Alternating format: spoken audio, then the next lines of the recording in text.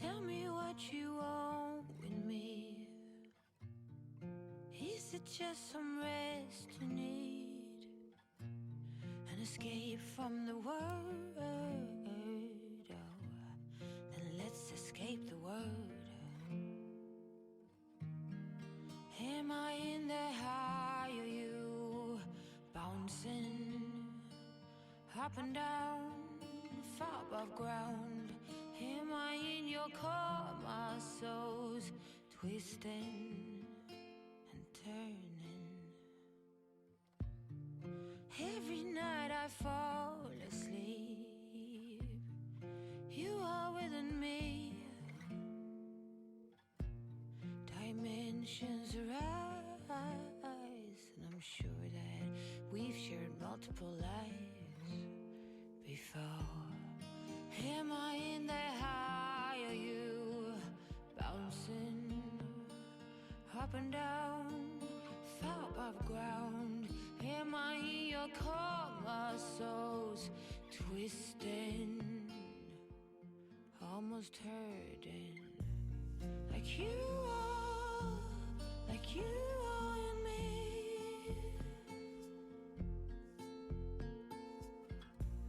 Like you are in me.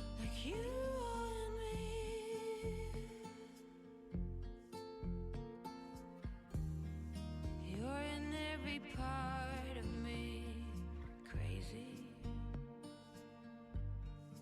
Oh, how can this be? Fibers in my holy body.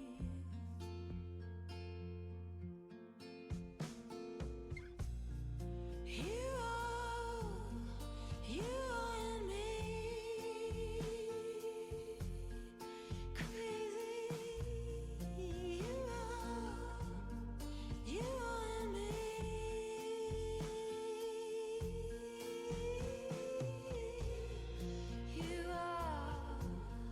You are in me. It's crazy. Yeah, you are in me.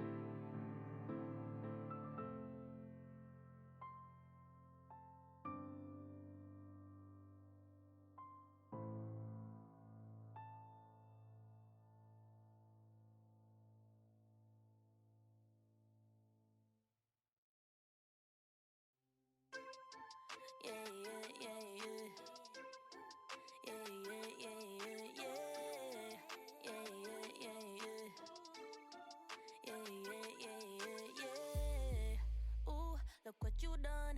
Took a living woman and turned her into stone. I guess I guess I should be thankful. You gone cause you chew with your mouth full. You, I should've run once I figured out that you can't work your tongue. I guess I should be grateful. You're gone, I mean that shit was painful. Like I said, I'm really glad you're gone, but I'm sad to see what I've become. I was burning like a girl on fire, then you came around and put it out. You really made me think we were lovers. I let you in and underneath my covers. All I wanted was a hot girl summer, but I'm a cold bitch now, what a bummer. You really played my heart like a drummer, mentally drained me kinda like a plumber. All I wanted was a hot girl summer, but I'm a cold bitch now, what a bummer, bummer, yeah. Who you think you are? Literally no one if we're being honest. I guess you should be thankful. You got to spend time with an angel. You think about me, dream about me when you're asleep. Then you wake up so empty, so cold, just like me. You really made me think we were lovers. I let you in and underneath my covers. All I wanted was a hot girl summer, but I'm a cold bitch now, what a bummer. You really played my heart like a drummer, mentally drained me kinda like a plumber. All I wanted was a hot girl summer, but I'm a cold bitch now, what a bummer, bummer, yeah. Yeah, yeah, yeah, yeah. Yeah, yeah, yeah, yeah, yeah. Yeah, yeah, yeah, yeah. Yeah, yeah, yeah, yeah, yeah. Like I said, I'm really glad you're gone, but I'm sad to see what I've become. I was burning like a girl on fire, then you came around and put it out. You really made me think we were lovers. I let you in and underneath my covers.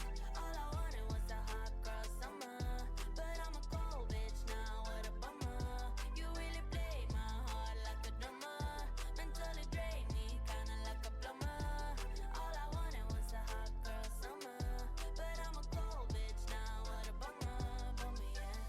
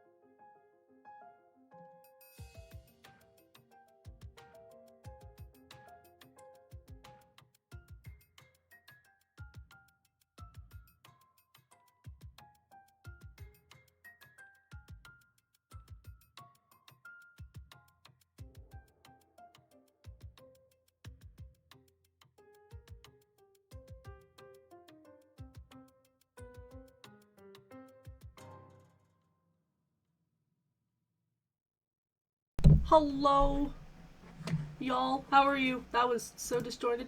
Hello. Who's my best girl? My best girl is Yuri. Hello to everybody.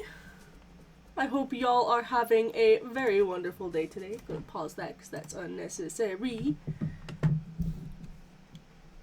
There's just something about her. I love Yuri's great. But I got the game booted up. We're gonna have fun with this. Okay. Yes, I am totally only 13 years of age. Yep. I am definitely not ancient with creaky bones. You only just watched Treasure Planet? That's one of my favorite movies. Also, I moved my mic closer to me, so hopefully that makes me a tad bit louder. I think my problem was my mic was too far away. I'm still trying to find the best place for it, because the mic I have is kind of inconvenient because it either blocks my second monitor in the place where it should be, and I can't see anything on my second monitor, or it's behind my mouse, which is not also the best place for it to be.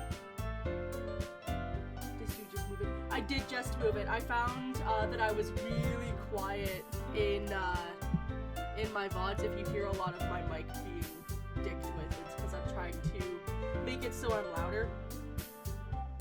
It was good, it got quiet a little. Yeah, I turned it down slightly because I don't want to blast your eardrums out. Because the only way I have to monitor it, it is so underrated. It's so good. I'm a little quiet. Frick! Why is my mic being like this? It's good now? Okay. Because I'm trying to find the balance. I'm working with a Blue Yeti mic, so yeah. My mouse is in a very weird spot now, so I have to adjust to my new setup. I need to find a better way to do all this. But that's okay. I'll muck around with my wires later. Perfect? Okay, that's good. New game. I am rude. The balance alright? Nothing too loud, nothing too quiet. Perfect. Hey! I see an annoying girl running toward me from the distance, waving her arms in the air as if she's totally oblivious to any attention she might draw to herself. It's kind of rude to call your best friend annoying. That girl is Sayori, my neighbor and good friend since we were children. You know, the kind of friend you'd never see yourself making today, but it just kind of works out because you've known each other for so long. We used to walk to school together on days like this, but starting around high school, she would oversleep more and more frequently, and I would get tired of waiting up. But if she's gonna chase me like this, I almost feel better off running away. That's so mean! However, I just sigh and idle in front of the crosswalk and let Sayori catch up to me. I overslept again. But I caught you this time. Maybe, but only because I decided to stop and wait for you. You say that like you were thinking about ignoring me. I don't know how you would even make this noise. That's mean, Rune. Well, if people stare at you for acting weird, then I don't want them to think we're a couple or something. Fine, fine. But you did wait for me after all. I guess you don't have it in you to be mean, even if you want to. Whatever you say, Sayori. Hee We cross the street together and make our way to school. I mean, fair. There's just a way he goes about it. Like, this is our introduction to the character, and just instantly, she's annoying. As we draw near, the streets become increasingly speckled with other students making their daily commute. By the way, Rune, have you decided on a club to join yet? A club? I told you already, I'm not really interested in joining any clubs.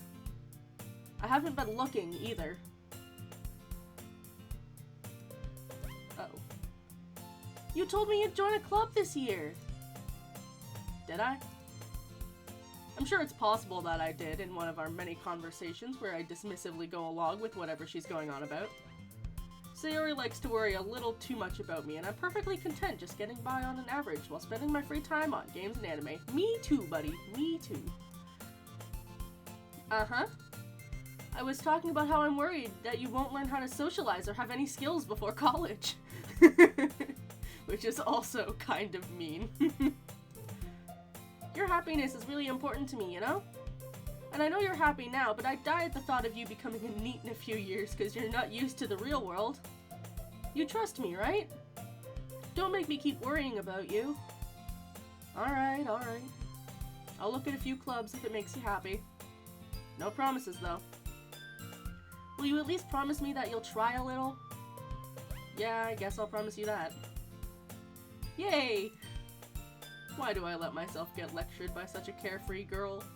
Because you know she has a point? More than that, I'm surprised I even let myself relent to her.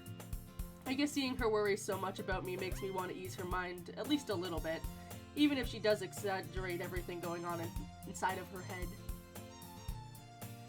The school day is as ordinary as ever, and it's over before I know it. After I pack up my things, I stare blankly at the wall, looking for an ounce of motivation. Felt. Clubs. Sayori wants me to check out some clubs. I guess I have no choice but to start with the anime club. Hello? Sayori? Sayori must have come into the classroom while I was spacing out.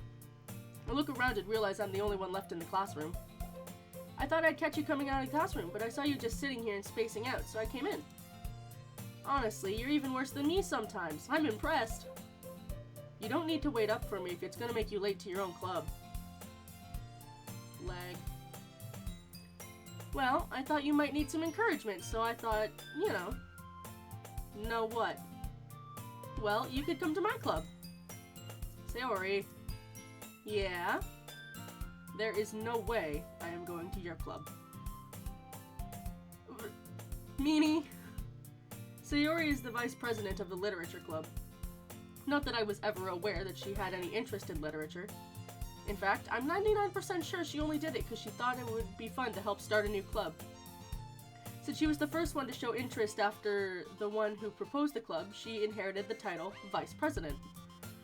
That said, my interest in literature is guaranteed to be even less. Yeah, I'm going to the anime club. Come on, please! Why do you care so much, anyway? Well, I kinda told the club yesterday I would bring a new member. And Natsuki made cupcakes and everything. Don't make promises you can't keep.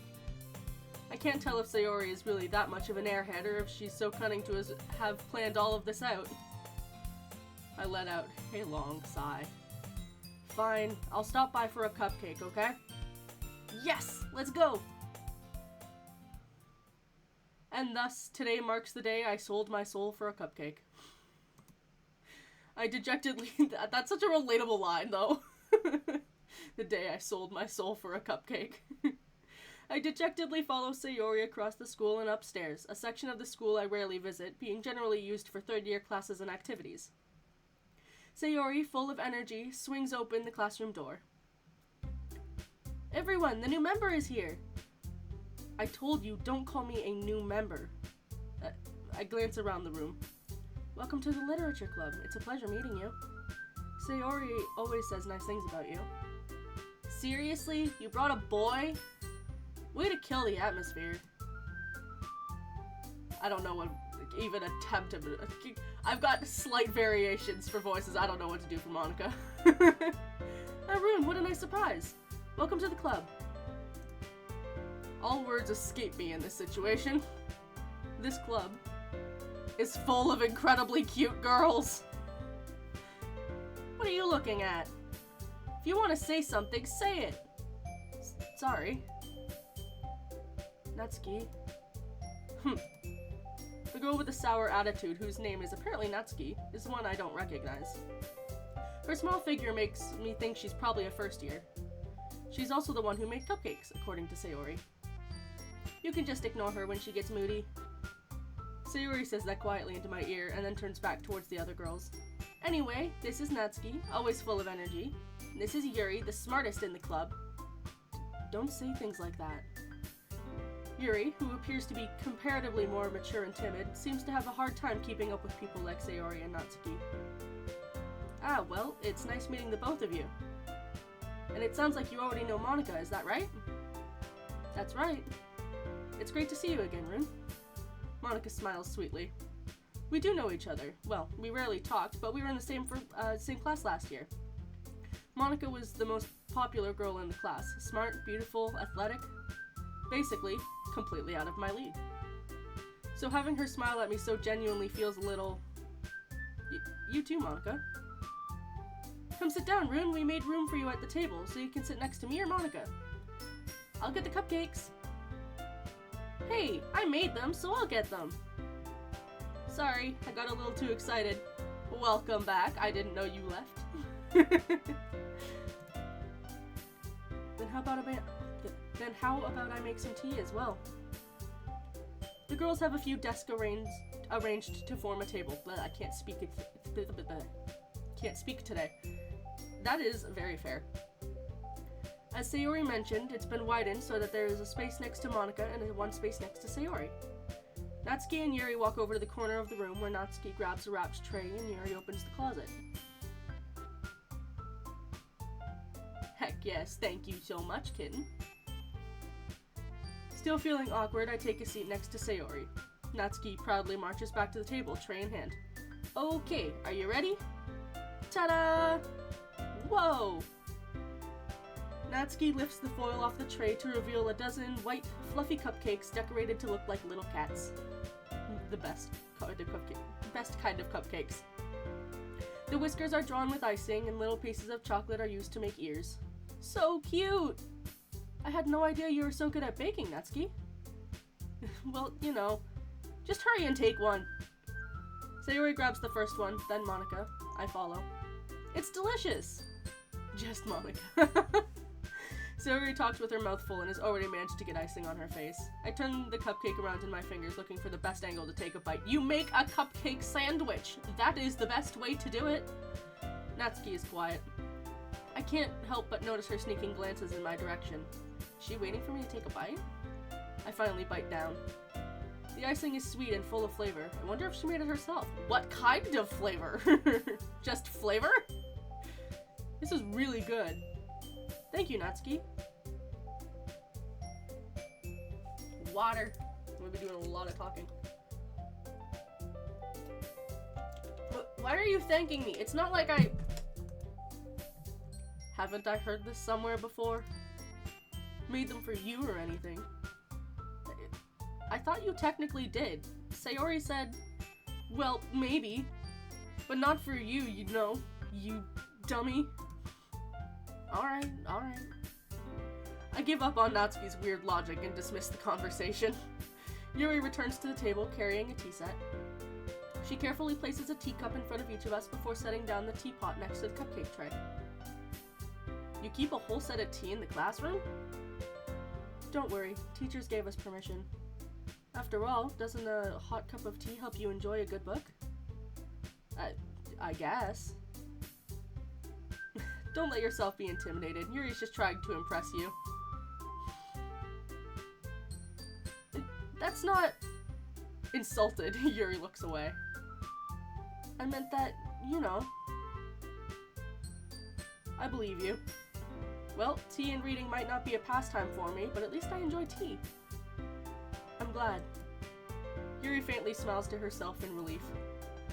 Monica raises an eyebrow, then smiles at me. So what made you consider the literature club? I was afraid of this question.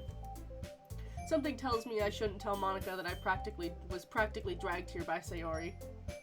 Well, I haven't joined any clubs yet, and Sayori seemed to really happy here, so... That's okay, don't be embarrassed. We'll make sure you feel right at home, okay? As president of the literature club, it's my duty to make the club fun and exciting for everyone. This music is just such a vibe. I was singing the song that plays at the end earlier today as I was making my breakfast. Hi Cam, how are you? Monica, I'm surprised. How come you decided to start your own club? You could probably be a board member for any of the major clubs. Weren't you a leader of the debate club last year? Yes, Cam has arrived. I'm here to watch this unfold. That is very fair. Well, you know. To be honest, I can't stand all the politics around the major clubs. It feels like nothing but arguing about the budget and publicity and how to prepare for events. I'd much rather take something I personally enjoy and make something special out of it. And if it encourages others to get into literature, then I'm fulfilling that dream. Monica really is a great leader. Yuri also nods in agreement. Then I'm surprised there aren't more people in the club yet. It must be hard to start a new club. You could put it that way. Not many people are very interested in putting out all the effort to start something brand new, especially when it's something that doesn't grab your attention like literature. You have to work hard to convince people that you're both fun and worthwhile, but it makes school events like the festival that much more important. I'm confident that I'm confident that we can all really grow in this club before we graduate. Me, struggling to read.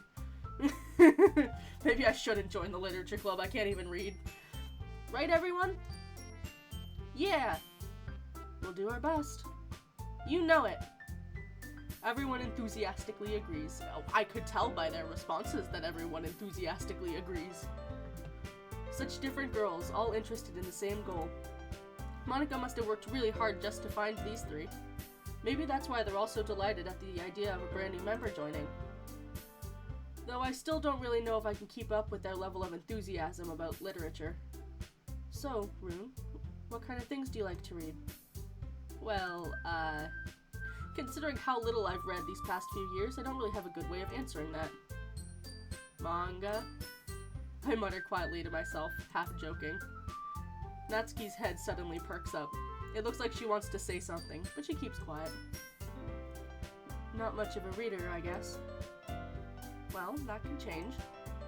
What am I saying? I spoke without thinking after seeing Yuri's sad smile. Anyway, what about you, Yuri? Well, let's see. Yuri traces the rim of her teacup with her finger. My favorites are usually novels that build deep and complex fantasy worlds. The level of creativity and craftsmanship behind them is amazing to me. And telling a good story in such a foreign world is equally impressive. Yuri goes on, clearly passionate about her reading. She seemed so reserved and timid since the moment I walked in, but it's obvious by the way her eyes light up that she finds comfort in the worlds of books, not people. Me, I feel that. I don't think I actually stop reading, to be honest. I read constantly. But you know, I like a lot of things. Stories with deep psychological elements usually immerse me as well. Isn't it amazing how a writer can so deliberately take advantage of your own lack of imagination to completely throw you through a loop? Anyway, I've been reading a lot of horror lately. I read a horror book once. Just once. I desperately grasped something I can relate to at the minimum level. At this rate, Yuri might as well be having a conversation with a rock. Really? I wouldn't have expected that, Yuri. For someone as gentle as you. I guess you could say that. But if a story makes me think, or takes me to another world, then I really can't put it down. Surreal horror is often very successful at changing the way you look at the world, if only for a brief moment. Ugh, I hate horror. Manga, Wattpad. I read a lot of queer romance. Or just queer stories in general, to be fair. Oh? Why's that? Well, Natsuki's eyes dart over to me for a second. Never mind. That's right, you usually like to write about cute things, don't you, Natsuki? What? What gives you that idea? You left a piece of scrap paper behind last club meeting. It looked like you were working on a poem called... Don't say it out loud! And give that back! Fine. Your cupcakes, your poems, everything you do is just as cute as you are. Sayori sidled up behind Natsuki and puts her hands on her shoulders. I'm not cute! Lies. Also, you read Wattpad? Archive of Our Own or fanfiction.net are much better. Natsuki, you write your own poems? Well, I guess sometimes. Why do you care? I think that's impressive. Why don't you share them sometime? No.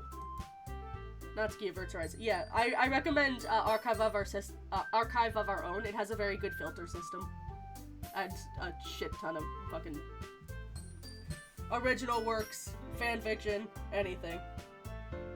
A couple of my own works are posted on there under some obscure username from when I was like 15. You wouldn't like them. Not a very confident writer yet? I understand how Natsuki feels. Sharing that level of writing takes more than just confidence. The truest form of writing is writing to oneself. You must be willing to open up to your readers, exposing your vulnerabilities and showing even the deepest reaches of your heart. Do you have any writing experience too, Yuri? Maybe if you share some of your work, you can set an example and help Natsuki feel comfortable enough to share hers. I guess it's the same for Yuri. Aw, I wanted to read everyone's poems. We all sit in silence for a moment. Okay, I have an idea, everyone. Natsuki and Yuri look quizzically at Monika. Let's all go home and write a poem of our own. Then, next time we meet, we'll all share them with each other. That way, everyone is even. Yeah, let's do it! Plus, now that we have a new member, I think it'll help us all get to be a little more comfortable with each other and strengthen the bond of the club. Isn't that right, Brune? Monika smiles warmly at me once again. Hold on, there's still one problem. What's that? Now that we're back to the original topic of me joining the club, I bluntly come forth with what's been on my mind the entire time. I never said I would join this club. Sayori may have convinced me to stop by, but I never made any decision. I still have other clubs to look at, and, I lose my train of thought. All four girls stare at me with dejected eyes. But... I'm sorry, I thought...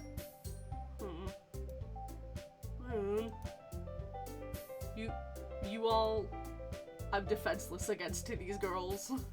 To be fair, I think if anyone would be met with four very attractive people who all looked at you sadly, you also would be defenseless just by the nature of the way people function. Oh no, he's hot! How am I supposed to make a clear-headed decision when it's like this? That is, if writing poems is the price I need to pay in order to spend every day with these beautiful girls... Right. Okay, I've decided then. I'll join the literature club. One by one, the girls' eyes light up. Yes, I'm so happy! Sayori wraps her arms around me, jumping up and down. Hey! You really did scare me for a moment. If you really came just for the cupcakes, I would be super pissed. And that makes it official. Welcome to the literature club. Thanks, I guess. Okay, everyone. I think with that, we can officially end today's meeting on a good note. Everyone remember tonight's assignment. Write a poem to bring to the next meeting so we can all share. Monica looks over at me once more. Rune, I look forward to seeing how you express yourself. I'd stew a cupcake, then run. Yeah. Can I really impress the class star Monica with my mediocre writing skills? I already feel the anxiety welling up inside of me. Meanwhile, the girls continue to chit-chat as Yuri and Natsuki clean up their food. Hey Rune, since we're already here, do you want to walk home together? That's right, Sayori and I never walk home together anymore. She's always stayed after school for clubs. Sure, might as well. Yay! With that, the two of us depart the classroom and make our way home. The whole way, my mind wanders back and forth between the four girls. Sayori, Natsuki, Yuri, and of course Monica. Will I really be happy spending every day after school in a literature club? Perhaps I'll have the chance to grow closer to one of these girls. Alright, I'll just need to make the most of circumstances, and I'm sure good fortune will find me. And I guess that starts with writing a poem tonight. Time to write a poem! Yes, I know that. I'm going to start up a poll. Because I should have done this a little bit earlier. Oh no, I smacked my mic. What girl? What girl are we gonna go with? Natsuki. Yuri. I spelled Yuri wrong. I don't know how I managed to do that. With 4 letters. Can I spell names? Maybe. And we can't actually go for Monica, so. Poll has started.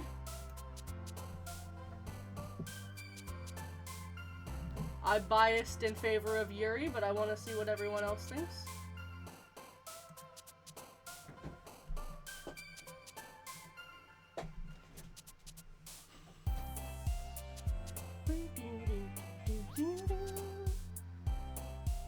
Oh. No. Are you guys enjoying yourselves? I know there hasn't been a whole lot of conversation outside of me reading. How did you guys first find this game? I think I discovered it back when Markiplier first played it. Ages and ages and ages ago.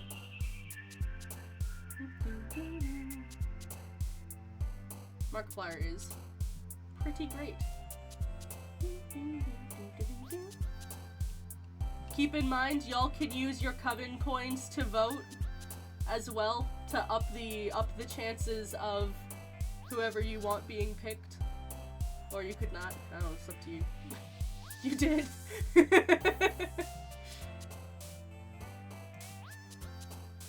Back in the day, 2017? Yeah.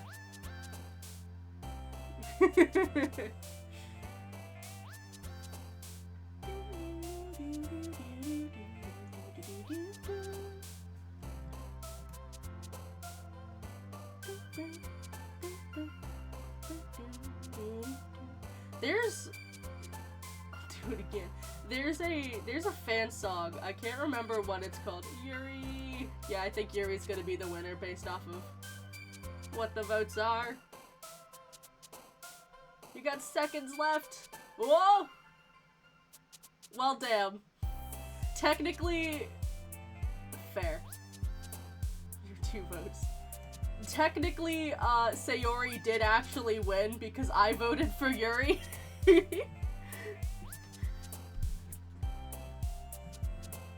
next question is, differentiating between what counts as a word. No? What are you knowing about? Sayori won. Yeah, I know. I technically my vote does not count because I voted for Yuri. But my vote doesn't count because it's a chat poll. Which means technically, based off the fact that it ended on a tie, Sayori won the vote.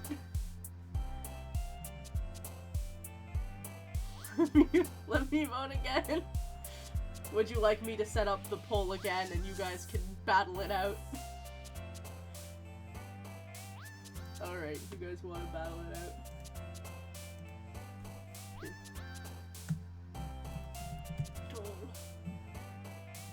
between Sayori. This is gonna be interesting to see how this pans out. I'm not gonna vote this time. I'm not gonna sway the, There we go, it's up and going! Alright. I'm just gonna be watching and seeing how things go. Don't forget to use your coven coins to sway the vote. Grr. What are you grrring about? Bark bark.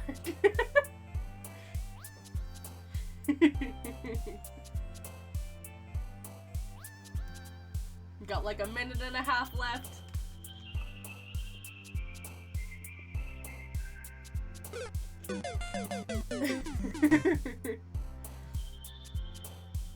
You're allowed to use your coven coins, Bunny, if you want Sayori. It's a thing you can do.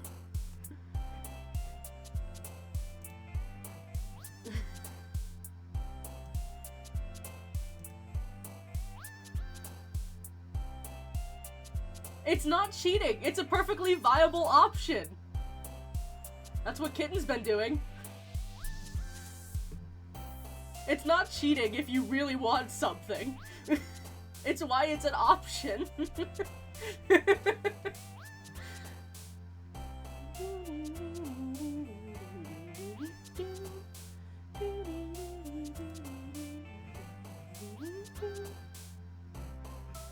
Well, based off of the tides currently, I think Yuri wins with 3 votes to 1.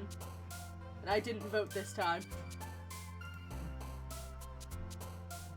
Alright.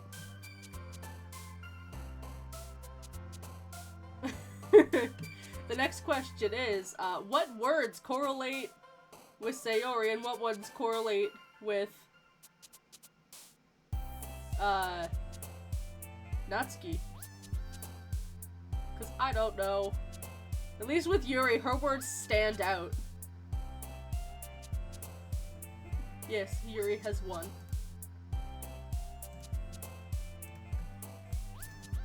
Oh, I almost hit stop stream by accident. Okay.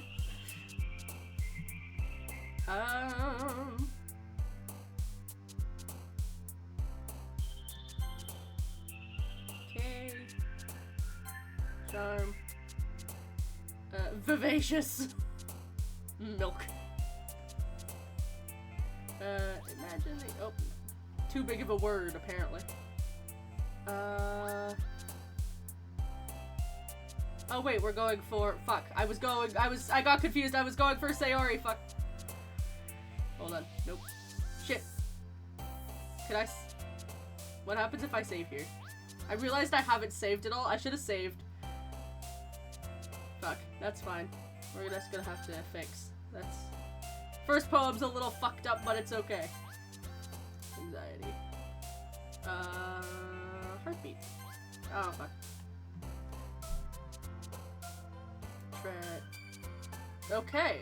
Apparently, you know what? Depression definitely goes to Sayori. Fester. Frightening. Horror. Intellectual. Disarray. Massacre. Felt.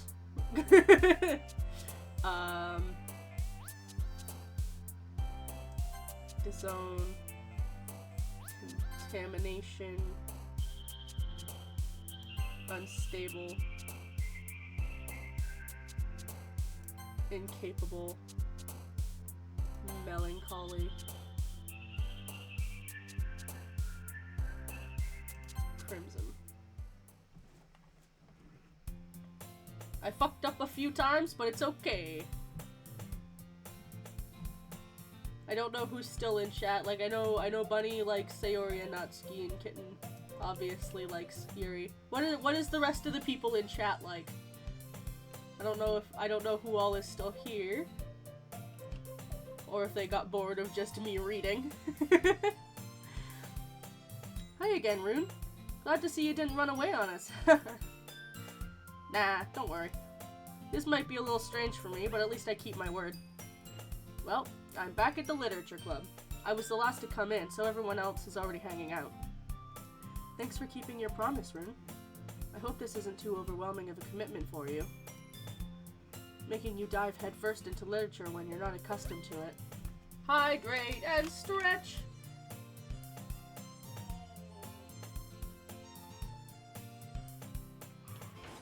Ah, Truckoon! I have been smacked.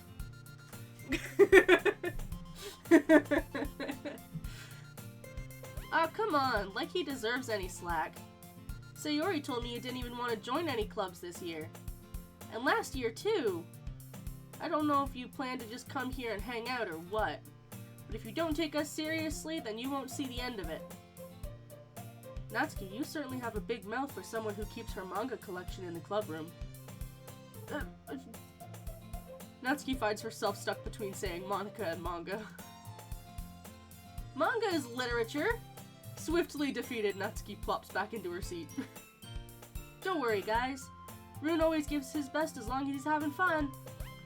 He helps me with busy work without me even asking, like cooking and cleaning my room. How dependable. Sayori, that's because your room is so messy, it's distracting. And you almost set your house on fire once. Is that so? I can't remember the tone I gave her. Oops. You two are really good friends, aren't you? I might be a little jealous. How come? You and Rune can become good friends too. Sayori. As usual, Sayori seems oblivious to the weird situation she put me into. Oh, Yuri even brought you something today, you know? Wait, Sayori. Me? Not really. Don't be shy. It's really nothing. What is it? I want to get the posters for this game, because the posters are really cool. I have nowhere to put them, but I want them. I'd find a space. Never mind. Sayori made it sound like a big deal when it's really not. What do I do? I'm sorry, Yuri, I wasn't thinking. I guess it means it's up to me to rescue the situation. Hey, don't worry about it. First of all, I wasn't expecting anything in the first place, so any nice gesture from you is a pleasant surprise. It'll make me happy no matter what. Is that so? Yeah, I won't make a big deal if you don't want it to be. Alright. Well, here. Yuri reaches into her bag and pulls out a book. I didn't want you to feel left out, so I picked out a book I thought you might enjoy. It's a short read, so it should keep your attention, even if you don't usually read. And we could, you know, discuss it if you wanted. This is... How is this girl accidentally being so cute? She even picked out a book she thinks I'll like, despite me not reading much. Yuri, thank you. I'll definitely read this. I enthusiastically take the book. Whew. Well, you can read it at your own pace. I look forward to hearing what you think. Now that everyone's settled in, I expect Monika to kick off some scheduled activities for the club. But that doesn't seem to be the case. Sayori and Monika are having a cheery conversation in the corner. Yuri's face is already buried in a book. I can't help but notice her intense expression, like she was waiting for this chance. Meanwhile, Natsuki is rummaging around in the closet. I'm really curious to talk to Yuri a bit more, but at the same time I'd feel bad for distracting her from reading. I catch a glimpse of the cover of her book. It looks like the same book she lent to me. More than that, she seems to be on the first few pages. Ah. Crap. I think she noticed me looking at her. She sneaks another glance at me and our eyes meet for a split second. But that only makes her hide her face deeper in the book. Sorry.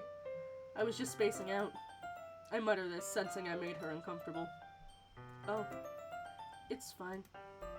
If I was focused, then I probably wouldn't have noticed in the first place. but I'm just rereading this bit, so...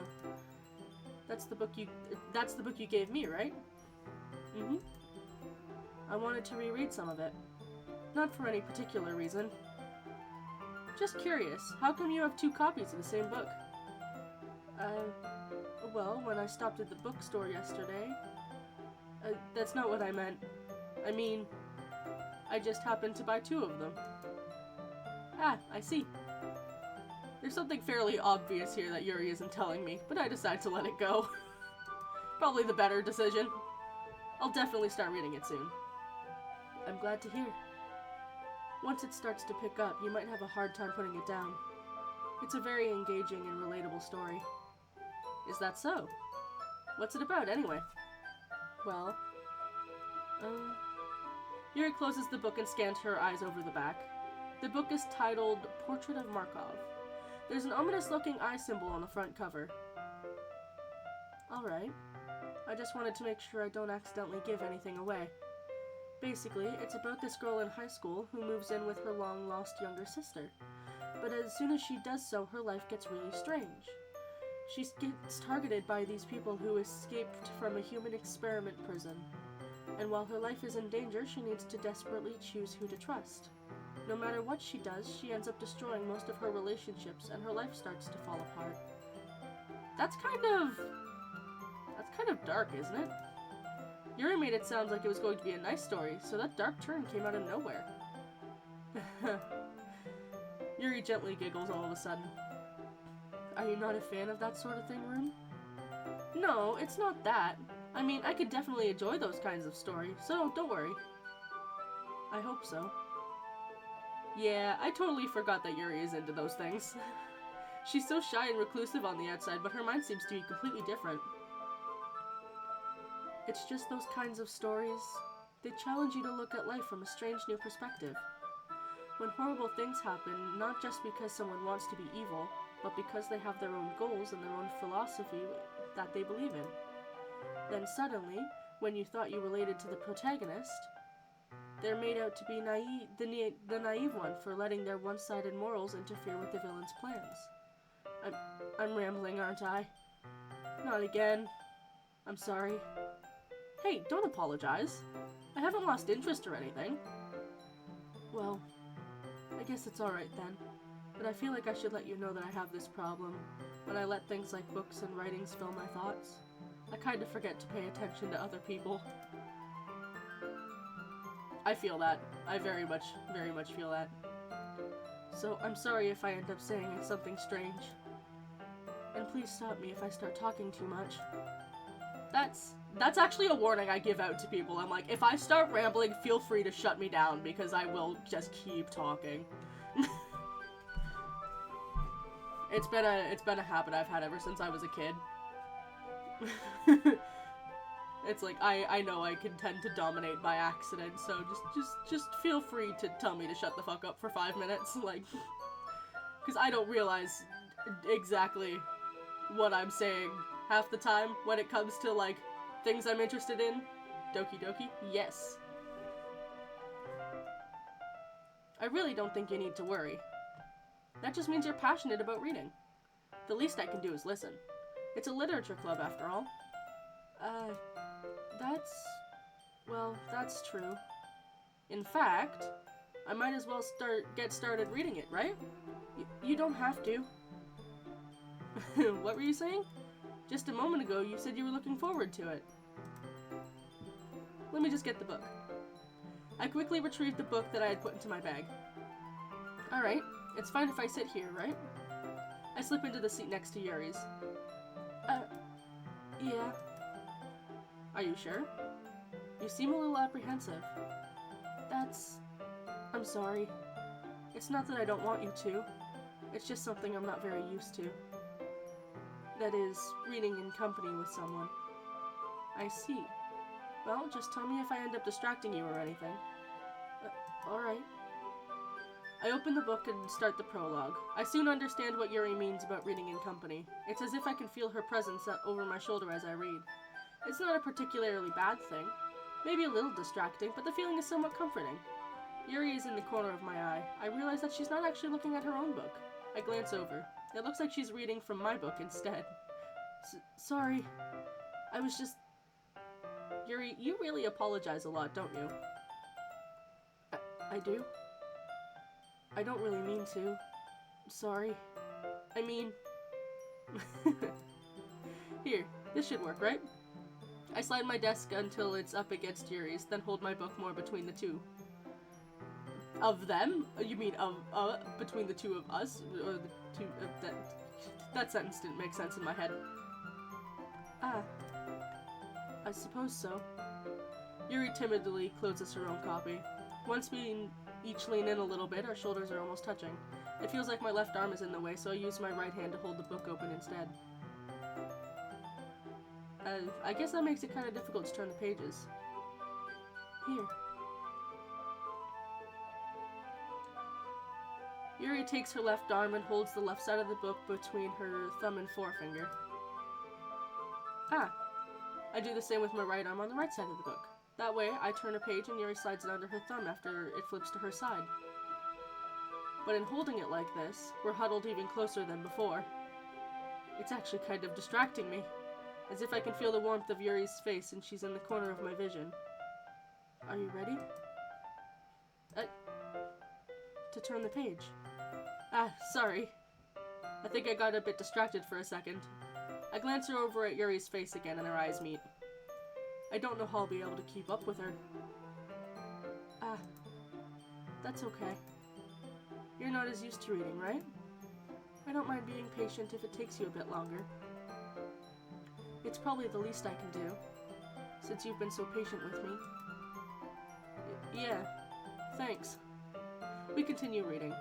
Yuri no longer asks me if I'm ready to turn the page. Instead, I just assume she finishes the page before me, so I turn it by my own volition. We continue the first chapter in silence. Even so, turning each page almost feels like an intimate exchange. My thumb gently letting go of the page, letting it flutter over to her side as she catches it under her own thumb. Hey Yuri, this might be a silly thought, but the main character kind of reminds me of you a little. You think so? How does she? Well, I guess she's more blunt in a lot of ways, but she also second-guesses all of the things she says and does. Like she's afraid she'll do something wrong. It's not like I can see you in your own head or anything, but they're kind of reminiscent in some of your mannerisms. I see. Yuri remains silent for a moment. But Rune, that's probably a terrible thing to have in common with her. That's so embarrassing that you think that. Wait, I didn't mean it in a bad way or anything. Sorry, I really didn't know you were self-conscious about that sort of thing. I guess I meant it more as it's kind of cute. What are you saying all of a sudden? Okay, everyone.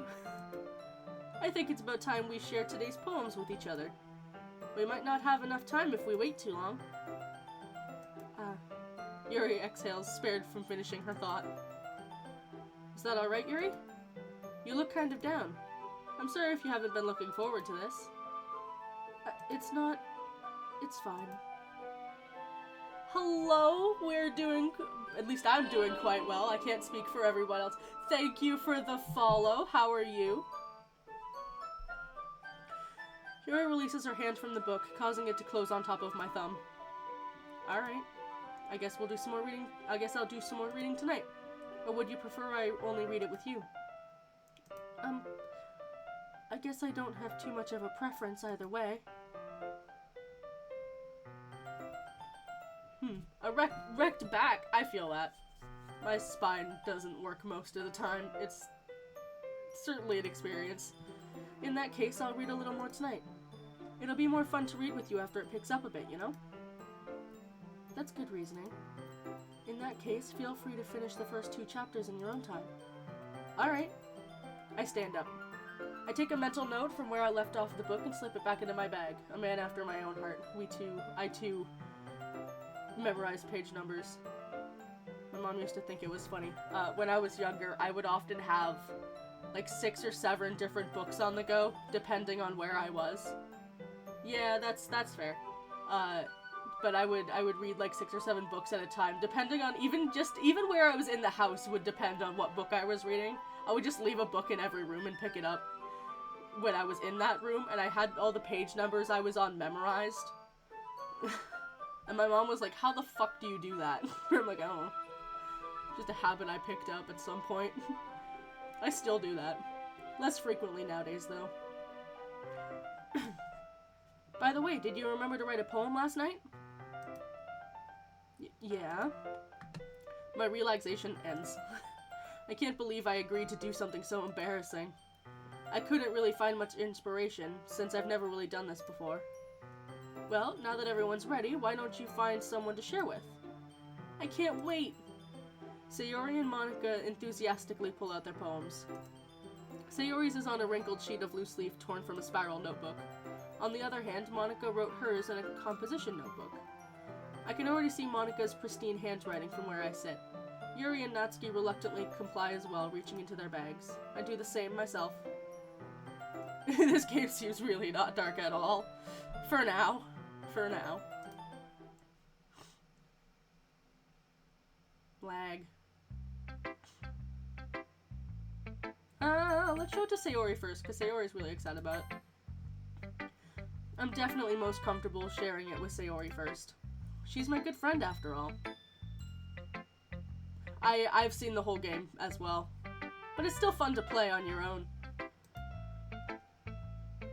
Can't get the full experience by just watching other people play it.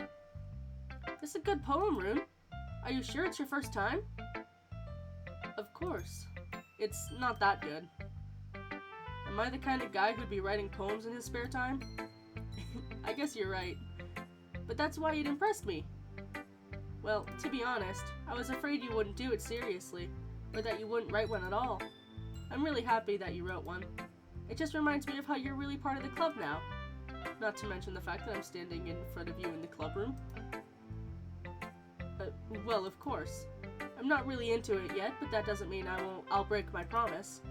See, it's like I said before, Rune. Deep down, you're not selfish at all, you know? Trying new things like this for other people, that's something only really good people do. Thanks, Sayori. I'm not sure if Sayori sees the full picture of my motive here. Then again, I can't deny she's part of the reason I joined, knowing how much this means to her and all. Yeah, and I'm gonna make sure you have lots of fun here, okay? That'll be my way of thanking you. Alright, I'm gonna hold you to that then. Yay! Now you'll read my poem too, right? Don't worry, I'm really bad at this. We'll see about that. Dear sunshine, the way you glow through my blinds in the morning, it makes me feel like you missed me. Kissing my forehead to help me out of bed, making me rub the sleepy from my eyes. Are you asking me to come out and play? Are you trusting me to wish a rainy day? I look above, the sky is blue. It's a secret, but I trust you too. If it wasn't for you, I could sleep forever, but I'm not mad. I want breakfast. Sayori, this is just a guess, but did you wait until this morning to write this? No. Just a little bit. You can't answer just a little bit to a yes or no question. I forgot to do it last night. Well, at least it makes me feel a bit better about myself. Don't be mean. I still tried my best. Yeah. I didn't mean to say that it was a bad poem. It came out nice, or how should I put it? It sounds just like you. Really? Yeah. Especially that last line. I made eggs and toast. Even though you were late to school? It's bad to skip breakfast. I get all cranky. Well, I guess there's no point in arguing. Anyway, thanks for showing me. This is so much fun. Monica's the best. Yeah. But next time, I won't forget. And I'm gonna write the best poem ever. Well, I guess I look forward to it. Natsuki.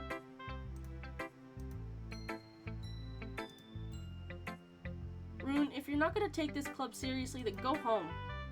What? harsh. What, you expect me to believe that you actually put effort into this? Do you think I'm stupid? I'm not a writer. Maybe it's not very good, but yeah, I did put in effort.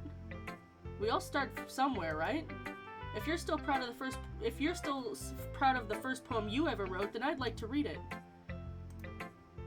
Painful to think about? Fine. Well, sorry. You'll get better anyway. I'd tell you what to improve, but you're better off just trying again. Fair enough. Well, to each their own, I guess. Anyway, I guess I gotta share mine now. Knowing you, you'll probably just think it's stupid.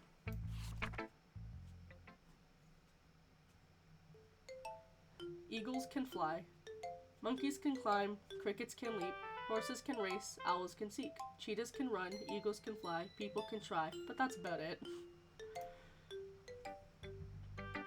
Yeah. I told you that you weren't gonna like it. I like it. What? Just be honest. I am. Why are you so convinced that I wouldn't like it?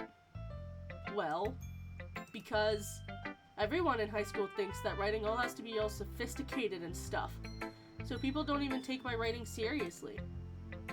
But isn't the point of poems for people to express themselves? Your writing style wouldn't make your message any less valid. Yes, exactly! I like when it's easy to read, but it hits you hard. Hi, Squid, how are you?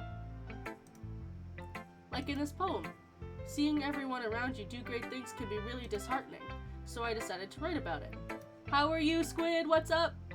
Yeah, I understand. I already forgot the tonage I gave Natsuki.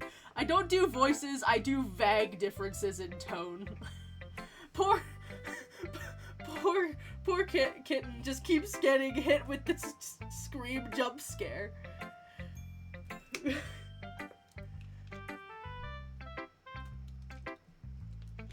Hydrate! But the other nice thing about simple writing is that it puts more weight on the wordplay. Like I set up for a rhyme at the end, but then made it fall flat on purpose. No. Oh no! Is it loud for you? I'm sorry, I can turn it down a tad bit. It helped brings out the feeling in the last line. So you did. I guess more went into it than I realized. That's what it means to be a pro. I'm glad you learned something. I didn't expect that from the youngest one here, did you? They're all 18. That is a thing. Gotta make them legal. Yeah, guess not. I decided to humor her with that last comment. I don't really care how old everyone is, but if Natsuki is feeling proud, then I won't take that away from her. Monica, then Yuri.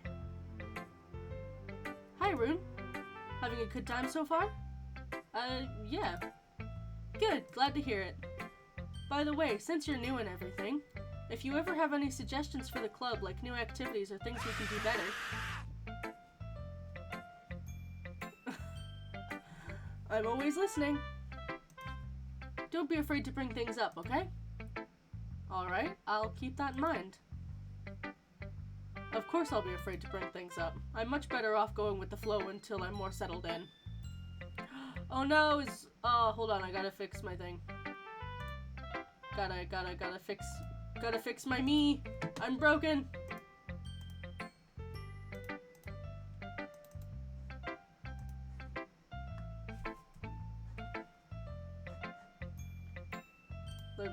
Let me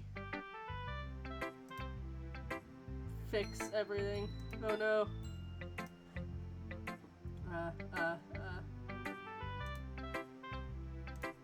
Hold on. There we go. You got your points back, Phoenix. Head pats! Thank you for the head pats. Anyway, want to share your poem with me? It's kind of embarrassing, but I guess I have to.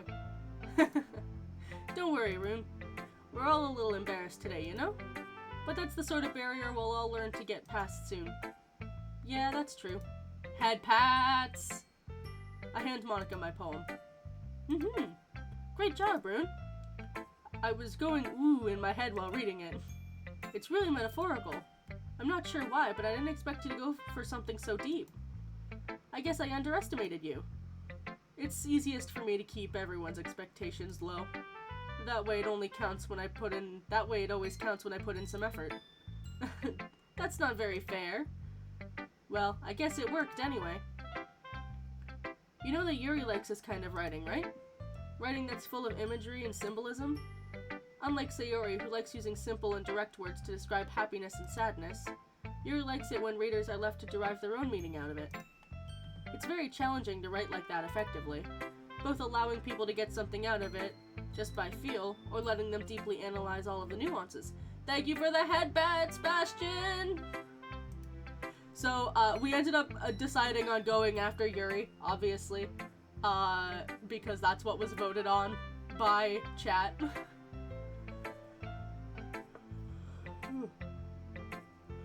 It can take years of practice, which I'm assuming Yuri has at this point. I never really asked, though. I'm sure I'm nowhere near her level yet. Don't worry so much about that.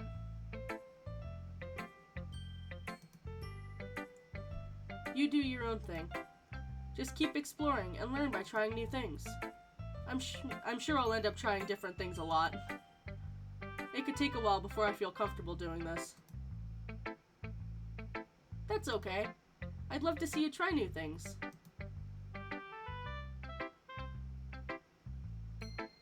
That's the best way to show the kind of style that suits you.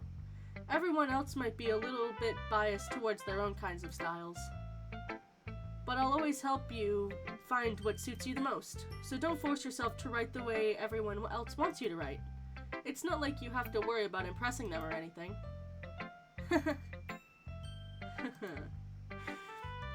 Anyway, do you want to read my poem now? Don't worry, I'm not very good. You sound pretty confident for someone who claims to not be very good. Well, that's because I have to sound confident. That doesn't mean I always feel that way, you know? I see. Well, let's read it then.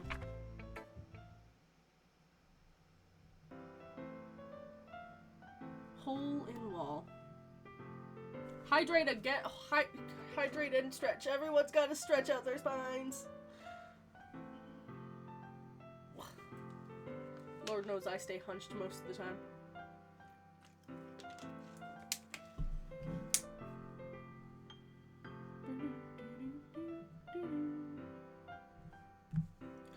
Hole in wall. It couldn't have been me. See, the direction the spackle protrudes. A noisy neighbor, an angry boyfriend, I'll never know. I wasn't home. I peer inside for a clue. No, I can't see. I reel, blind like film left out in the sun. But it's too late. My retinas, already scorched with a permanent copy of the meaningless image. It's just a little hole. It wasn't too bright. It was too deep, stretching forever into everything. A hole of infinite choices. I realize now that I wasn't looking in.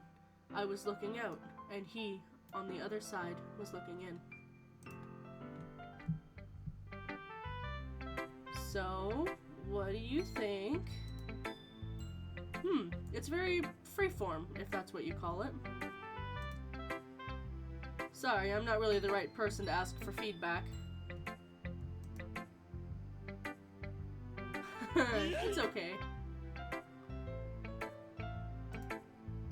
Yeah, that kind of style has gotten me pretty popular now. Gotten pretty popular nowadays.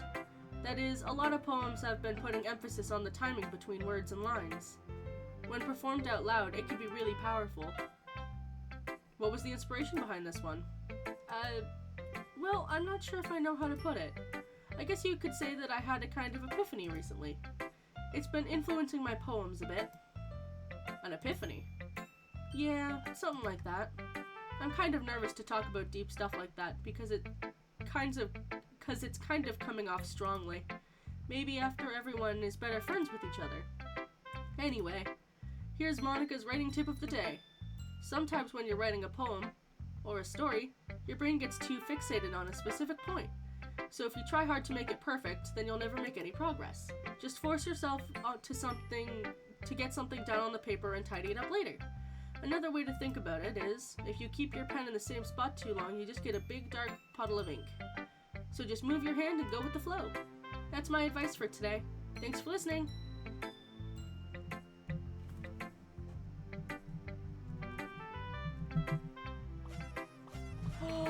Thank you for the follow. Hello, hello. And there's only one person left to show my poem to. As Yuri reads the poem, I notice her eyes lighten. Exceptional. Huh? What was that? Did I say that out loud? Yuri first covers her mouth, but ends up covering her whole face. He's going to hate me. You really didn't do anything wrong, Yuri. Huh? That's... I guess you're right. What am I getting so nervous for? Yuri takes a breath. So, what kind of writing experience do you have? Your use of imagery and metaphors indicates you've written a lot of poetry before. Really? Wow, that's a huge compliment coming from you. This is actually my first time, really. Huh? Yuri stares at me blankly, then looks at my poem again.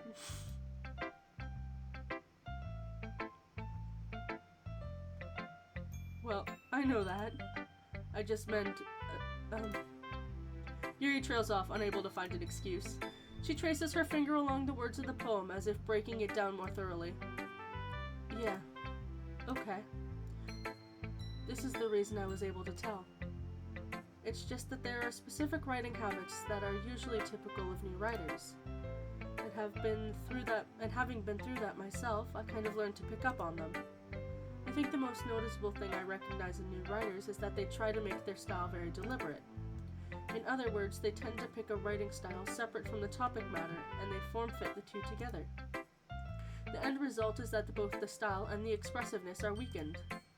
Once Yuri finds her train of thought, it's as if her demeanor totally changes. Her stammering is completely gone, and she sounds like an expert. Of course, that's not something you can be blamed for. There are so many different skills and techniques that go into writing even a simple poem. Not just finding them and building them, but getting them to work together is probably the most challenging part.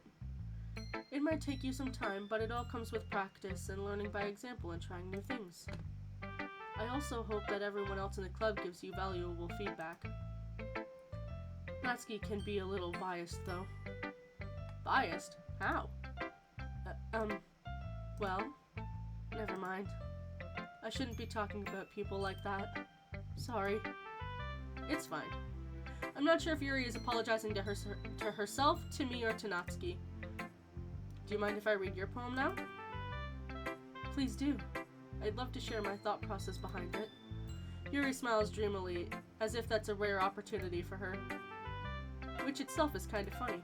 After all, isn't this supposed to be a literature club?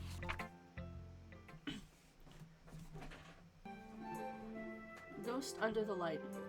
The tendrils of my hair illuminate beneath the ember glow. Bathing. It must be this one. The last remaining streetlight to have withstood the test of time. The last yet to be replaced by the sickening green-blue hue of the future. I bathe, calm, breathing air of the present but living in the past. The light flickers. I flicker back.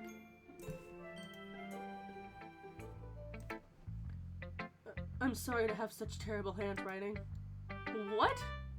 I wasn't thinking that at all. It took you a long time to read. Well, I just don't read script very often. I actually think your handwriting is pretty. That's a relief. Also, I liked the poem. Even though it's short, it was really descriptive. It wasn't too short? I usually write longer poems. Not at all. But I'm really glad you like it. I'll be honest. Since our first time sharing, I wanted to write something a little more mild. Something easy to digest, I suppose. Are you into ghosts, Yuri? Actually, the story isn't about a ghost at all, Rune. Really? I must have totally missed the point. Well, I suppose you did only glance over it after all. But remember that poets often express their thoughts, feelings, and experiences in their work. They usually do more than tell a simple story or paint a picture. In this case, perhaps the subject of the poem is only being symbolically compared to a ghost, lingering in her past and her last remaining place of comfort, unable to let go of the past, and soon to be left with nothing. That's a lot more solemn, putting it that way. I hadn't even thought of that. That's impressive. It's nothing, really. Yours was impressive too, so...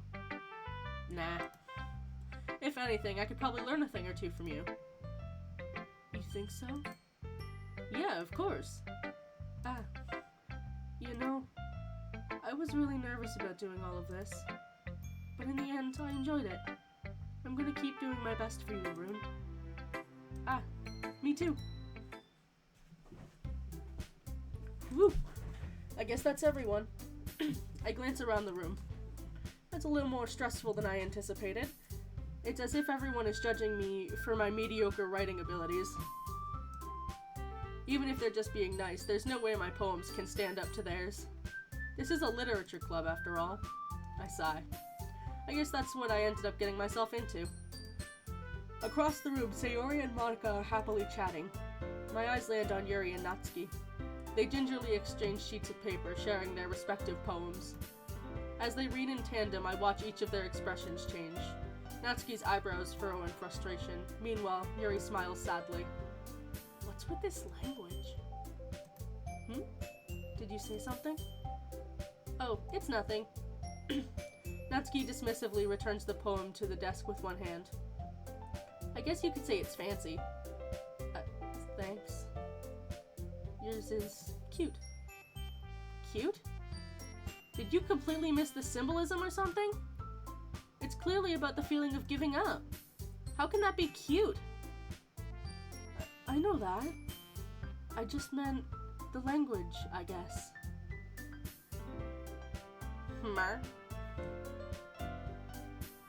Okay. La confusion? Hello? I was trying to say something nice. Huh? You mean you have to try that hard to come up with something nice to say? Thanks, but it really didn't come out as nice at all. Well, I do have a couple of suggestions. Okay.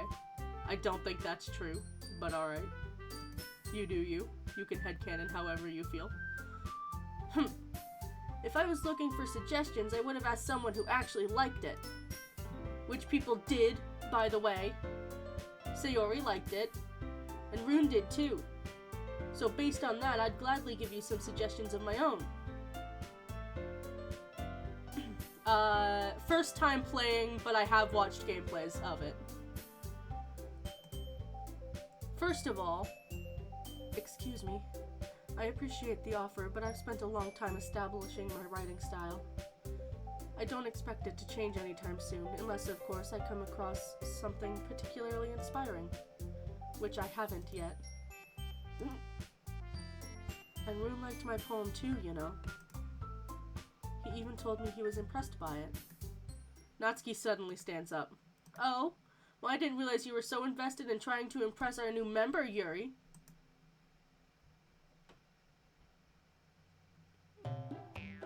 No, Yuri's best girl. That's not what I... you're just... Yuri stands up as well. Maybe you're just jealous that Rune appreciates my advice more than he appreciated yours. Huh? And how do you know he didn't appreciate my advice more? Are you that full of yourself? No. If I was full of myself, I would deliberately go out of my way to make everything I do overly cutesy. Ooh. Is everyone okay? Well, you know what? I wasn't the one whose boobs magically grew a size bigger as soon as Rune started showing up. Natsuki. Natsuki, that's a little... This doesn't involve you. I don't like the fighting, you guys. Suddenly, both girls turned towards me as if they noticed I was standing there. Rune, she's just trying to make me look bad. That's not true. She started it. If she could get over herself and learn to appreciate that simple writing is more effective, then this wouldn't have happened in the first place. What's the point of making all your poems all convoluted for no reason? The meaning should jump out at the reader, not force them to have to figure it out. Help me explain that to her, Rune. Wait. There's a reason why we have so many deep and expressive words in our language. It's the only way to convey complex feeling and meaning most effectively. Avoiding them is not only unnecessarily limiting yourself, but also a waste. You understand that, right, Rune? Well, quite frankly, it goes both ways. Simple is good, but so is complexity. It's just finding the style that suits one's own personal tastes. It's not like I know anything about writing, but whoever I agree with, they'll probably think more highly of me. So of course it's gonna have to be, help me, Sayori!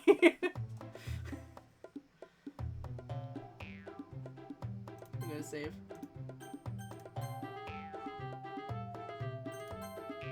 What do we go with? What option? Should I guess you know what, I guess I should go with Yuri, because getting Sayori to help me will have Sayori think highly of me. Natsuki, you're right that I liked your poem. See? Wait. That's not an excuse for you to be so mean. You shouldn't pick a fight just because someone's opinion is different. That's not what happened at all. Yuri wouldn't even take my poem seriously. I understand. Yuri? You're a seriously talented writer. It's no secret that I was impressed. Well, but here's the thing. No matter how simple or refined someone's writing style is, they're still putting feelings into it, and it becomes something very personal. It's why Natsuki felt threatened when you said her poem was cute. I see. I didn't notice that I'm sorry. But Natsuki, you took it way too far. Yuri means well, and if you told her how you felt, then this wouldn't have happened in the first place. Are you kidding? That's exactly what I did! It was her that... Natsuki, I think that's enough. You both said some things that you didn't mean. Yuri apologized. Don't you think that you should too? Natsuki clenches her fists. In the end, nobody had taken her side. She's trapped to the point, at this point, being defiant only because she can't handle the pressure. I end up feeling bad for her. Sometimes when I'm hurt, it helps to take a walk and clear my head. Sayori, she doesn't need to... You know what? I'm gonna do that. It'll spare me from having to look at all your faces right now. Without warning, Natsuki snatches her own poem up from the desk and storms out. Oh, hydrate. Hydrate has been... Oh no, my filter. Oh no! Hydrate has been redeemed. Everyone drink water. Or whatever liquid you have. Like, I know Bunny has iced coffee. Unless I drank it all. On her way out, she crumples up the poem with her hands and throws it in the trash. Natsuki. She really didn't need to do that. I look across the room. Yuri has her chin buried in her hands while she stares down at her desk. I gingerly approach her and sit in the adjacent chair. Everything alright? I'm so embarrassed. I can't believe I acted like that. You probably hate me now. No, Yuri. How could anyone not have gotten frustrated after being treated like that? You handled it as well as anyone could. I don't think any less of you. Well, alright, I believe you. Thanks, Rune. You're too kind. I'm thankful to have you as part of the club now. It's nothing. One more thing. that one thing that Natsuki said about, you know, I would never do anything so shameful. So, what thing did Natsuki say? Well, never mind that. I'm going to go make some tea. Ah, good idea. Make enough for more than one person, okay? Yeah. Okay, everyone. It's just about time for us to leave. How did you all feel about sharing poems? It was a lot of fun. Well, I'd say it was worth it. It was alright. Well, mostly. Rune, how about you? Yeah, I'd say the same. It was a neat thing to talk about with everyone. Awesome! In that case, how about we do the same thing tomorrow? And maybe you'll learn something from your friends, too. So your poems will turn out even better. Hi, kitten, how are you? I think to myself. I did learn a little bit more about the kinds of poems everyone likes. With any luck, that means I can do a better job impressing those I want to impress. I note to myself with newfound determination. Rune, ready to walk home? Sure, let's go. Sayori beams at me. It truly has been a while since Sayori and I have spent this much time together. What are you gurring about, kitten? I can't really say I'm not enjoying it either. I need to get an arson emote. Technically I have one in my Discord, but Twitch won't let me use it. Because the formatting of the image is weird. So it's like, no.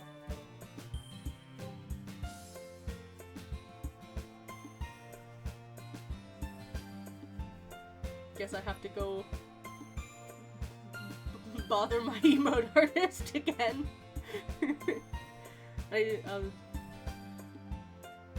I like having a bunch of emotes. The problem is I don't have very many emote slots, so I can't use all of the ones that I have. I have a bunch of like, hi Waze, how are you? Sayori, about what happened earlier? What do you mean? You know, between Yuri and Natsuki? Does that kind of thing happen often?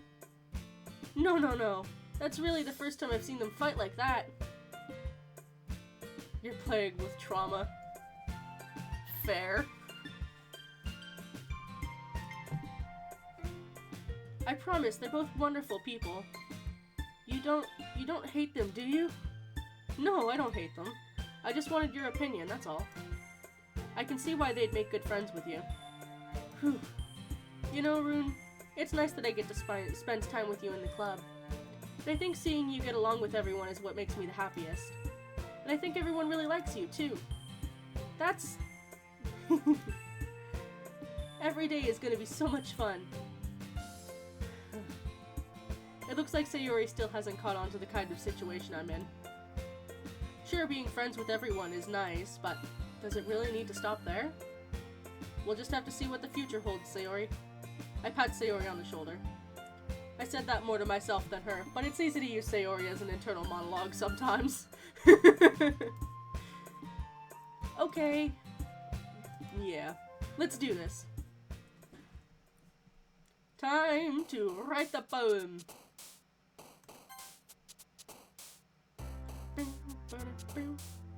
Unstable.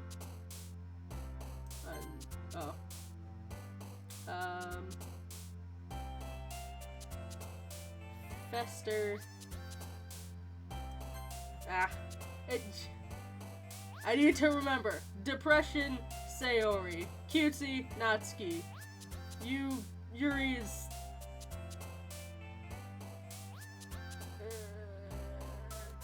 God damn it.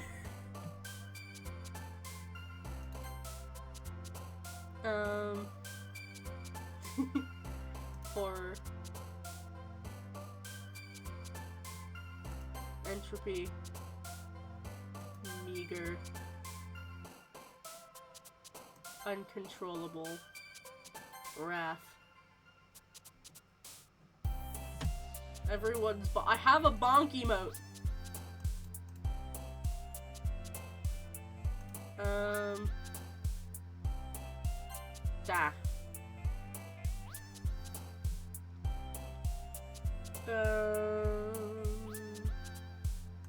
Melancholy existence. Vivacious. Oh no!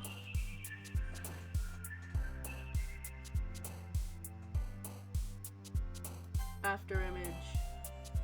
Contamination. Atone. Despise. Yeah, I don't have the follower emotes unlocked yet. I need to stream like 60 times in like a year or something like that. There's a qualification for it that I don't have yet. Another day passes and it's time for the club meeting already. I've gotten a little more comfortable here over the last couple days. Entering the club room, the usual scene greets me. Hi, Rune. Yo, Sayori. Looks like you're in a good mood today. I'm just still not used to you being in the club, that's all. I see. That's a pretty simple thing to get you in a good mood. But I guess it's always simple things with you anyway. Speaking of which, I'm kinda hungry. Will you come with me to buy a snack? No thanks. Huh? That's not like you at all. I have my reasons. Why don't we take a look at your purse, Sayori? Why that, all of a sudden? No reason, really. I just wanted to look at it. Sayori nervously retrieves her coin purse. She fumbles with the latch and gets it open. Then she turns it upside down and lets its contents spill out onto the desk. Only 2 small coins fall out. I knew it. I could see right through you, Sayori. That's not fair. How did you even know? It's simple. If you had enough money in the first place, you would have bought a snack before coming to the club room.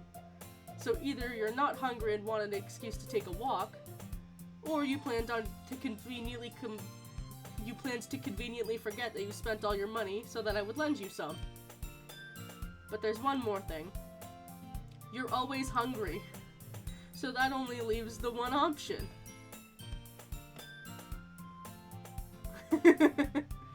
Aww. I give up. Don't make me feel guilty. If you feel guilty, that means you deserve to feel guilty. Not necessarily. Yuri suddenly giggles. I didn't notice that she was listening in. Her face is in her book, as always. I wasn't listening or anything. It was just something in my book. Yuri!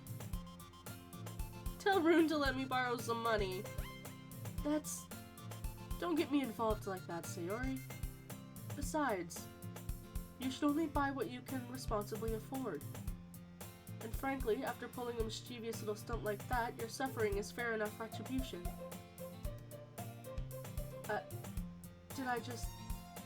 I didn't mean that. I got too absorbed in my book. I really like when you speak your mind, Yuri. It doesn't happen much, but it's a fun side of you. She essentially said that you can suffer and starve as a consequence. And you're just like, that's fun. What a response. There's no way you could think that. You were right, though. I did something bad, and now I have to accept the revolution. I think the revolution I don't think is the correct word to use there. Maybe it is. How does language work? No, I was right. It's wrong. Retribution. I was right. It is the wrong word to use. I was like, that doesn't fit right. That. Still, coming from you, Sayori. I guess there's a little devil inside all of us, isn't there? Don't let her fool you. Sayori knows exactly what she's doing. After all, she told you guys she was bringing me to the club before she even told me. But you wouldn't have come if it wasn't for the cupcakes. So I had to trick Natsuki into making them. Come on, give me more credit than that, Sayori. Getting smacked. Out of nowhere, something smacks Sayori in the face and tumbles onto the desk. Ow. what was a cookie? Sure enough, it's a giant cookie wrapped in plastic. Sayori glances around. Is it a miracle? Is it because I paid my revolution? Retribution. Actually, that one almost worked. I was just gonna give it to you, but then I heard you blab about the cupcakes. It was totally worth seeing your reaction, though. Natsuki, that's so nice of you. I'm so happy. Sayori hugs the cookie. Jeez, just eat it. Sayori rapidly tears open the wrapper and takes a big bite. So good.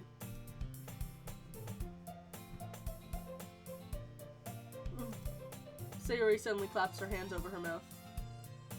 I bit my tongue. You're going through a lot over just one cookie. Sayori takes a bite of her own cookie. Or Natsuki takes a bite of her own cookie. Yours looks good too, but I can't fucking read. Yours looks really good too, Natsuki. Can I try it? Jeez. Beggars can't be choosers. But yours is chocolate. Yeah, why do you think I gave you that one? Fine. Still, I'm really happy you shared this one with me. Sayori gets out of her seat and goes behind Natsuki and wraps her arms around her. Ah, jeez. I get it. Cookie still in hand, Natsuki reaches up to nudge Sayori off of her. Sayori suddenly leans down and takes a bite out of Natsuki's cookie. Hey! Did you seriously just do that? Mouthful, Sayori trots away to safety. Yuri and I laugh as well. Jeez, you're such a kid sometimes. Monica, can you tell Sayori... Huh? Natsuki glances around. Monica isn't in the club room. Ugh. Cookies are great. I don't have the ingredients to bake cookies right now, and I'm kinda sad about it. Ooh, there might be cookies upstairs. When I go on break, I might have to go get myself some cookies. Because I'm gonna need a break with all the reading. Where's Monica anyway? Good question. Have you heard anything about her being late today? Not me. Yeah, I haven't either. That's a bit unusual. I hope she's okay. Of course she's okay. She probably just had something to do today.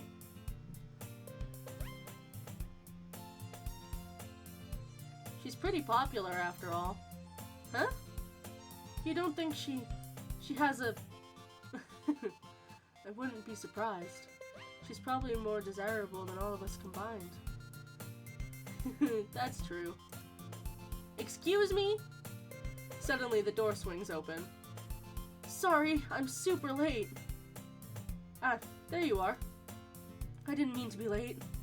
I hope you guys weren't worried or anything. Huh? Monica chose the club over her boyfriend after all. You're so strong-willed. Boyfriend? What on earth are you talking about? Monica quizzically glances at me. Never mind that. What held you up, anyway? Well, my last period today was study hall. To be honest, I just kind of lost track of time. That makes no sense, though. You would have heard the bell ring, at least. Not if you're absorbed in your studies. I must not have heard it, since I was practicing piano. Piano? I wasn't aware you played music as well, Monica. I don't really. I just kind of started recently. I've always wanted to learn piano. That's so cool! You should play something for us, Monica. Monica looks at me. Maybe once I get a little bit better, I will. Yay! That sounds pretty cool. I also look forward to it. Is that so? In that case, I won't let you down, Rune. Monica smiles sweetly. I didn't mean any pressure or anything like that. Don't worry. I've been practicing a whole lot recently, and I'd love the chance to share once I'm ready. I once watched/listened to a theory video on the soundtrack of this game in specific. and I haven't been paying a whole lot of attention to it, but now that the piano's come back up, someone noticed that if Monica's not actively in frame, a piano enters the soundtrack. When she is in frame, there isn't one. And it's just kind of her, like, the fact that she mentions that she's been practicing a lot recently, it's just, like, her omnipresence, is that, I don't fucking know how to say that. But she's just, when she mentioned she's always listening, the piano is the signifier that she is in fact there and listening. It's a pretty cool theory, actually. Or explanation. I don't know. I thought it was neat. I'd actually love the chance to share once I'm ready. I see. In that case, best of luck. Thanks.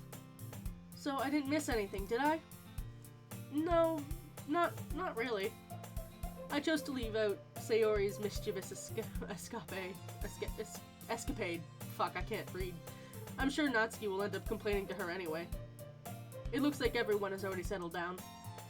Sayori somehow already finished her entire cookie. Yuri is back to her book, and Natsuki disappeared into the closet. Hey, Yuri. Huh? I suddenly noticed that Yuri's reading a different book from the one we've been reading together. Sorry, I didn't mean to interrupt. No. I was kind of just waiting for you. If that's the case, why don't we go ahead and get started? Yes, let's. Actually, I have a request. Do you mind if I make some tea first? Not at all. Thanks very much. If there's one thing that can make my reading time here any better, it's a nice cup of tea. Not to mention for yourself as well. Yuri stands and makes her way to the closet. I follow and watch as she retrieves a small water pitcher from the shelf. I kind of imagine, like, in this moment, Natsuki's just, like, in the closet, sitting on the floor reading her manga, and Yuri's just standing there grabbing her tea set. Because it did mention that Natsuki disappeared into the closet. So you gotta imagine she's still sitting in there, and that's where she reads, is just in the closet. I follow and watch as she retrieves a small water pitcher from the shelf, the kind with a filter inside. Can you hold this for a second? Sure. Yuri hands me the water pitcher and also fetches an electric kettle. I'm gonna plug this in at the teacher's desk, and then we'll go get some water. She walks past me and sets the kettle down on the teacher's desk. I simply watch her movements. To my surprise, the way she moves really contrasts her speaking mannerisms. Especially because of her long legs, Yuri appears elegant and methodical. Okay, may I have the water pitcher? Thanks, I'll be right back. I might as well walk with you. Yeah, why not? Shall we go then? Yeah. Where are you two off to? Yuri was gonna make some tea, so... I suddenly realize how weird it sounds to explain this to Monica. We're just filling the water pitcher. Ah, okay. Sorry, I was just a bit curious. That's kind of a one-person job, isn't it? That's... Monica, please mind your own business for once.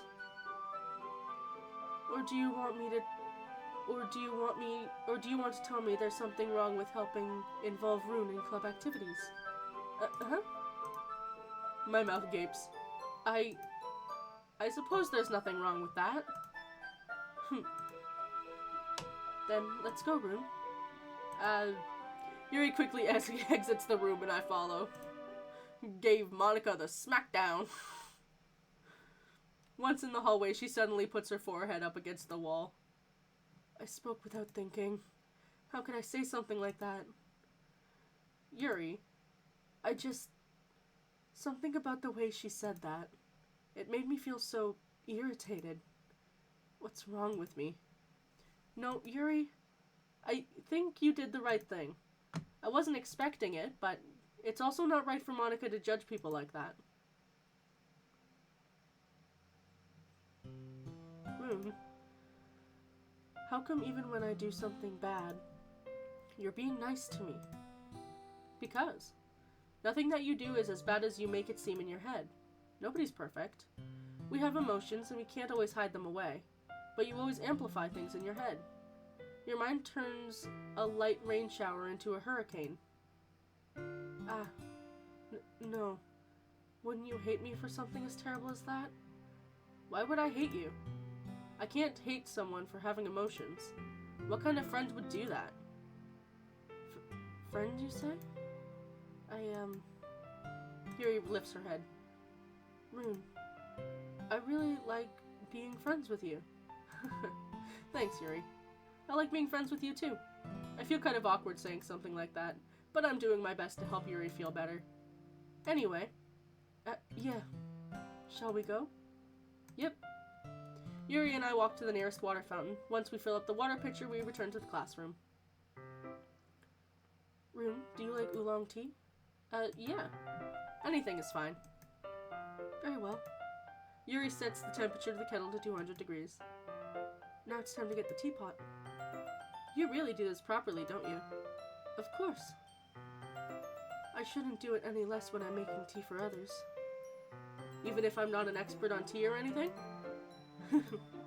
In that case, you'll only be even more impressed. Perhaps I will. Yuri fetches the teapot and begins measuring out the tea leaves. To my surprise, she even starts humming a little to herself. You must be in a good mood now. Is that so? I was letting it show, and you noticed. I was doing a bit of thinking, and I decided that I would try expressing myself a bit more. It turns out it's not very hard for me to do. When it's you who's around anyways. That's great, Yuri. Just don't push yourself too much. You're always worrying about me, Rune. It's very endearing. Yuri wasn't kidding. I don't even know if I can keep up with this. I watch Yuri pour a cup of tea for each of us. Rune, I have another request. Do you mind if we sit on the floor today? No? Why is that? It's a little easier on my back. I can read with my back against the wall rather than bending over at my desk. Sorry, I didn't realize. No worries. I just have back pain fairly regularly, so I do my best to manage it. Me! I feel that. Same! Is that so? I wonder why that is. It's most likely because of your posture, right? Always hunched over like that while reading? Yes! I have terrible reading posture. So that's why we should sit on the floor. I know where Yuri was going with that, and also, same! Felt. Probably another reason why she's my favorite. We have the same physical issues. Fair enough. I'll go ahead and get the book. I retrieved the book from my bag. I have some chocolate as well. It's a bag of small chocolate candies that I kept hidden from Sayori's candy radar. I take it since it'll go well with the tea. Yuri and I sit against the wall, teacups at our sides. As if in sync, we assume the same reading position as last time, each holding one half of the book. Except this time, our bodies are even closer to each other. I can't see too well. Yuri slides closer until our shoulders are touching. How am I supposed to focus on reading like this? Yuri was always kind of cute, but when she's being less apprehensive, it's almost more than I can handle. Your teacup. Yuri hands me my teacup. Holding it with a hand that's not holding the book, I end up in a position that makes it even harder to focus. Because now I need to worry about making sure I don't accidentally touch her chest. Meanwhile, Yuri hasn't noticed a single thing. She wears her immense reading expression, and I can only presume the world around her has faded away. I use all my willpower on focusing on reading. After a few minutes, I finally manage to relax a little. I put the tea between my legs and fumbled the chocolate wrapper. Sorry. I briefly let go of the book to finish opening the wrapper. You can have as much as you want. That's okay. I won't take any. Huh? Are you sure? Well, if I touch it, then it might get smudges on the pages. You're right. I didn't even think about that. My bad. No need to apologize. I'll hold the book, okay? Are you sure? Of course. Yuri opens the book with both hands. She holds it so that I won't have a harder time reading from it. But as a result, her left arm is practically resting on top of my leg. Well, in that case, Yuri is already totally focused on reading again. I take a chocolate candy and pop it into my mouth. Then I take another chocolate, and I hold it up to Yuri. She doesn't even look away from the book. She simply parts her lips as if this situation was completely natural. But that doesn't mean I can't stop here. I apprehensively place the chocolate in her mouth. Just like that, Yuri closes her lips over it. Yuri's expression suddenly breaks. Did I just... Yuri looks at me like she needs to confirm what just happened. Sorry. I guess I shouldn't have done that. Well, you were just helping. That's something that friends do, right?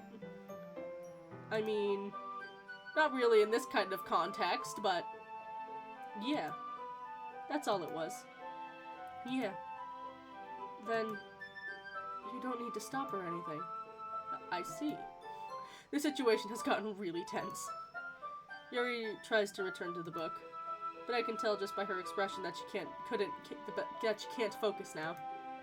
My heart is pounding. I nervously take another chocolate between my fingers, but this time Yuri's eyes meet mine. How did it even come to this? Yuri doesn't divert her gaze. I notice her chest rising and falling to the rhythm of her breaths. I raise my arm. Like before, Yuri parts her lips, but it's different this time. I take the chocolate and place it in her mouth. I feel her hot breath on my fingers. Okay, everyone! Why is... let me fix. Again. I don't know why it's being dumb. I'll give your points back, because Box is being dumb. You shake my head. There we go. Did that. There we go. You got your points back. Yeah, it does that sometimes. I don't know why it does that. I need to look into fixing that. Okay, everyone. What? Yuri jolts back. It's time to share poems. Rune, can you help Yuri put away the tea? You can help Yuri put the tea stuff away, right? Yeah, of course. Okay, thanks. The spell is abruptly broken. I'll take care of the cups. Yeah. Yuri picks the teacups up from the floor. I pick up the bag of chocolates. In the end, we hastily clean up without so much as a word between us. I get the feeling this is something neither of us will have the courage to bring up. Let's start with Natsuki. Box.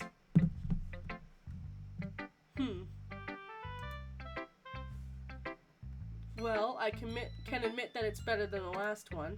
It's nice to see that you're putting in some effort. That's good. But I still don't like this at all. It's trying too hard to be serious. What do you mean by that? Poems don't need to be all deep-sounding to express something. It's gonna just sound like you're forcing it unless you really don't suck at it. Honestly, don't bother trying to write poems like this until you're on Yuri's level. Natsuki stopped short all of a sudden. Don't tell me... You're not just trying to impress Yuri, are you? What are you talking about? Keep your voice down. You know Yuri would love this angsty... Just because she's a talented writer doesn't mean... Looks like I'm in trouble. Somehow I struck a nerve, though what I did is beyond me. I'm so done with you. Natsuki shoves the poem I handed her back over to me. Take your stupid poem. If you wrote it for someone else, just don't show it to me. Ouch. This is what I get for letting a younger girl step into my business. Unless I was a mind reader, I was destined to be in a world full of pain from the start. At least Natsuki wasn't really the girl I was trying to impress in the first place. Sayori. Ooh, I like this one, Rune. It has some nice feelings in it. Ah, I'm glad. Does it mean it's better than yesterday's? Let me think. I don't know. I guess I like them both. That's not very helpful, you know. Well, I'm not very good at figuring out if poems are good or bad, but that's why I just go by my heart. And if it makes me feel things, then it must be a good poem. I'm not sure that's exactly how it works. Then again, I guess conveying feelings is a pretty important part of this whole thing. Yeah, maybe. Honestly, I don't even know what kind of writing you like in the first place. Yeah, me neither. Why don't you at least try giving it some thought? Aw, you want to write something for me? That's so sweet. Yeah, right. But you're always thinking about other people. You need to think about yourself every once in a while. If you don't, you might end up getting hurt at some point. Huh? Well, I don't really know what you mean, but I'll try to keep that in mind. Well, whatever. Anyway, let's see. I guess I like happy poems.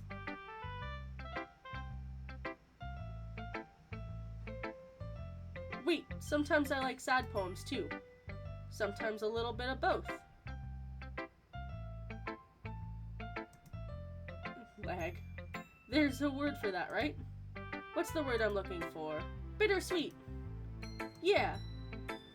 I like things that are happy and things that are sad. Happy and sad? I can't see you liking something sad, Sayori. Well, I like happy the most, but sometimes you have a little rain cloud in your head. A sad poem can help give the rain cloud a little hug, and it make a nice happy rainbow.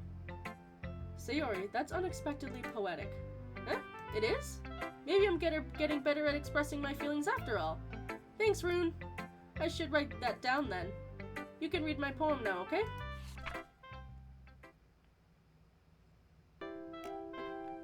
Bottles. I pop off my scalp like the lid of a cookie jar. It's the secret place where I keep all my dreams. Little balls of sunshine all rubbing together like bundles of kittens. I reach inside with my thumb and forefinger and pluck one out. It's warm and tingly, but there's no time to waste. I put it in a bottle to keep it safe, and put the bottle in the shelf with all the other bottles. Happy thoughts, happy thoughts, happy thoughts in bottles all in a row. My collection makes me lots of friends, each bottle a starlight to make amends. Sometimes my friends feel a certain way. Down comes a bottle to save the day. Night after night, more dreams. Friend after friend, more bottles. Deeper and deeper my fingers go. Like exploring a dark cave, discovering the secrets, hiding in the nooks and crannies. Digging and digging, scraping and scraping.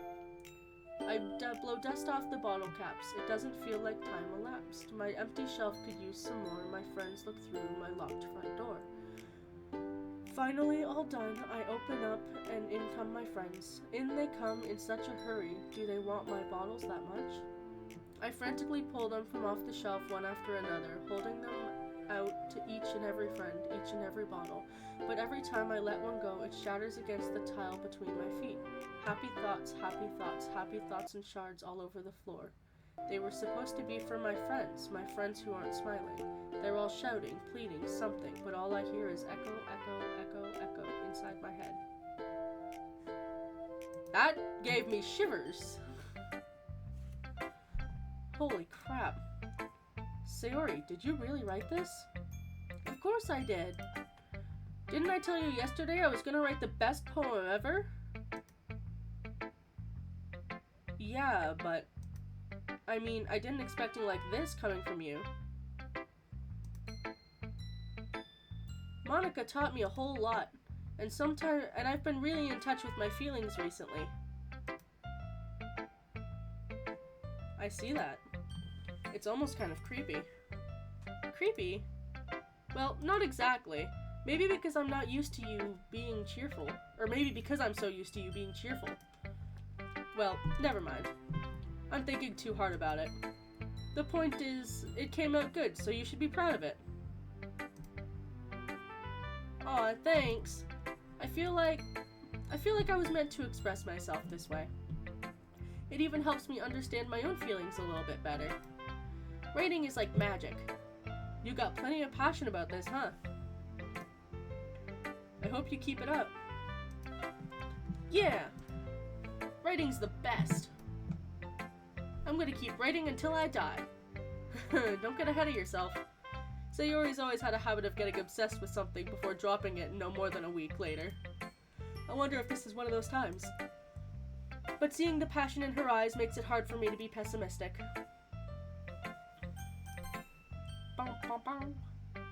Hi again, Rune. I hate the front-facing model. It's spooky. How's the writing going? Alright, I guess. I'll take that, as long as it's not going bad. I'm happy that you're applying yourself. Maybe soon you'll come up with a masterpiece. I wouldn't count on that. You never know. Want to share what you wrote today?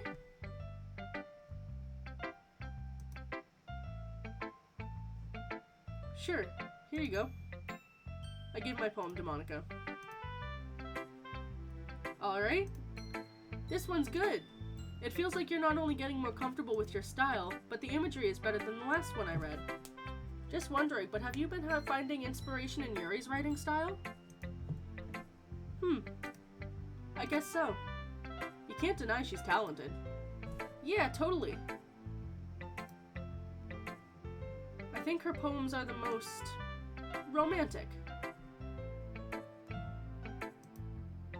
That's the best way to describe it. She's like a totally different person when she picks up a pen. I noticed that too. Or when she's talking about literature, it's like a light turns on inside of her. Sadly, it's hard to get much personal conversation out of her. Trust me, I've tried. Who knows what goes on in that head of hers? I hope you don't mean that in a bad way. No, of course not. It just meant that I wish she didn't keep so much to herself. Box is broken again? No, the box wasn't broken. I don't know when that message sent, but the box worked. You must be pretty into her. Huh? You completely misunderstood. Calm down, I'm kidding. Besides, I'm pretty sure she's already got a boyfriend. Wait, really? Yeah, a fictional one anyway. Monica kind of whispers that last part to me. It's just a hunch, but... well, there's nothing really wrong with that. Oh, well, I know. I was just saying. But anyways, you want to read my poem now? I like the way this one turned out, so hope you do too. Alright, let's take a look. Save me. The colors, they won't stop. Bright, beautiful colors, flashing, expanding, piercing. Red, green, blue. An endless cacophony of meaningless noise. The noise, it won't stop. Violent, grating waveforms. Squeaking, screeching, piercing. Sine, cosine, tangent. Like playing a chalkboard on a turntable. Like playing a vinyl on a pizza crust. An endless poem of meaningless. Load me. Alright. It's even more abstract than your last one, huh? I guess it's just the way I write. I'm sorry if you don't like it. No, I never said that. It's just the kind of thing I've never really seen before, I guess. I kinda like playing with my space on the paper. Choosing where and how to space your words can totally change the mood of a poem. It's almost like magic. The way I wrote the lines really short makes it feel like they're trying to speak over the noise. I see. It's still hard for me to tell what it's about, though. Sometimes asking what a poem about isn't the right question. A poem can be as abstract as a physical expression of a feeling, or a conversation with the reader. So putting it that way, not every poem is about something. Anyway, here's Monica's writing tip of the day. Sometimes you find yourself facing a difficult decision. When that happens, don't forget to save your game. You never know when you might change your mind. Or when something unexpected may happen. Finally, we're getting into the more meta version. Bit. Section. Wait, is this tip even about writing? What am I even talking about? That's my advice for today. Thanks for listening. Yuri. Let's see what you've written for today. Yuri stares at the poem with a surprised expression on her face. Do you like it?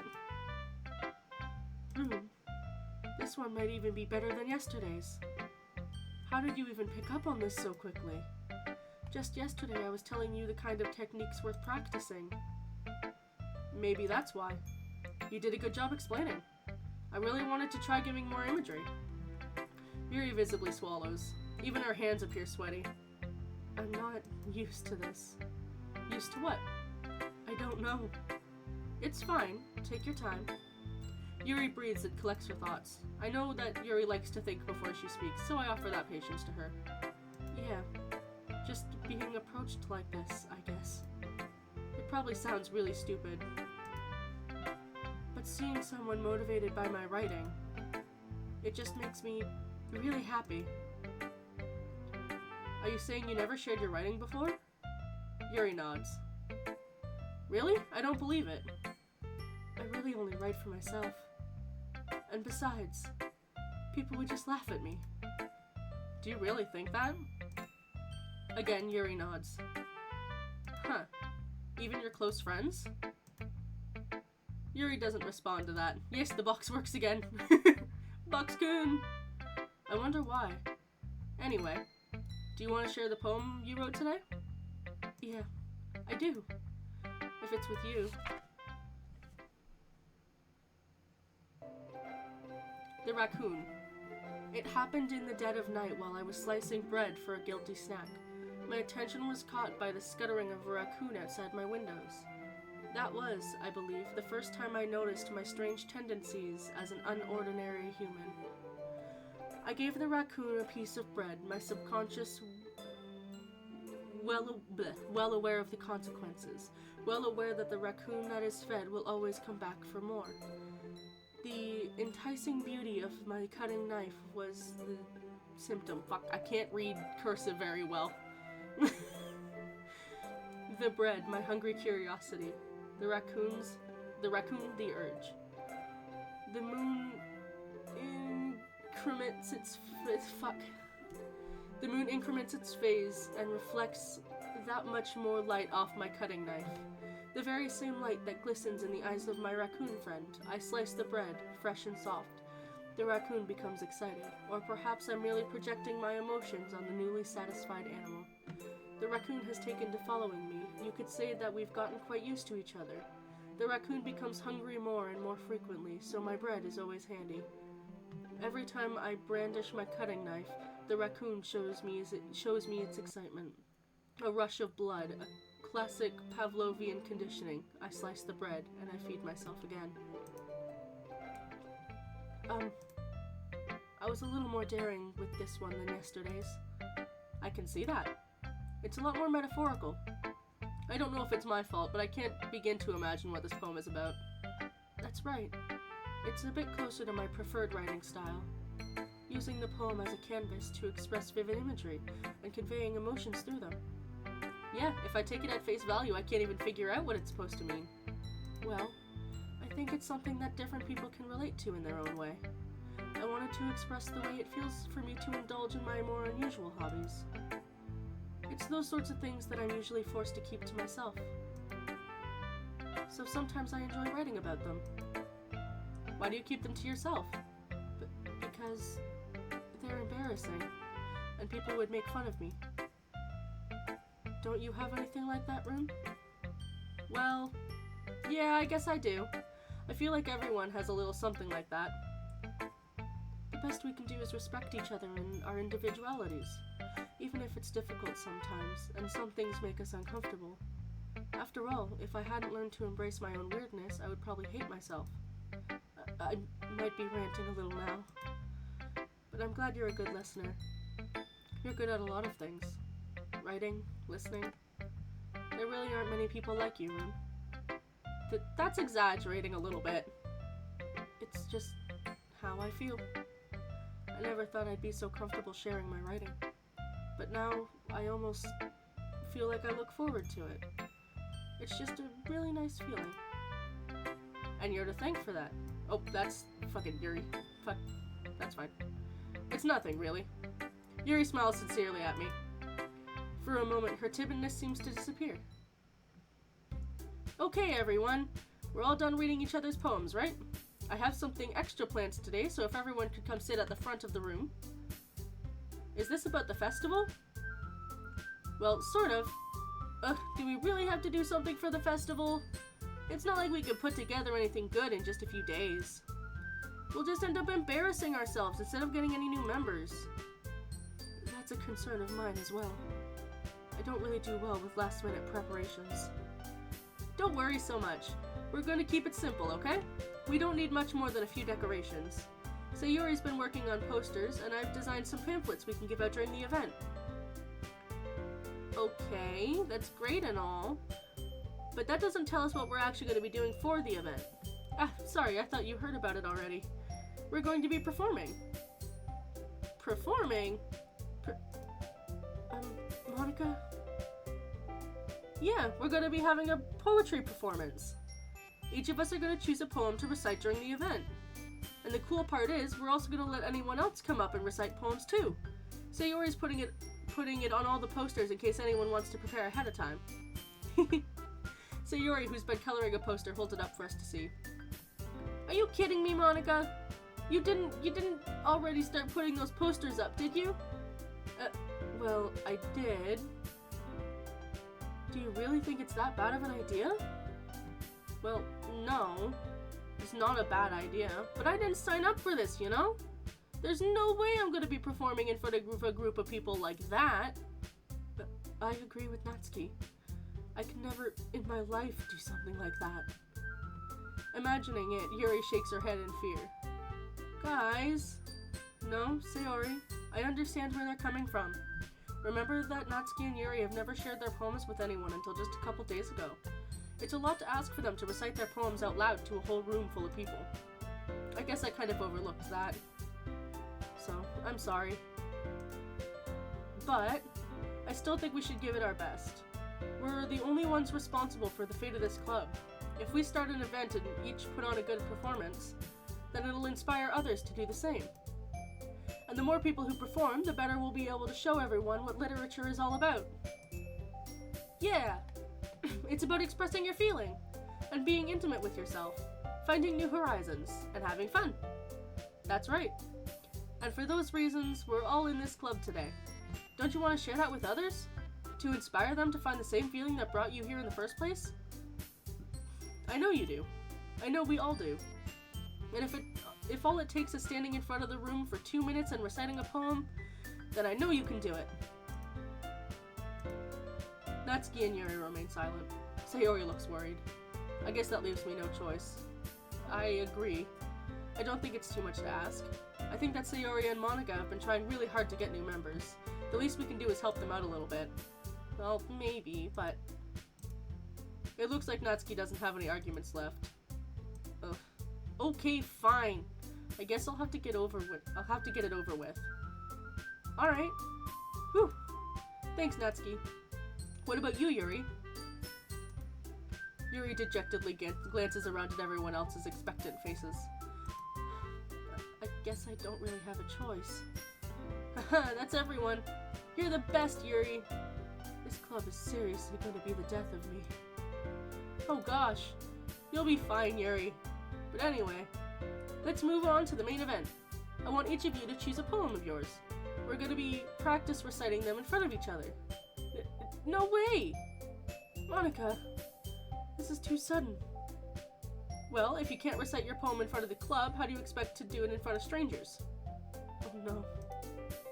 Don't worry. I'll start off to help everyone feel a little more comfortable. Can I go next? Of course. Now let's see. Monica flips through her notebook to the specific poem she has in mind for herself. Then she stands behind the podium. The title of this poem is The Way They Fly. Poem begins to recite her poem. Her clear, confident voice fills the room. More than that, her inflection is pristine. She knows exactly how to apply emotion behind each word she recites, bringing the words to life. Is this something she's done before, or is she simply a natural? I glance around me. Everyone has their eyes on Monica. Sayori looks amazed. Yuri has an intense expression on her face that I don't understand. Finally, Monica finishes the recitation. The four of us applaud. Monica takes a breath and smiles. That was so good, Monica! Thank you very much. I was just hoping to set a good example. Are you ready to go next, Sayori? I'll go next. But Yuri's all fired up all of a sudden. Yuri clutches a sheet of paper between her hands and stands up. Keeping her head down, she walks quickly over to the podium. This poem is called... Yuri anxiously glances at each of us. You can do it, Yuri! It's called After Image of a Crimson Eye. Yuri's voice shakes as she starts reading the poem. Just a moment ago, she practically refused to do this. Why is she suddenly putting in so much effort? As Yuri gets past the first couple of lines, her voice changes. It's almost like what happens when Yuri gets absorbed into her books. Her quivering words transform into the sharp syllables of a fierce and confident woman. The poem is full of twists and turns in its structure that she enunciates with perfect timing. There must be a rare glimpse of the whirling fire Yuri keeps concealed inside of her head. Suddenly, she's finished. Everyone is stunned. Yuri snaps back into reality and glances around her as if bewildered even herself. It's up to me to save this situation. I'm the first to start applauding. Everyone joins me afterwards, and we give Yuri the recognition she deserves. It's not that we didn't want to applaud for her, but we were caught so off guard that we must have forgotten. As we applaud, Yuri holds the poem to her chest and rushes back to her seat. Yuri, that was really good. Thank you for sharing. Looks like Yuri's down for the count. Okay. I guess I'm next then. Sayori hops out of her chair and cheerfully walks to the podium. This one's called My Meadow. Sorry, I giggled. Sayori, it's a lot harder than I thought. How did you guys do it so easily? Try not to think of it like you're reciting to other people. Imagine you're reciting it to yourself, like in front of a mirror or in your own head. It's your poem, so it'll come out the best that way. I see. Okay then. Sayori begins her poem. Somehow, it feels like her soft voice was made as a perfect match. The poem isn't aimlessly cheery like Sayori is. It's serene and bittersweet. If I were to read this on paper, I probably wouldn't think of it much. But hearing it come from Sayori's voice almost gives it a whole new meaning. Maybe this is what Sayori meant about when she said she liked my poems. It's like I get to reach more deeply into someone I thought I knew through and through. Sayori finishes, and we applaud. I did it! Good job, Sayori. Even Rune liked it. I guess that's a good sign. What does that even mean? It came out nicely, Sayori. The atmosphere of the poem fits you really nicely. But it might be that other poems wouldn't work quite as well with that kind of delivery. I don't really understand. In other words, I've seen poems of yours where that sort of gentle delivery wouldn't work as well. They might need a little more force behind them depending on what you're reading. Oh, I know what you mean. I've been practicing that kind of thing. It's just embarrassing to do in front of everyone. The next time, I'm gonna make you pick a poem that challenges you a little bit more. We don't have much time before the festival, you know? Okay. Now, who's next? Natsuki? Don't make me go up before Rune. It's not like I compare to you guys anyway. Might as well let Rune lower everyone's standards a little before I have to do it. Natsuki? It's fine. I might as well get it over with. But it's not like I have much of a selection to read. I'll just have to go with what I wrote for today. I stand up in front of the poem. Everyone has their eyes on me, making me feel terribly awkward. I recite my poem. Since I'm not exactly confident in my own writing, it's hard putting energy into it. Despite that, once I finish, I receive applause anyway. Sorry I'm not as good as everyone else. Don't worry about it so much. I think it's less about your abilities and more your lack of confidence in your writing. That's something that'll improve over time, though. Yeah, maybe. Alright then. That just leaves you, Natsuki. Yeah. I'm going. Natsuki begrudgingly gets out of her seat and makes her way to the podium. The poem is called... Why are you all looking at me? Because you're presenting. Anyway, the poem is called Jump. Natsuki takes a breath. Once she starts reciting the poem, her sour attitude disappears a little. While she's still a little unenthused, her poem has a rhythm and rhyme to it. It's Natsuki's trademark style, and it works surprisingly well when spoken aloud. The words feel like they bounce up and down as if giving life to the poem. Natsuki finishes and everyone applauds. She huffs back to her seat. That wasn't so bad, was it? Easy for you to say. You better not make me do that again. Well, do you at least feel prepared enough to recite a poem in front of other people? I mean, doing it in front of other people would be way easier.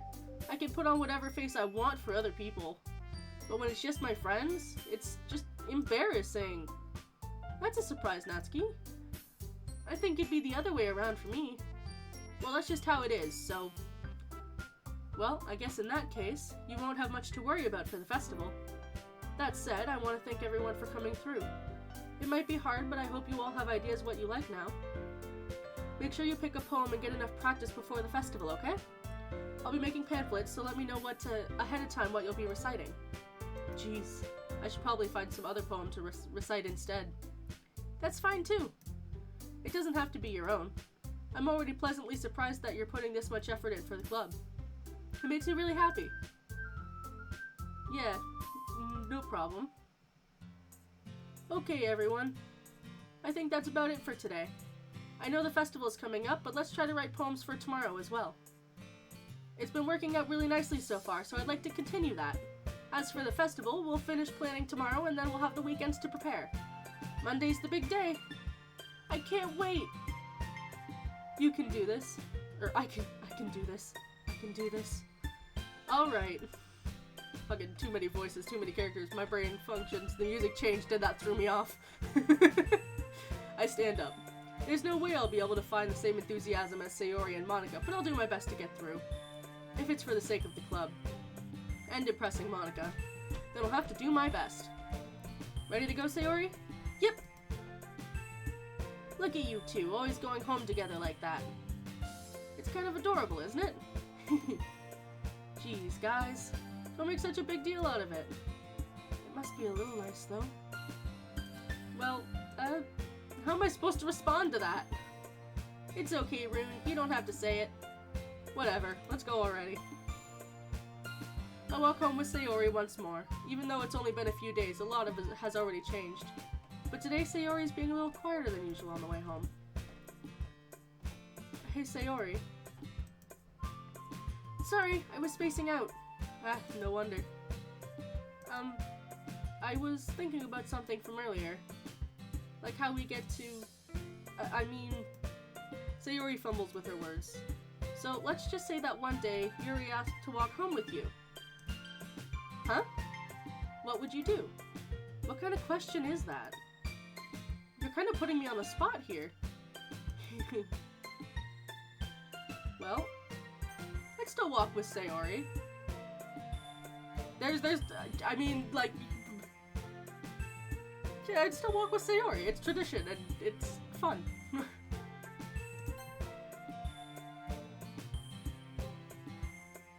Sayori, you really think I would ditch you for Yuri? But she's so beautiful and smart. Jeez. I already see her in the club every day. Besides, you seem to really like going home together. I wouldn't just ruin that for you. You're so silly, Rune. You think about me too much sometimes. Yuri would deserve it if she wanted it, so... Sayori, I've already made up my mind. I really can't figure you out sometimes. Sorry.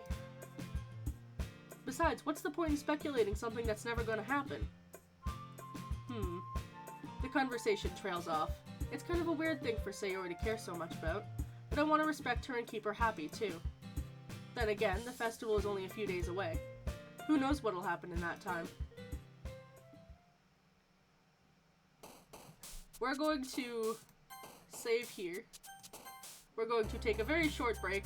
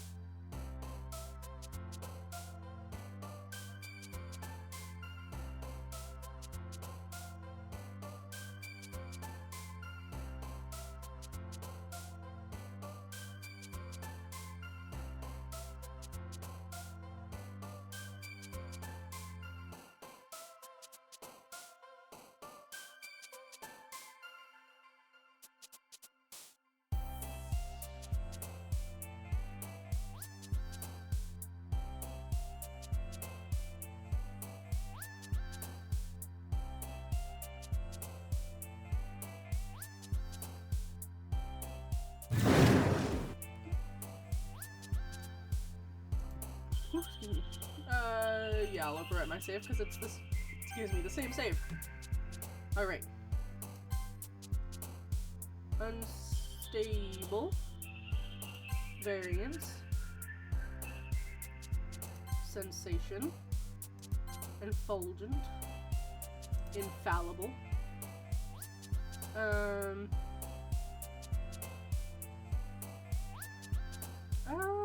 Melancholy. Misfortune. Agonizing. Existence. Vivacious. Desire. Tried to use hers. Massacre. Fester. Meager. Inferno. Incongruent. Contamination. And bliss. Nope, not hers. After image. Oh man, I'm the last one here again. Don't worry, I just walked in too. Were you practicing piano again? Yeah. You must have a lot of determination. Starting this club and now picking up piano? Well, maybe not determination. But I guess passion. Remember that the club wouldn't be here if it wasn't for all of you. I'm super happy that you're willing to work out for the willing to help out for the festival too. I can't wait for the festival. It's gonna be great. Weren't you complaining about it just yesterday, Natsuki? Well, yeah. I'm not talking about our part of the festival.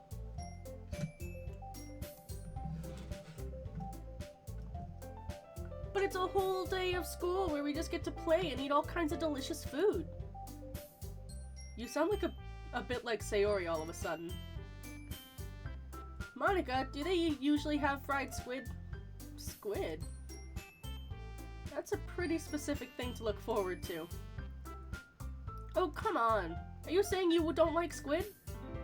You, of all people? I didn't say I don't like it. Besides, what do you mean by you, of all people? Because it's right in your name. Monica. That's not how you say my name at all. Also, that joke makes no sense in translation. Never mind. Let's just focus on our own event for now, okay? Fine, fine. Your reactions aren't as fun as Yuri's or Sayori's anyway. Excuse me? Where is Sayori anyway? Oh, there you are. Sayori is sitting in a desk in the corner of a room, looking down at nothing. I walk over to her. Hey, Sayori. I wave my hand in front of her face. You're spacing out again. Sorry. Don't mind me.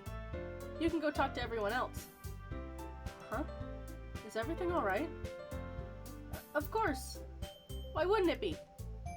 It just feels like you're a little off. Sorry for assuming things. Jeez, you worry too much about me. I'm fine, see? Sayori shows me a big smile. Don't let me distract you from having fun with everyone. Well, alright. If you say so. I worriedly glance at Sayori before turning back towards everyone else. But the conversation is already dispersed, with everyone back at their usual activities. Maybe I should ask Monica if she's noticed anything about Sayori recently. Since they've been preparing for the festival, they must be spending a lot of time together. I timidly approach Monica, who is shuffling through some papers at her desk. Rune, what's up? Hey, this might sound a little strange, but have you noticed anything up with Sayori recently? Anything up with her? In what way do you mean? Maybe I'm reading into this a little too much, but she seems a bit downcast today. Oh, you think so? I can't say I've noticed anything about her. Monica peers across the classroom at Sayori, who is idly dragging a rubber eraser up and down her desk. Maybe there is something on her mind. But I'm surprised I'm not the one asking you, Rune. You certainly know her a lot better than I do. Yeah, but she's never really like this. She always talked to me about things that bothered her. But this time when I asked her, she was really dismissive. Sorry, I know it's not your problem. I just wanted to ask if you knew anything, so I'll drop it now. No. It's important to me too. I mean, I'm also friends with her, and I also care about her well-being, the well-being of my club members, you know? Maybe I'll try talking to her myself. Are you sure about that? She seemed like she wanted to be left alone. Are you sure?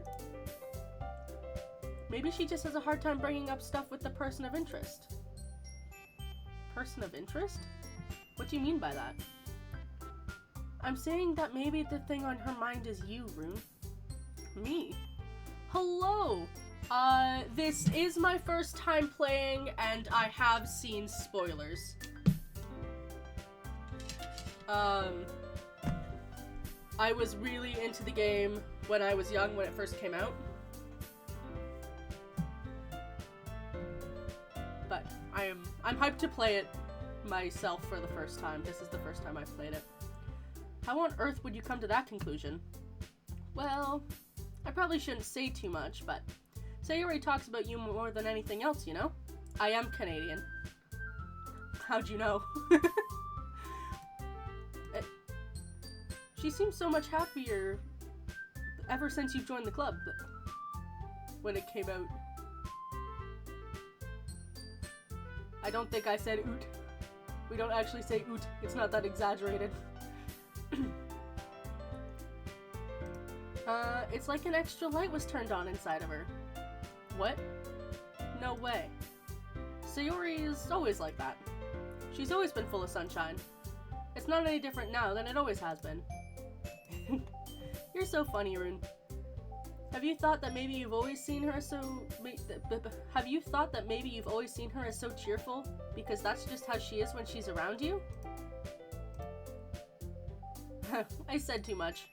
I'm sorry. What do I know, anyway? I didn't mean to jump to the conclusions, so you should just forget about what I said.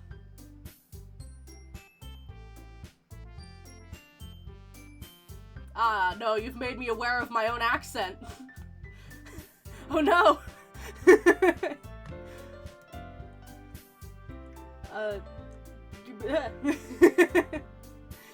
I'll try to talk to her, so try not to think about it for now. Alright. You don't like Canadians? Well then, damn. I don't know what you're doing here then. If you don't like Canadians. Thank you for the follow. Monica smiles meaningfully. I know she said to forget about it, but I already know I won't be able to get her words out of my head. Monica stands up from her desk and walks across the room where Sayori is sitting.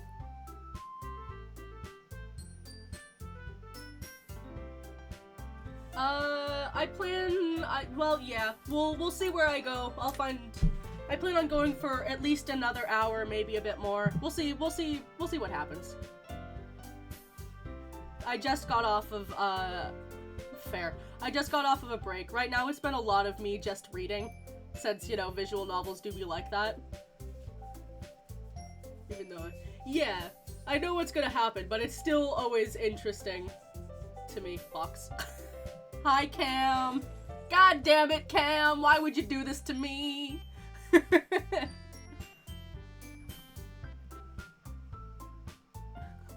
What's up, Cam? It's my me in a box. Monica stands up. Yeah, I read that.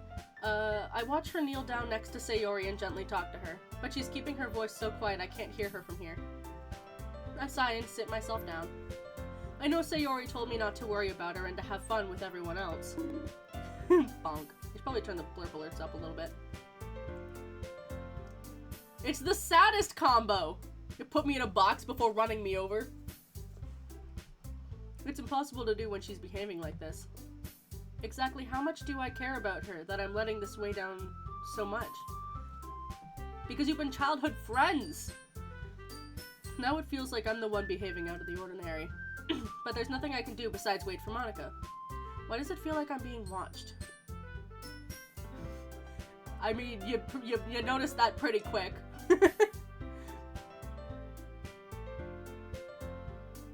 I'm not actually wearing a Star of David. It's not a pentagram, but it's just a design. I glance around the room. Suddenly, I notice Yuri peering out for me from over her book. But she looks away just as quickly with a flustered look on her face. I realize that she won't get anywhere like this. I've never seen Yuri approach anyone or start a conversation of her own accord, so I have no choice but to approach her myself. By now it's a little bit easier for me to do that. I stand up from my desk and sit in one next to her own. Blah, that didn't make sense. I didn't mean to bother you or anything. Relax, you didn't even do anything. But I could tell that you wanted to be alone with your thoughts. Alone with my thoughts? How are you even able to tell what I was thinking like that? Well, it's something that I do a lot, so it wasn't hard for me to spot based off your posture and expression. Not that I was staring or anything. I didn't do anything creepy like that.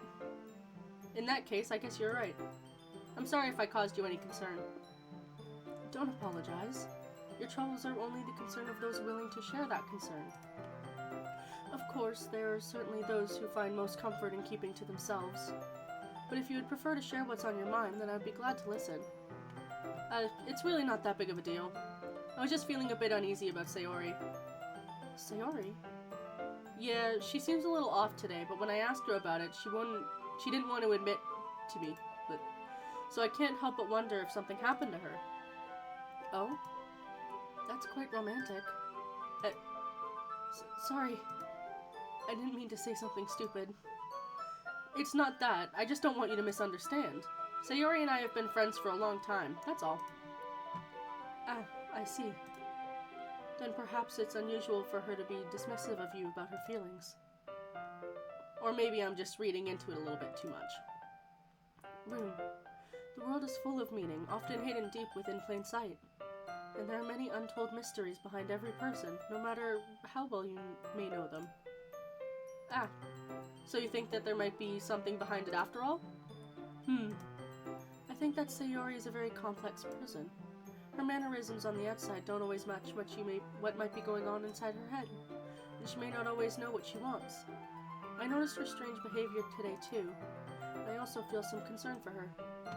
But in your case, it looked like she was fully occupying your thoughts, wasn't she? Well, I guess that was the case.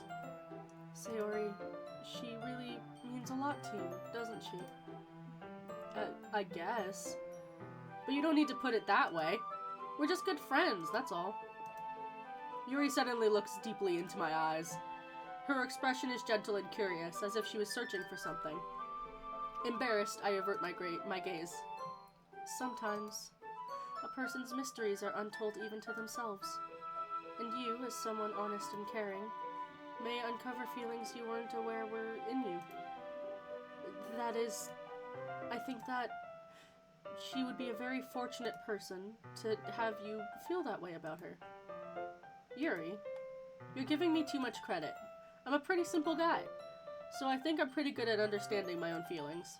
I'm not nearly as sophisticated as you. That's not a compliment, is it? It is what it is. Anyway, as long as you're here, why don't we do some reading? Well, as long as you're okay with it. Yeah. I should be taking my mind off this whole thing anyway. Okay, everyone. After some time passes, Monica calls out to the club room. Why don't we share our poems now? Before I know it, everything is back to normal. Everyone goes to retrieve their poems, and I do the same. I make eye contact with Monica, and she smiles at me. I wonder what she was talking about with Sayori. Sayori. It's nice, I guess. Come on, I can already tell you don't like it. Well, you don't need to worry about what I think. After all, you wrote this for someone else, didn't you? Probably Yuri. I didn't write this for anyone specifically. Maybe. That's not really what I meant, though. But it's okay. You're making new friends, just like I was hoping. That makes me really happy. And you're happy too, right? In this club? Well, of course I am. Good. That's all that matters to me. Thank you, Rune. Sayori, is there something wrong? Huh? No, nothing. I'm just a little tired today. Alright. Just tell me if you need anything. I will. Don't worry about me, okay? You can go play with everyone else now. If you insist. Also, if you guys ever have any questions for me, feel free to ask them. Yay! I'm gonna go home a little bit early today. Sayori? Tell Monica I wasn't feeling well, okay? I'll see you tomorrow. Before I can say anything else, Sayori cheerfully walks out of the classroom humming to herself. What's the capital of Zimbabwe? I do not know. I was never good at geography.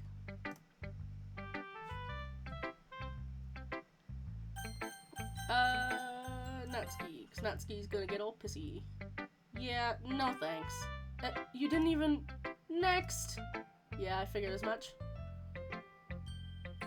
Oh, God, I'm sorry for the ads. Hi, Rune. Have you thought of what you want to submit to perform at the festival? Well... Being in this club is one thing, but performing in front of a bunch of people? I'll have to give it some more thought. Okay, no pressure. But whatever you do, I'm sure it'll turn out great. It would also make me happy to see. Anyways, let's take a look at today's poem. Sure. I let Monica take the poem I'm holding in my hands. Your style's gotten so refined, Rune. Yuri's been teaching you a lot of things, hasn't she? I mean, general questions too, and if I know them, I know the answer. I've got a lot of weird random knowledge. Well, I guess so. Yeah, I've been noticing how much time you spend with her. I think I've heard her say more words these past couple days than she's talked in the whole year. The capital of Canada is Ottawa.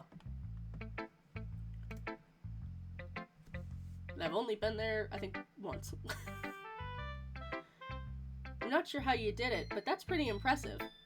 Well, she just needs some patience and a way to talk about all the things in her head, I guess.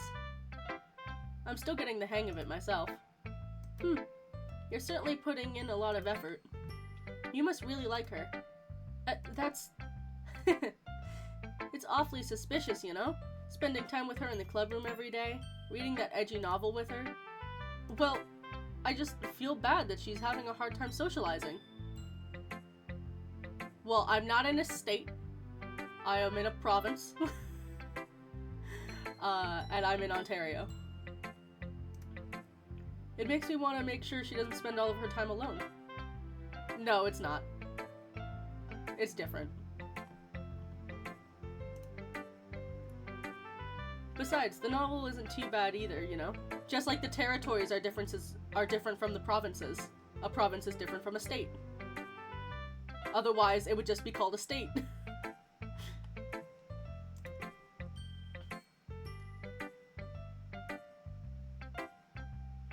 Yeah, Ontario is Eastern Canada and Ottawa. They're not state equivalents. And Ottawa is in Ontario, yes. Alright. I get you. Just be careful, alright? I know that Yuri isn't used to opening herself up. What an odd choice of word. So what if something bad happens while she's vulnerable? And that could be really hard for her. Her books aren't a total escape from reality. They're just a bandage. You say that like I'm gonna hurt her. Sorry, I didn't really mean that. If anything, she might accidentally hurt herself. I am in the Eastern time zone. Anyway, I'll share my poem with you now, alright? Alright. The Lady Who Knows Everything. An old tale tells of a lady who wanders Earth. The lady who knows everything. A beautiful lady who has found every answer, all meaning, all purpose, all that was ever sought. And here I am, a feather, lost adrift to the sky, victim to the currents of the wind. Day after day I search with little hope, knowing legends don't exist. But when all else has failed me, when all others have turned away, the legend that all remains, the last dim star glimmering in the twilight sky. Until one day the wind ceases to blow. I fall, And I fall and fall and fall even more. Gentle as a feather, a dry quill expressionless. But a hand clutches me between the thumb and forefinger. A hand of the beautiful lady. I look at her eyes and find no ends to her gaze. The lady who knows everything knows what I am thinking. Before I can speak, she responds in a hollow voice. I have found every answer, all which amount to nothing. There is no meaning, there is no purpose. We only seek the impossible. I am not your legend does not exist. And with a breath, she blows me back afloat, and I pick up a gust of wind. You're not talking too much. I quite enjoy talking to chat. But I'm a fairly small streamer, so it's not always super active. So it's, hello, how are you? King Charles III, really your head of... I am affiliated, but it's a lot of, I have under 200 followers, but I'm very good. Typically I only have about 3 or 4 people that actually watch my streams consistently. My numbers are very, very small. And I love all the people that come and visit. I tend to recognize users immediately, which is a very fun experience. But I like talking to chat, but chat often does not like talking back sometimes. You know, I feel like learning and looking for answers are the sort of things that give life meaning. Not to get too philosophical or anything. Did you see Monica? She's my best friend. Oh, she's right there. Well, he's not a head of state. He's... I don't know... He's the figurehead of the country. But it's kind of on my mind, so that's what I wrote about. I did see Monica. She's right here. She's great. Also, Cam, I'm pretty sure you're bigger than I am. Is she... Yes. Well, yes. Actually, yes. He does outrank Justin Trudeau. I see. I never really put that much thought into it. In a way, it's almost paradoxical. Because if we had all answers, wouldn't the world start to lose its meaning? In general. You know, there's one thing I noticed. It seems like everyone in the club prefers writing about things that are more sad than happy. Are you surprised? I mean, if everything was okay, we wouldn't really have anything to write about, would we? Humans aren't two-dimensional creatures. I think you know that better than anyone. You mean one-dimensional? Yeah, that.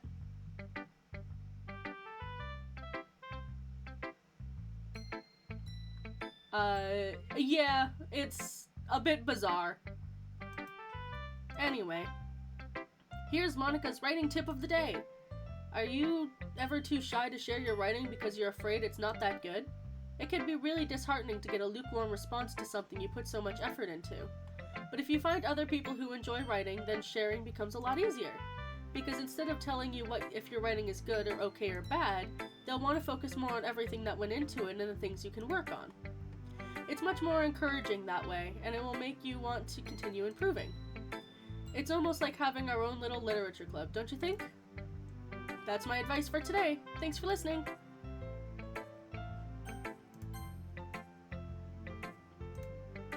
Rune, your writing has only improved in these last few days. Every poem you've shown me has been nothing short of spectacular. I can really feel the emotions. I'm a little envious, even. I don't think it ever came to me this naturally. Yes. Yuri, that's the wrong way to put it. This never did come naturally to me. Fair. I also have voices inside my head, but most of the time they're characters I build. And then they just live there and have opinions on things, and I'm like, can you stop for 5 seconds so I can think?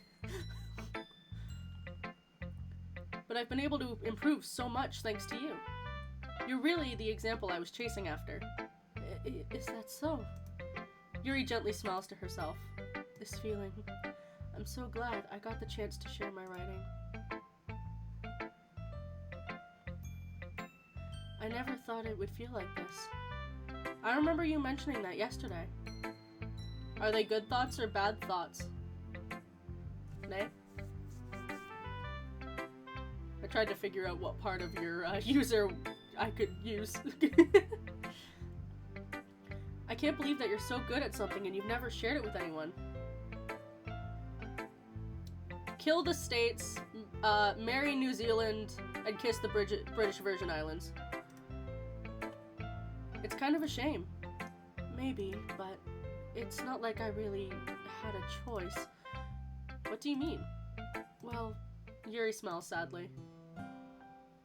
There's the piano. Rune, during lunchtime I eat by myself. Did you know that? It's a great time to find a quiet spot and do some reading. In fact, I always have some books with me. You could say that I really enjoy reading.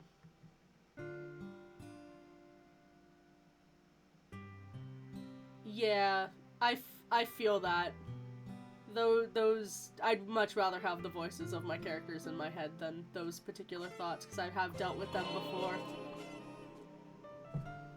I was going through a rough patch a couple of days ago. Luckily, they haven't been that bad in a little while. Now, Captain Kirk is Canadian. I believe The Weeknd is Canadian. There's quite a few people who are Canadian that people think are American. I just can't think of a bunch off the top of my head because I'm not super integrated with pop culture. Well, that's one way to put it anyway. But books are so full of amazing and inspiring people. People you want to fall in love with, or people you just know would make a really good friend. Cheerful people who always put a smile on your face, or deep thinkers, or problem solvers, or who discover the mysteries of life. So when you look at it that way, I'm surrounded by friends every day, you know? And those friends don't laugh at me, and they don't tease me for spacing out all the time. They don't make fun of my body type, and they don't hate me for acting like a know-it-all. People say that about you? I'm not a know-it-all, Rune. It's the opposite. I don't know anything. I don't know how to talk to people. I don't know how to make people see me as normal. I don't even know how to make myself happy. I have all these feelings, and all I can do with them is read and write. And it wasn't until now that I started sharing it with you that I really understood what I was missing all this time. But I haven't really done anything. No, that's wrong. Just being patient and respectful, that's really important to me. I know I'm a difficult person, Rune. I speak too slowly. I second-guess myself all the time. I read too deeply into things. But every time, you've always treated me just like anyone else. It's so rare that I feel comfortable with myself when I talk to others. But that's why every time I talk to you, I just feel really happy. I see. Well, I treat you how you deserve to be treated, Yuri. And if other people don't see it that way, then screw them. I mean, I joined this club hoping I would make friends. And I would say I've had at least one success, wouldn't you? If you put it that way. Yeah. We really are friends now, aren't we? Yuri puts her head in her hands, but this time she's smiling as she does it. Do you want to show me your poem? Yeah, I do. Any way of detecting Canadians? No. I know. I deliberately didn't answer until I knew you were back. As far as I know, there's no way... Actually, there is one very, very obvious way to detect a Canadian. And that's their general, like, mannerisms. Most Canadians tend to be really, really polite.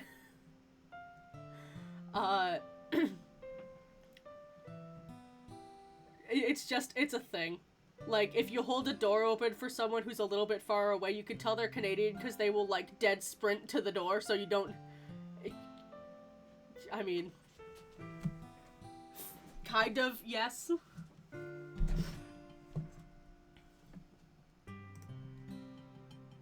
Let me get it for you. Ghost Under the Light Part 2. The tendrils of my hair illuminate beneath the amber glow. bathing. In the distance, a blue-green light flickers. A lone figure crosses its path, a silhouette obstructing the eerie glow. My heart pounds.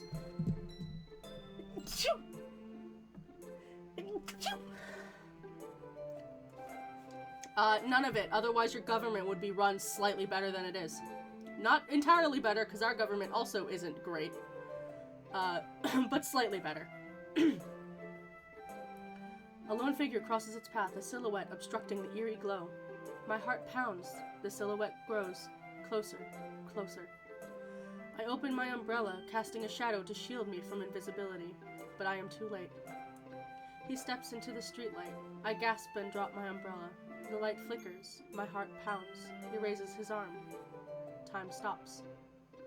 The only indication of movement is the amber light flickering against his outstretched arm. The flickering light is in a rhythm with the pounding of my heart, teasing me for succumbing to his forbidden emotion. Have you ever heard of a ghost feeling warmth before? Giving up on understanding, I laugh. Understanding is overrated. I touch his hand. The flickering stops. Ghosts are blue-green. My heart is amber. No. I just very much like the color purple.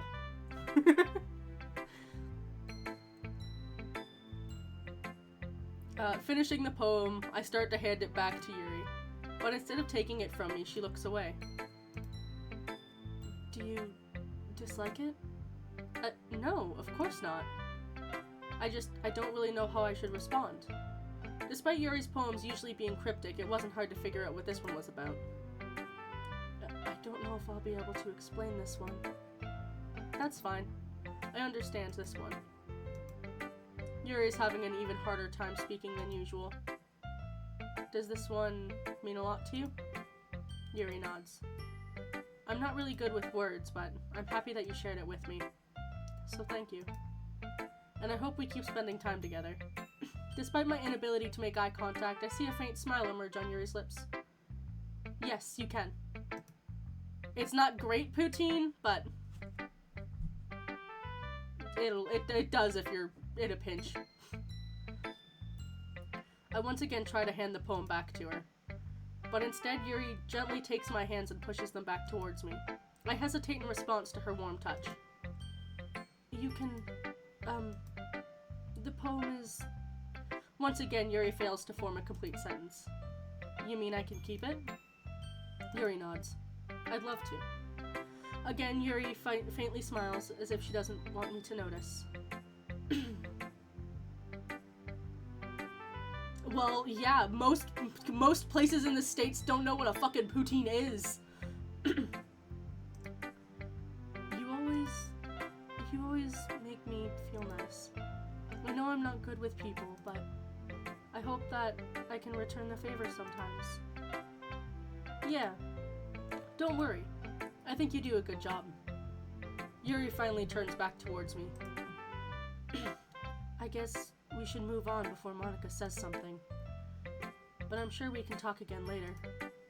Yeah, I'm sure we will. With that, Yuri timidly smiles at me, and I return to my seat so I can put her poem away. What the fuck do they call it if they don't call it poutine? Okay, you three. We're done sharing poems, right? Why don't we start figuring out... Hold on a second. Is it just me, or did you say something strange just now? Super fries! Call it by what it's fucking actually called, Jesus. Eh? Something did sound a bit unusual. That's right. You deviated from the usual catchphrase when addressing the club. Catchphrase? I don't have a catchphrase. Jeez, why is the mood so weird today? Look, even Yuri isn't immune to it. Stagnating air is common foreshadowing that something terrible is about to happen. In your books, maybe. Look, the only thing that's different is that Sayori isn't here. Seems you're right. My throat's being weird. Love that. Sayori always manages to lighten the mood a little bit, doesn't she? It's almost like everyone's balance is thrown off a little when she's not around. Where the heck did she run off to, anyways? I thought she just went to pee. Natsuki, please show some decency. Oh, come on. She actually wasn't feeling too well and went home early. Is that so? I hope she's alright. Seriously? Of all the times not to go home with her, you pick the time she's not feeling well? Yeah, that's that. I'm pretty sure most people know, but for the sake of those who don't.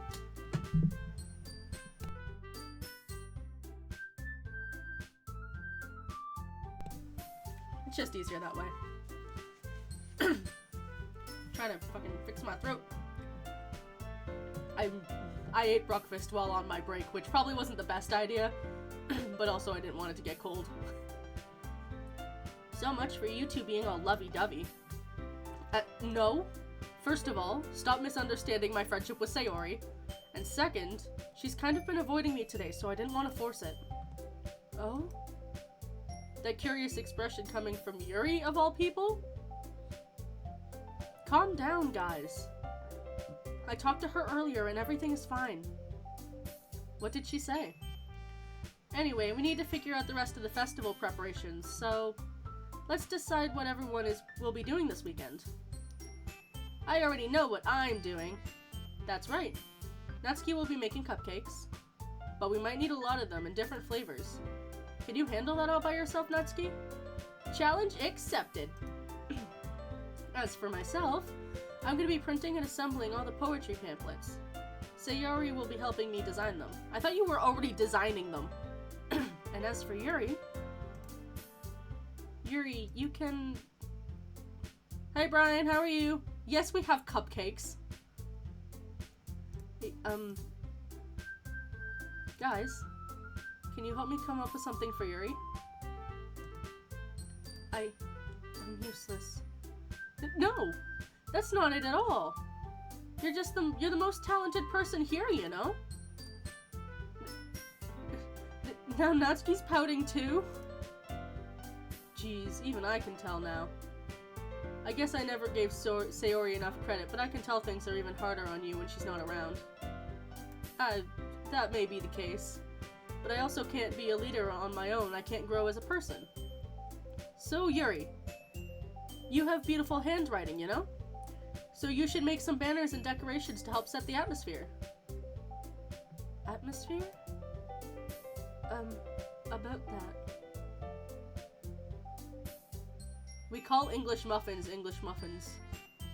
And cookies are cookies. I love atmosphere. Yuri's expression suddenly changes as she stares at her desk in focus and starts nodding to herself. Your mind is already racing, I see. I think the main difference between the Canadians and Americans is mainly spelling, but we have a lot of mannerisms in common with the States more than the British side of things. That's great. You'll be a wonderful help, Yuri. But anyway, that just leaves you, Rune. The one who is truly useless. Don't say that. In fact, both Natsuki and Yuri have some pretty heavy tasks to handle. It would probably go a long way to give one of them a hand. I mean, poutine and butter tarts are both Canadian food. You could always help me out as well. I would be really appreciative of that. That's... As Monica suggested, I spend the weekend with one of my club members. Do you not know what a... Right, butter tarts are almost nowhere but Canada. Which is such a bizarre thing. I don't personally like butter tarts. But it's... You'll have to Google. Damn! I always forget that butter tarts aren't common outside of Canada. Because they're a staple here. We have competitions about them. That's just the topic that we ended up on top of. I don't know why.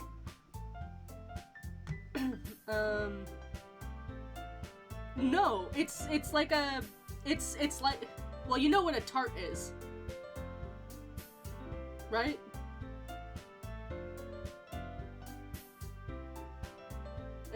It's a type of tart. It's like a mini pie. No. So it's basically a mini pie, essentially. Are tarts in general not a thing that exists outside of Canada? I thought it was just butter tarts. I thought you guys had like fruit tarts and stuff.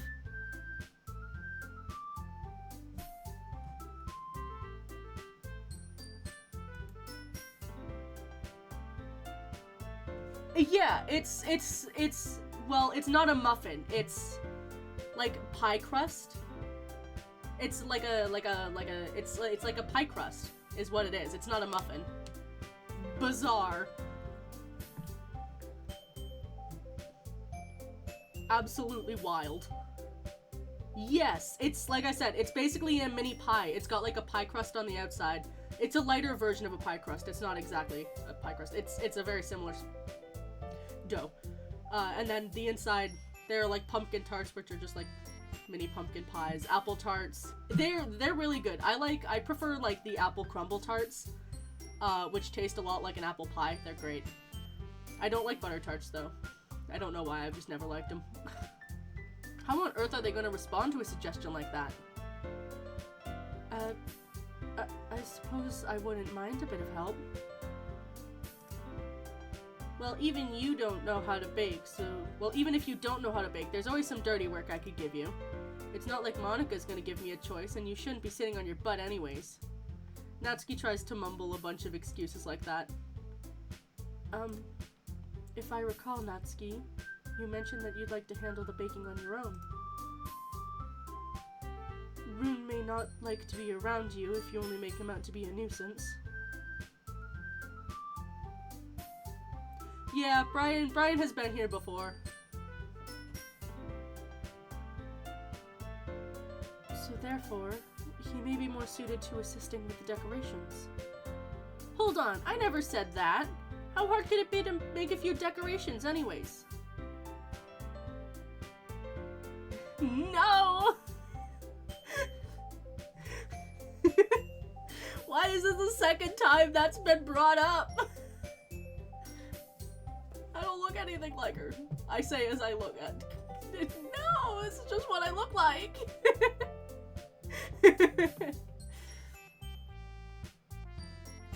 How hard could it be to make a few decorations anyway? Sounds more like you're just making excuses for Rune to... What are you saying? Who? Who? Who is... Yuri. Yuri's my favorite. Oh, come on. She's purple. Clearly I have a thing for the color purple. I know, right? Never could have guessed in a million years.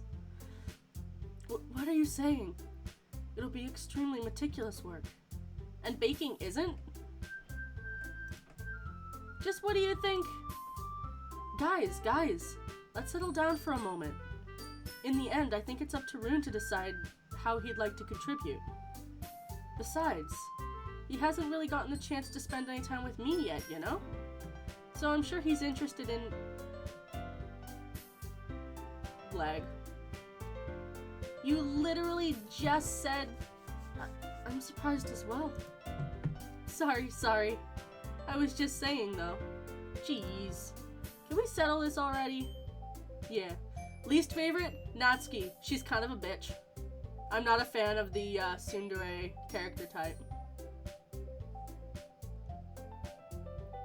Rune, you're okay with this, right? In the end, it's up to you. Of course. Very well.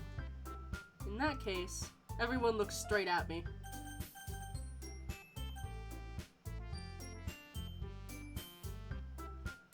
Proceeds to bang head on keyboard. Why? Theoretically I should go for Yuri, but also Sayori, but I also know that no matter what, Sayori's ending remains the same. So I'm just gonna neglect her, I guess. Oh, that feels bad. I don't like that, but I didn't save, so it's too late.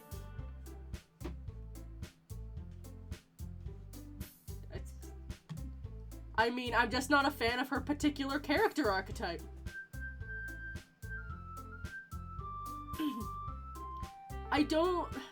She's an intriguing character, but as a romanceable character, she's just not someone I'd go to. She's an intriguing character otherwise. I can dislike a character based off of their general mannerisms. I am getting the cult. You are what? You are getting the cult? That doesn't understand. What? Broke my brain. I mean, yeah, she is technically a romanceable character in this. Things just go real bad. Oh, you're getting the cult. That's fine. It's not like I can't appreciate her character as a character. Like, given what we know of her backstory and everything. I just I'm not a fan of the particular character type she falls under. Doesn't mean I can't appreciate the character. I very rarely do I just mindlessly hate on a character for no particular reason. Well, I'll probably be the most useful helping out Yuri. Me? Are you serious? Why would you? Natsuki, I can already tell what you're gonna say something mean. No. I was just saying. Ugh. So you'll be helping Yuri then, Rin? Yeah. That's what I'm gonna do. I'm glad. I have a bad habit of overthinking these sorts of things. So I think your assistance will be very useful. That's great to hear.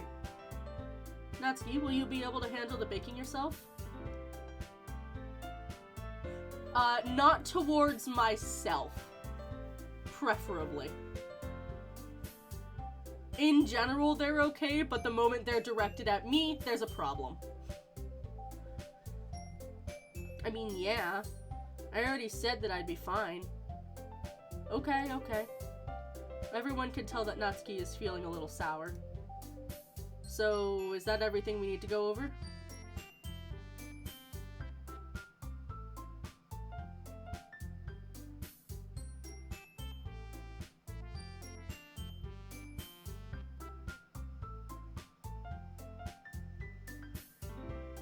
I'm confused. So is that everything we need to go over? Yeah, that should be about it. Are you guys excited? Well, excited may not be the right word. Ah. Fair. But I suppose I'm looking forward to it a little bit. Do you feel the same way, Rune?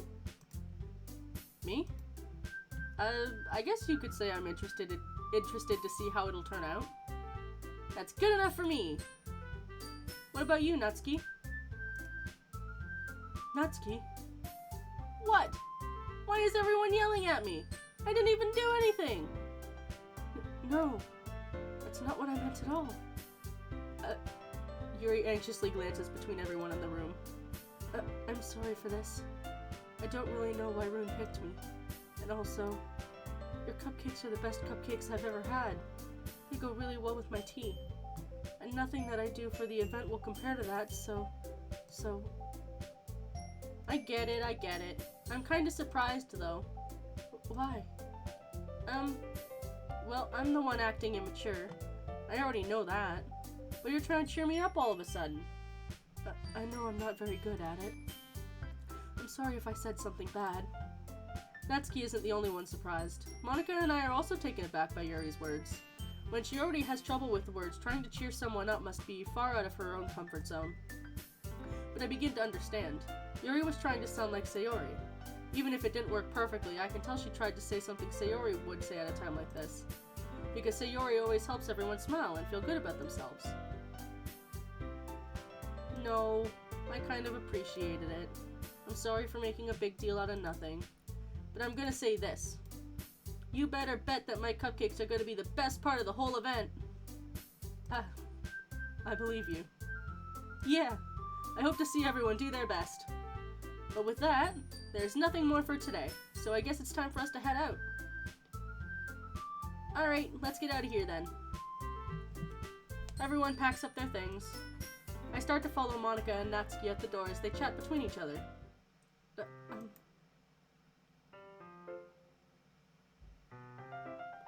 What country is that? There is no greatest country in the world. There's shitty countries and there are shittier countries. The USA is on the lowest end of the shittiest countries. It's not the shittiest. There are other countries that are worse, but the USA is down there. It's near the bottom of the list of the countries. I have visited it. I went to Ohio for a drag race. No. It was never great to begin with.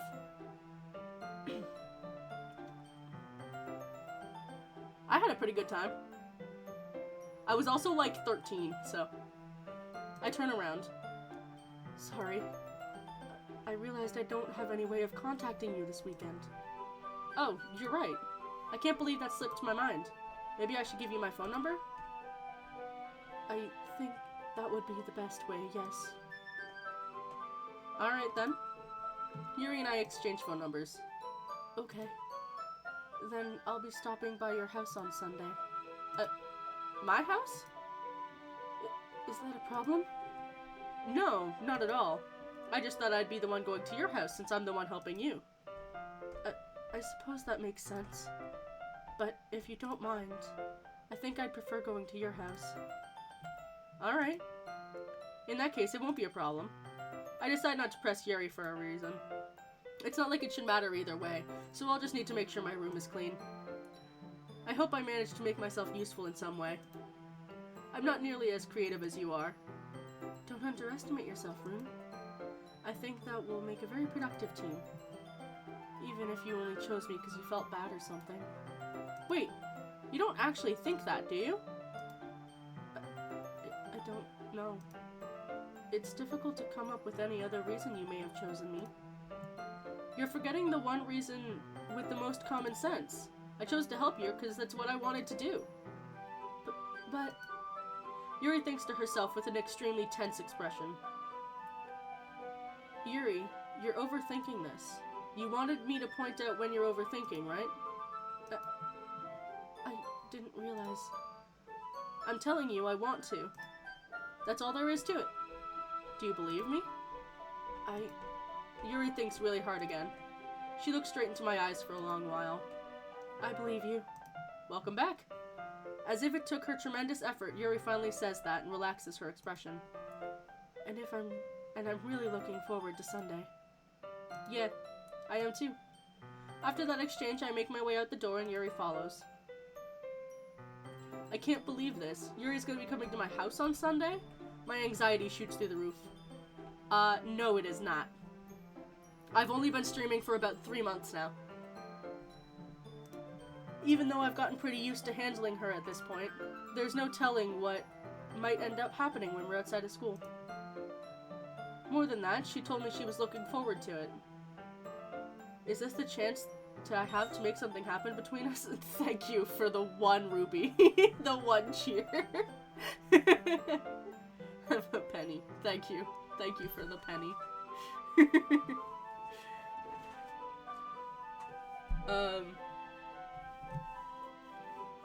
Yeah, it's not my full-time profession. Unfortunately, through the use of some illusion magic and such, I'm able to function in society without too many questions coming up. It's like I may be a witch out in the middle of the woods, but I still have to pay my taxes. Is this the chance I have to make something happen between us? Or is it too early for that? Only time will tell. But until then, I won't be able to make up my mind. I won't be able to take my mind off it. I seriously can't wait. It's already Sunday. Damn. Skipped a whole day. What did we do in that day? Have a nap? Probably. I've been getting increasingly anxious about Yuri's upcoming visit. I keep telling myself there's no reason to be nervous, but it doesn't help much. Yuri's clearly an introvert and also an intimate person in general. There's no doubt she'll open up a little bit when it's just the two of us. Meanwhile, we've even been texting occasionally. She was extremely apprehensive at first, but it wasn't long before I already was learning more about her. Just medical care. And even then, it's paid for via our taxes. But putting Yuri aside, I haven't heard a thing from Sayori since she left the club early the other day. It's not like we text each other all the time or anything, but I've been worried about her in the back of my mind. Yeah, I wish we got free food. And free housing. That'd be so nice. Between what Sayori said and what Monika said, is it really okay for me to put Sayori's feelings aside when she might need me?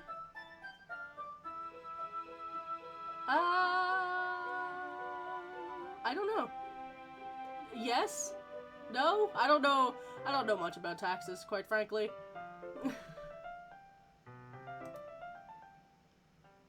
But Scandinavia also has a higher quality of life, just generally all around, because their government is slightly more competent. And by slightly, I mean definitely more competent. I decided to visit Sayori before Yuri comes over. Rather than asking, I simply tell her I'm coming over, much like we've done in the past. Once I reach Sayori's house, I knock on the door before entering it myself. Again, we used to play so often that we've made a bit of a habit of simply entering each other's houses like we're family. Capitalist. Very, very capitalist. The house is quiet. Sayori isn't anywhere on the first floor, so I assume she's up in her room. It's already strange of her to not run down and greet me. I head up to her bedroom where I finally find her. Sayori? I got so scared there for a moment. Why are you a ghost?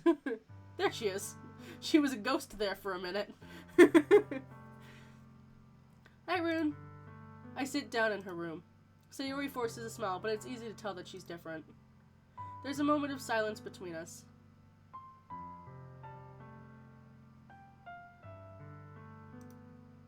You haven't come over like this in a long time, have you? I guess you're right.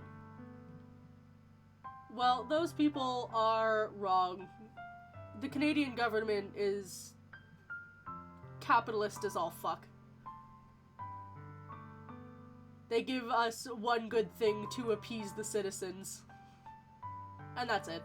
That's all we get. And even then, it just ups our taxes, so it's still capitalist. I guess you're right. That's my line. It's been a long time. Not much has really changed, has it? Sayori's room is as messy as it always has been. I also recognize the same stuffed animals and wall decorations that she's had for years now.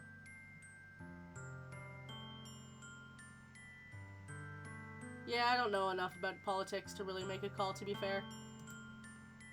I think all of it's fucking stupid, so... If you come over more often, it wouldn't be such a mess. That's because I end up cleaning it for you. How come you suddenly wanted to come over today? Aren't you supposed to see Yuri today? Yeah, but... Wait, how did you know that? Sayori had already left by the time we decided that last meeting. Monika told me. It's only natural for her to keep me informed about the festival preparations, right? That's true. But what about you? Aren't you going to be helping Monika today?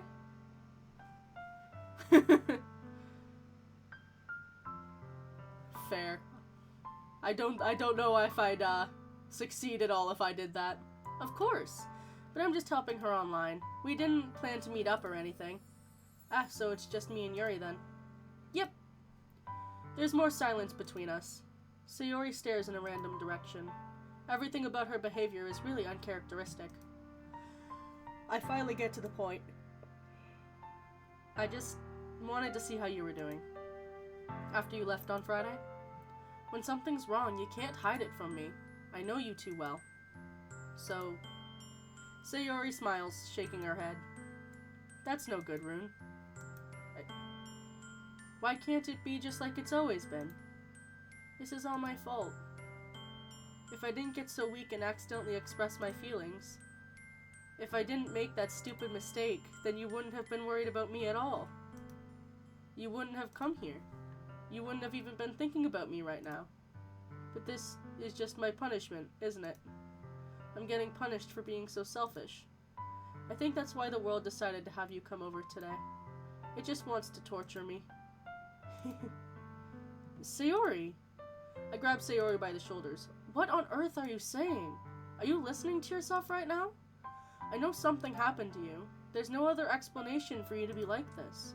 So tell me already. Until I know, I won't be able to stop thinking about it. Sayori gives me an empty smile. You really put me in a trap, Rune. But you're wrong. Nothing happened to me. I've always been like this. You're just seeing it for the first time. Seeing what? What are you talking about, Sayori? You're really just gonna make me say it, aren't you, Rune? I guess I have no choice this time. The thing is, I've had really bad depression my whole life. Did you know that? Why do you think I'm late to school every day? Because most days I can't even find a reason to get out of bed. What reason is there to do anything when I fully know how worthless I am? Why go to school? Why eat? Why make friends? Why make other people put their energy and caring into waste by having them spend it on me? That's what it feels like. And that's why I want to make everyone happy, without anyone worrying about me. I'm in shock. I can't even figure out how to respond. How is it possible that Sayori kept this from me the entire time that I've known her? Did she really want so badly for me to just not think about her? Why, Sayori? Huh? Why is it that you've never told me about this? It almost feels like I've been betrayed as your close friend, because if I knew, I could have done everything I could to properly support you, even if there's only so much that I could do. I would have tried a little bit harder to make every day a little bit better for you. That's why I'm your friend. All you had to do was tell me. You don't understand at all, Rune. Why do you think I didn't tell you? Because if I told you, you would have had to waste effort caring for me instead of doing important things. I don't want to be cared about. It's bittersweet when people try to care about me. It feels nice sometimes, but it also feels like a bat being swung against my head. That's why I wanted so badly for you to make friends with everyone else. Helping everyone be happy together is the best thing for me. But then I discovered something else, too. Seeing you make friends and getting closer with everyone in the club, it feels like a spear going through my heart. So that's why. That's why I decided the world just wants to torture me. Every path leads to nothing but hurt. You're right that I don't understand. I don't understand your feelings at all, Sayori. But I don't need to understand. Whatever it takes for me to help you stop hurting, that's what I'll do. No, Rune, there's nothing. Nothing at all. The only thing that could have helped was as everything could have been like it always was. But I was selfish. I finally showed you what a horrible person I am. Tears streaked down Sayori's face. I made you join the literature club because I was selfish. And I was punished by my heart hurting in a way I couldn't understand. And now you came here and I made you hurt too. I'm just weak and selfish. That's all I am. And that's why I'm going to accept these punishments. Because I deserve every last one. Without thinking, I once again grab Sayori's shoulders. This time I pull her into a tight embrace. Sayori, I don't care if you feel selfish. I'm really happy that you convinced me to join the club. Seeing you every day makes it worthwhile enough. If I make friends with everyone else, then that's just a bonus. But please, never underestimate how much I care about you. I wouldn't have it any other way. Rune. Sayori isn't hugging me back. Despite my arms being wrapped around her, Sayori's arms remain at her sides. She starts sobbing next to my ear. No, don't do this to me. Please don't do this. Rune, Sayori barely managed to speak between her sobs. I don't know if I'm doing the right thing, but all I want for her is to know that I care. If you have it in you to call yourself selfish, then you have to let me be selfish too. No matter what it takes, I'll figure out what needs to change. I'll make these feelings go away. And if there's anything you need me to do, Then you'd better tell me. I'll get mad if you don't. I don't know. I don't know. I don't know. Gently, Sayori finally puts her arms around me in return. I don't know anything. It's all really scary. I don't understand any of my feelings, Rune. The only time when I'm not feeling nothing is when I'm feeling pain. I feel that on a very, very personal level.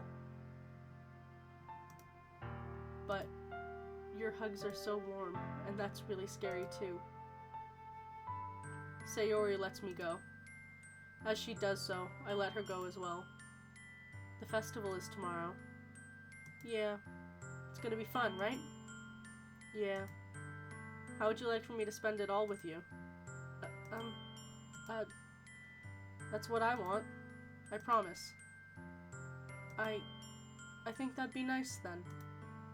Yeah. Sayori wipes her eyes. If I could spend the whole day here, I would. Of all days, this has to be the one where I have other plans. Maybe I should cancel. No, don't. Please don't. If you did that, then I really wouldn't forgive you.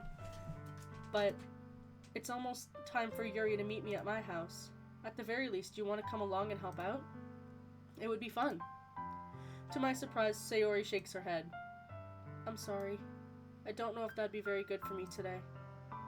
You understand, right? It's kind of hard for me to fully understand. But I'm trying my hardest. It's okay. It's okay. Don't worry too much about it. I'll see you tomorrow, okay? Alright. I look forward to it. I say goodbye to Sayori and exit her house. On the way home, I find myself still feeling uneasy. It's hard for me to keep thinking about it when Yuri's about to come over too. I think Sayori is right. I shouldn't be worrying too much, and we're definitely going to have a great time tomorrow. I should just focus on what's ahead of me. As I approach my house, I see something that makes me feel a moment of panic. Yuri? Thank goodness. You're a little early. I'm sorry I wasn't home yet. Were you waiting for a long time? No, I just got here. But I started to get really nervous when nobody answered the doorbell. You always could have texted me. If I had known, I would have reassured you and hurried more on my way home. I suppose that's true. I didn't think of that, for some reason. It should be common sense to do that, but I ignored it. Anyway, let's go inside. I see you brought a lot of stuff with you. That's right. And did you manage to find everything I asked you to buy as well? Yeah, pretty much. At least, I hope I got everything right. I'm sure it'll be fine. I take Yuri to my room. The first thing she does is glance around curiously, which makes me feel anxious. It's so clean. I cleaned it before you came over, so it's very considerate of you to do. No, it'd be really embarrassing for my room to be a mess while you were here. Well, I do enjoy cleaning. I would have gladly helped you clean. That would be even more embarrassing. Wait, don't look in there! I snatched Yuri's wrist, which was in the process of opening a desk drawer of mine.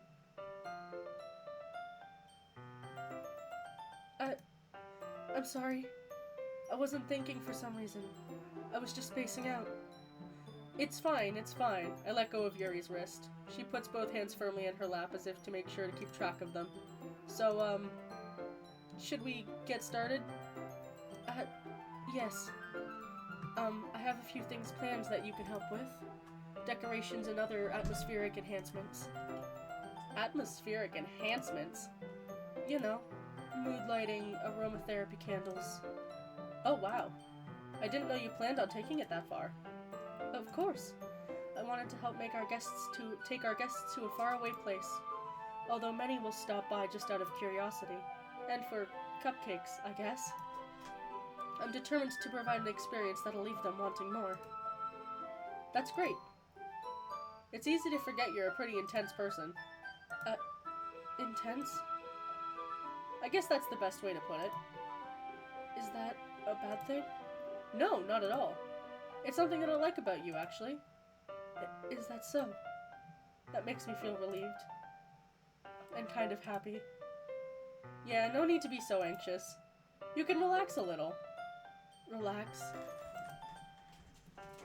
I brought some things for relaxation. I was going to use them during the poetry event. Oh yeah? Like what? Let's see. Yuri rummages through her bag. She pulls out a few candles and a wooden cylinder-shaped object. I did some shopping on the way here, so I happen to have these in my bag. I planned to cover the windows in black paper and use the candles to light the room. I think that would be amazing, don't you? Yeah, that would be really neat. What's that wooden thing, though? Oh, this? It's a diffuser for essential oils. How familiar are you with aromatherapy? Not familiar at all. Is that so? It's one of my favorite contributors to a positive atmosphere. Depending on the oils or herbs you use, you can change the mood of the air itself. You can even feel it permeate through your body. Relaxation, positive energy, romance, reflection. Peppermint is good at warding off negative energy. And encourages positivity. I don't know much about aromatherapy, but I know peppermint is good for removing negative energy from a space. It's almost like magic. Yuri takes the cylinder and pushes a switch on the bottom. In just a moment, a thin ray of vapor begins to spout out through a small hole at the top. Wow, that smells wonderful. What kind of mood is that one for? This is a jasmine essential oil. It smells a little sweet and flowery, right? Yeah, it's a good way to describe it.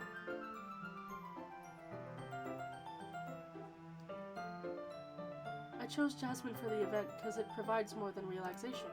Jasmine enhances your emotions and helps you feel them flow through your body. You feel warmer and your heart pounds more heavily. Don't you think it'll be perfect for sharing our poems? It does sound suitable, but you seem to know a lot about this, so I'll trust your opinion with anything. Yuri smiles gently, clearly enjoying herself. She again reaches into her bag and pulls out several pools of thin ribbon. What are those for? Well, did you purchase the origami paper I asked you to get? Yeah, I have it over here. We won't be using the paper for folding origami. What I'd like to do is write a different word on each paper. We'll need about 100 of them. Oh yeah? What will they be used for? Well, I'm gonna cut pieces of ribbon to hang from the doorway of the classroom. Then we can fasten the paper onto the ribbons and create a doorway curtain. Wouldn't that be beautiful? It would also catch the eyes of those passing by the room. It may attract some to peek inside. That's really creative. I had no idea you'd be so good at this, Yuri. Is that so? Well, I suppose I do get a little intense, as you put it. Yuri giggles with red cheeks. Is it just me, or is she more relaxed when it's just the two of us? Maybe it's the excitement she feels from sharing something that she enjoys. Here's a marker rune. You can write any characters you want. I'll help you once I finish cutting the ribbons. Alright. Sitting on the floor together, the two of us get to work. I carefully draw a different character on each paper, doing my best to manage my bad handwriting. Unlurking. You just... There is no unlurk command.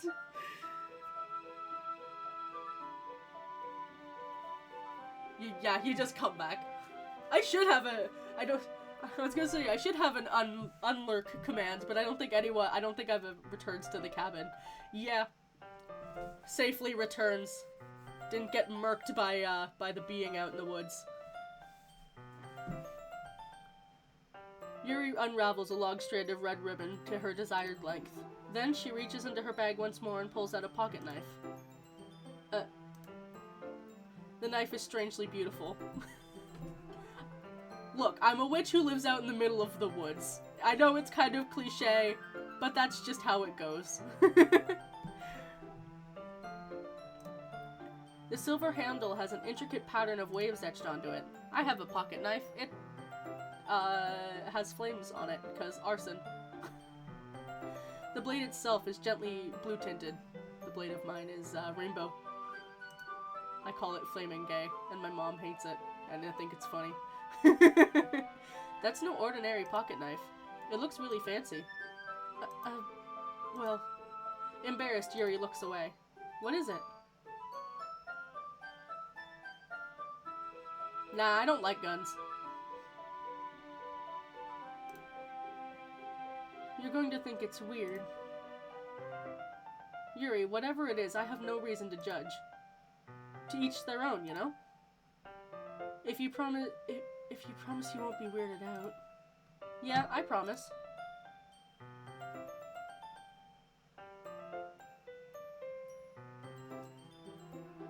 A bow and arrow works quite effectively.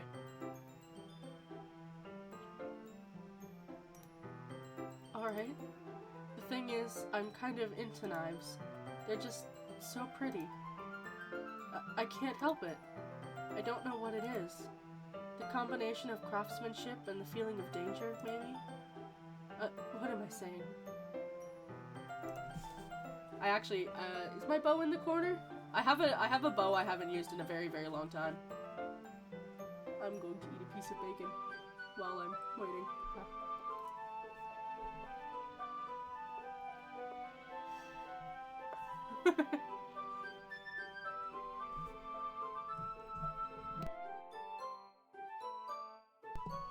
Please don't think I'm weird for this. You're laughing at me. No, I'm not laughing at you.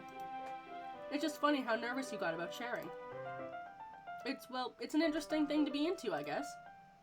But I think it kind of suits you. Suits me? Yeah, it's kind of intense. Besides, it's a really cool looking knife, I can't deny that. It is, isn't it? Yuri relaxes her expression once again. Would you like to hold it? Sure, I'll check it out. Yuri carefully hands me the knife with the handle facing me. I take it and turn it around in my hands. It feels heavy and extremely solid. Where do you even get a knife like this? Curious of its sharpness, I feel the point of the knife with my index finger. Ow! You never do that. If you want to do it, if you want to check the sharpness of a blade, you run your thumb very gently, not the length of the blade, but like across the blade. Like, you know what? I don't know how to describe it. You don't touch the pointy bit! Room, why did you do that? I didn't expect it to be that sharp. I barely touched it at all. It's my fault. I should have warned you. This knife is extremely sharp. It can cut through skin like it's paper. Oh no. A small drop of blood trickles down the side of my finger. Yuri takes my hand and gives the wound a closer look. She stares at me and noticeably fidgets. If you're squeamish, I'll go wash it off now. Without warning, Yuri puts my finger in her mouth and licks the wound, which is bizarre. I feel her tongue curl around my finger. Startled, I instinctively pull my hand back. Please forgive me. I wasn't thinking. Yuri lowers her head, her face burning up. Yuri? That's the most embarrassing thing I've ever done. How could I do something like that? I'm sorry. Sure, it was a little weird and it took me by surprise, but I guess she was just trying to help, right? Yuri, I think you're overreacting a little. She doesn't lift her head. What if she doesn't recover from this for the rest of the afternoon? Alright, you know what? It's gonna be a stupid thing to do, but I do it anyway. I take Yuri's hand and lick her index finger in return. Rune! Did you really just do that? Now we're even. Yuri just looks at me like I did something wrong. I knew that would be a bad idea. If not for the sweet aroma of jasmine oil, the air would have been extremely heavy right now. You're so weird, Rune. Yuri giggles shyly. Yuri calling me weird now? I have no response to that. Where do you keep your bandages? I don't think I need one, actually. It was just a tiny cut. Look, it already stopped bleeding. I see. That's relieving. The tension is quickly lifted. We each resume our respective activities. I watch Yuri's knife cut through the ribbon like it's nothing but air. Meanwhile, I continue to make progress on the paper. After we finish attaching the paper to the ribbons, we lay them all out side by side. It looks better than I expected, and it will be very effective as a door curtain. It looks great! Good thinking coming up with this, Yuri. Thanks. It's just something I saw online, really. Are you ready to move on to the next task? Yeah, let's do it. What do you have in mind? I'd like to create a banner. It's why I asked you to buy the paint tablets. Oh, that's right. One of the items Yuri had asked me to buy was a kit of watercolor paint tablets. We'll need about 6 cups of water to put each of the tablets in. Do you mind fetching those for us? Of course not. 6 cups of water. I'll be right back in a minute. Thank you very much. Oh, and just a little bit of water is okay. And if you fill the cups up too much, it'll be too diluted. Taking Yuri's advice, I decide to use the small plastic bathroom cups rather than full-sized glasses. I put them onto a plate and catch any paint that drips, and bring them back to my room. Yuri? Yes? I come back to see Yuri quickly unrolling her sleeve, pulling it back over her arm. Nothing. Your face is a little red. Is it too hot in here or anything? No, not at all. There's nothing wrong, so let's mix the paint. Yuri hurriedly dismisses me and takes it upon herself to unwrap the tablets, dropping them into the cups. So, I thought we should do something simple that would look very nice. I'd like to paint a gradient across the banner, starting with the colors for sunrise, then daytime, then sunset, and nighttime. Once it dries, we'll write an inspirational quote across the banner. We can hang it on the wall behind the podium in front of the classroom. Ah, neat! What are you gonna write? Well, it'll be more fun to surprise you. Yuri smiles at me. If you say so. After rolling out the banner, Yuri and I kneel on opposite sides so we don't get in the way of each other. Yuri uses a brush and adds a few dots of different colors across the banner to serve as a color guide when we paint. This kind of reminds me of elementary school. Painting on a banner with watercolors feels a lot like the art class projects we had taken back then. Are you alright? Given the subject matter of the game, should you maybe take a break?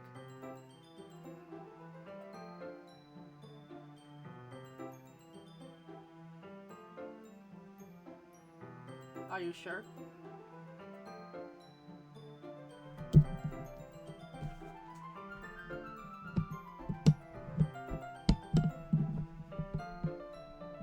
If you feel you need a break, feel free to step away. Especially given if you're struggling and given the content matter of this game, especially now that we're further into it. I would much rather you take a break and take care of yourself than cause yourself harm.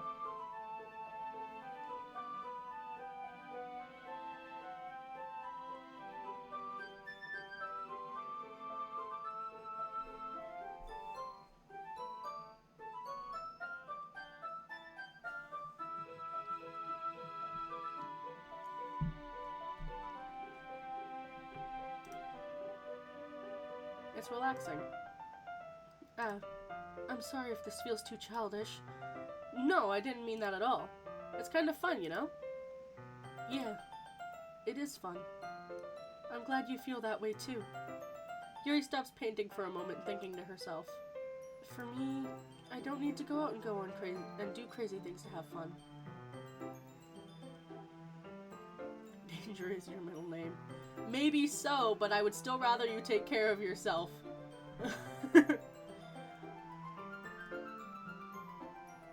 It's like, I'm always here. Mostly, anyway. But I also don't want you putting yourself in harm's way for no reason. In fact, I usually don't even want to. It's just like when I can spend time with one other person. Even if it's something simple like reading, it doesn't matter if we don't talk much. Just having a friend next to me makes things feel a bit nicer. I think that's all it takes for me to be happy. Is that so? Even if Yuri and I are quite different, I can understand where she's coming from. I feel that way about things like anime and games, and simply sharing the experience with someone can make me happy.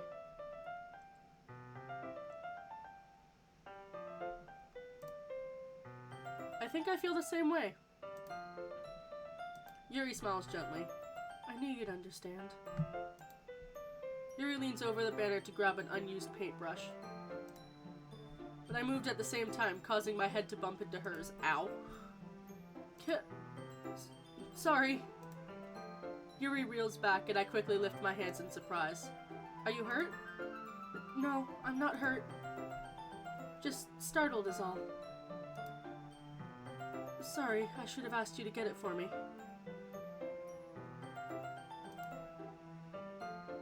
It's not your fault. Your face. There's droplets of paint on Yuri's face and neck. Is there something on my face? Yeah, I accidentally got paint on you. Sorry, it's totally my fault. I'll get a towel right away. I rush out and fetch a small towel and dampen it with hot water. Oh. I return to my room and kneel down in front of her. Here. I pat down Yuri's face and neck with the towel. Is something wrong? It's hot. I just didn't expect it. Sorry. I didn't want to use cold water. Having finished, I start to retract my hand, but Yuri suddenly holds my wrist. Wait. Just for a little longer. It feels really nice. I keep my hand still against Yuri's neck. She looks into my eyes.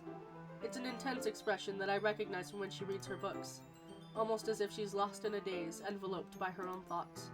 She breathes gently, though half through slightly parted lips. What is happening? Is the aroma of the jasmine oil giving me this dizzy feeling? Yuri's gentle fingers wrapped around my wrist send a tingling sensation through my arm. And suddenly her face seems to be much closer to mine than it was just a moment ago. Yuri slowly pulls away. Sorry. I've been feeling a little lightheaded today. I didn't mean to space out. But it's fine. The moment was over as soon as it began. Yuri picks up her brush again, but her movements seem clumsier, like she's unable to focus. I remain silent, forced to ignore the event that just transpired. I hesitantly retrieve my own brush and continue following Yuri's example. That should do it. I finish filling the night sky with white dots that look like stars. Looking at the banner as a whole, it's pretty good and natural looking. I think it came out better than I expected. I'm really happy with the results. Yeah, me too. Are you going to add the lettering now? Not yet. It needs to dry first. That's true, but won't that take a while? Well, perhaps it would be best to leave it here and then have you bring it in the morning. I can do the lettering in the classroom before our event starts. Is that okay? That's totally fine. Wonderful. In that case, I don't think there's anything more for us to do here. Whew! You say that like you're glad it's over. Was I wrong to assume you were at least enjoying yourself a little bit? No, it's not that. I'm just glad we managed to get everything done. I see. I am too. I was a little concerned about time. I need to start making dinner soon. So you don't have any time left? I was secretly hoping we could have some extra time after finishing the work. Well, Yuri thinks to herself. I think it would be too irresponsible for me to wait much longer. I'm sorry. I was hoping there'd be some more time as well. It's probably my fault. Sorry for being such a slow worker. No, it's not your fault at all. And the important thing is that we got everything done, right? Yeah. So, I shouldn't be disappointed or anything. Gathering all of her things, Yuri seems to look a little downcast. I understand why. It sounded like she rarely gets the opportunity to spend time with friends in a relaxed environment. But that doesn't mean this has to be the last time it can happen. It will be. Once Yuri packs up, I walk her out to the front door. Thank you very much for having me today. No problem. I'm just glad I was able to help. Let me know if there's anything you need me to bring tomorrow. I will. Well then. Yuri fidgets. I guess I'll see you tomorrow. Wait. I kind of say that without thinking. About today. It's fine that we didn't have as much time as we wanted, because we can do this again. Whenever you want, you can come over or we can go out somewhere. I forgot you don't like going out much. As I stumble over my words, Yuri simply smiles bashfully. Anyway, you know what I'm trying to say, so... You're very thoughtful, Rune. Yuri takes a step closer to me and then briefly squeezes my hand. I kinda like that about you. She got much closer. Well, how am I supposed to respond to that? But I don't even get a chance as Yuri suddenly pulls back. Sayori? Hi, Rune. Sayori. Just now, we weren't... It's okay, Rune. I just stopped by to say hi. Well, it's nice to see you. I'm sorry, but I'm already on my way to leave. Aw, really? That's too bad. I'm sorry. But we'll all be together at the festival tomorrow, so that's fine, right? Of course. Sayori beams. Yeah, so I'll see you tomorrow. Clearly embarrassed, Yuri hurries off. Sayori waves goodbye after her. Sayori, I thought you didn't want to come over today. Well, I tried staying in my room, but my imagination was being really mean to me, so I had to come here and see it for myself. See what? What are you talking about? You know, how much fun you were having with Yuri, and how close you got to her. It makes me really happy that you've made such good friends. That's all that matters to me. Tears start to fall down Sayori's face. That's all that matters to me. Why am I feeling this way, Rune? I'm supposed to be happy for you.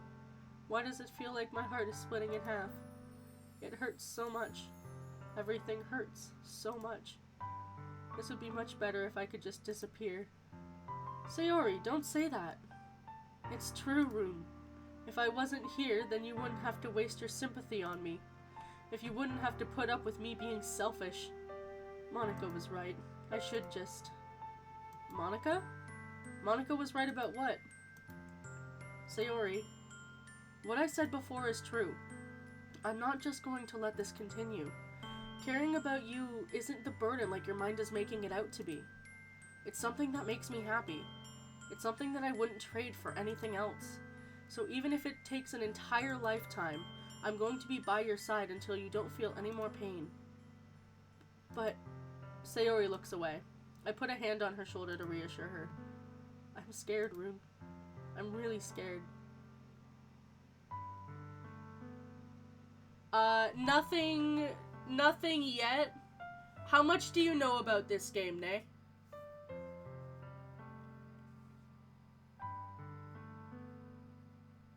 Because there's going to be a particularly intense moment coming up.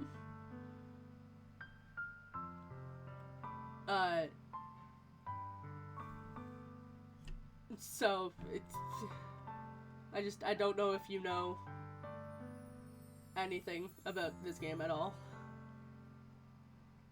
What are you scared of, Sayori? I'm scared that I might like you more than you like me. You know Monica and stuff? Do you know what happens to Sayori?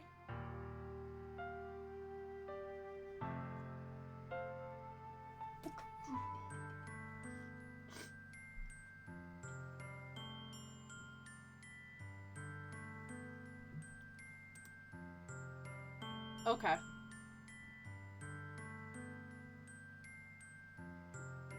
Just because that's... We are, like, slowly falling headfirst into the heaviest bit of the game.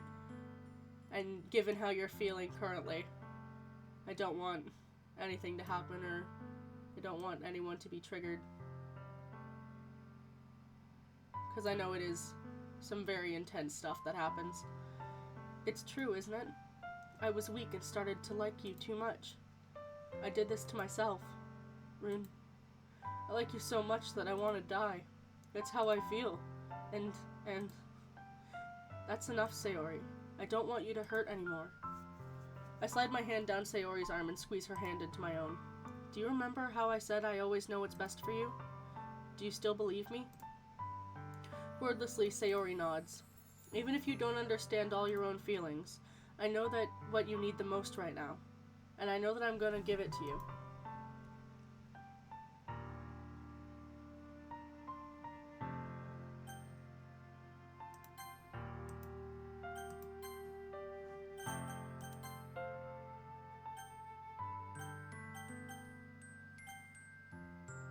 I know it really doesn't matter what I choose. But still. I love you. Those are my true feelings. So there's no way you could like me more than I like you. I should have realized it sooner, but spending time with everyone at the club, making new friends, and having fun with you every day, it helped me realize you're truly the most important person to me. And that's why I'll accept any of your burdens. As long as we continue like this every day, with you by my side, then I know that we'll both be happy. Rune. Suddenly, Sayori wraps her arms tightly around me. Rune, is this really okay?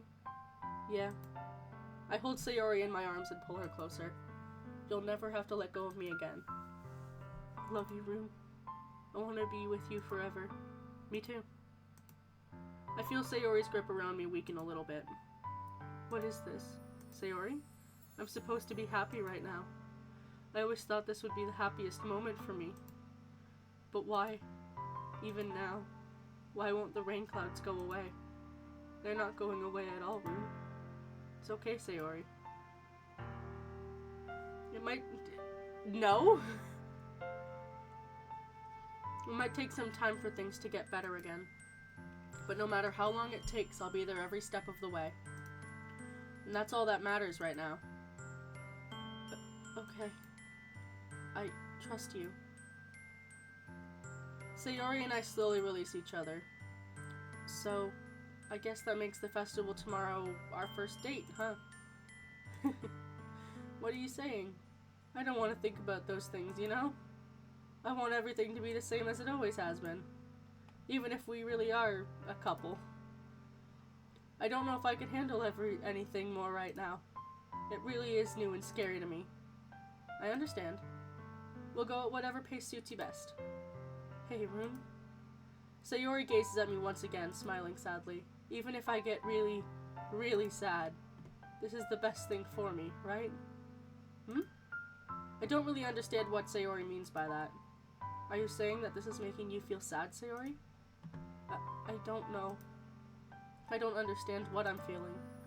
I feel like a bunch of thorns. It felt like a bunch of thorns when you told me you loved me. But that's why I want to trust you. You know what's best for me. Yeah, I do. That's my promise. I say that, but in reality I've never felt more uncertain than when it comes to Sayori. I know that I love her and that she loves me, but I'm having as much trouble understanding Sayori's feelings as she is. Even though I can comfort her, I keep wondering if I should be doing something more or something different. I know these thoughts will continue to plague me until my thoughts are back to the way they were. Is that what Sayori means by not wanting anything to change? I don't know. But I know that I'll give it anything I've got. Sayori's the most important person to me, and I'll do whatever it takes to have a happy future with her.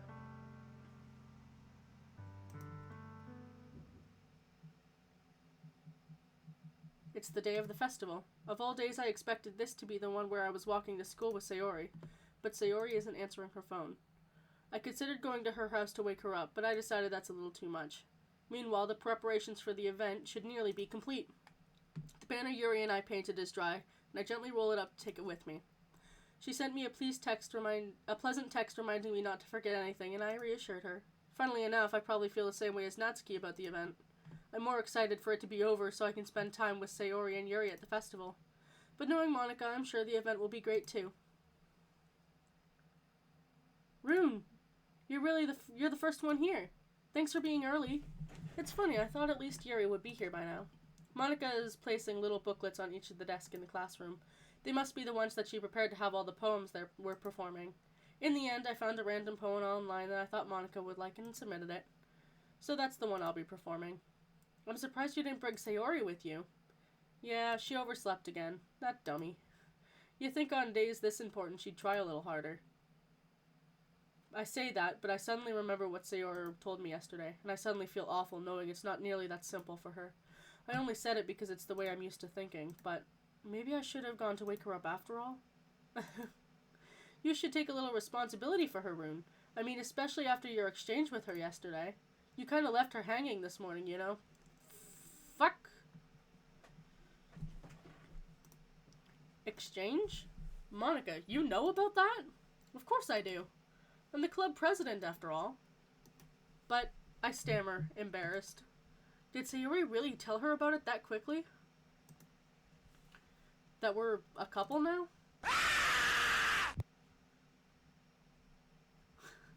I didn't really plan on bringing it up with anyone yet. Jeez. You don't know the full story at all, so don't worry. I probably know a lot more than you think. Monica's being as friendly as usual, but for some reason I felt a chill down my spine after hearing that. Hey, do you want to check out the pamphlets? They came out really nice. Yeah, sure. I grabbed one of the pamphlets and laid it on the desk. Oh yeah, they really did. Something like this will definitely help people take the club more seriously. Yeah, I thought so too. I flipped through the pages. Each member's poem is neatly printed on its own page, giving it an almost professional feel. I recognized Natsuki's and Yuri's poems from the one they performed during our practice. What's this? I flipped to Sayori's poem. It's different from the one she practiced. It's the one I hadn't read before.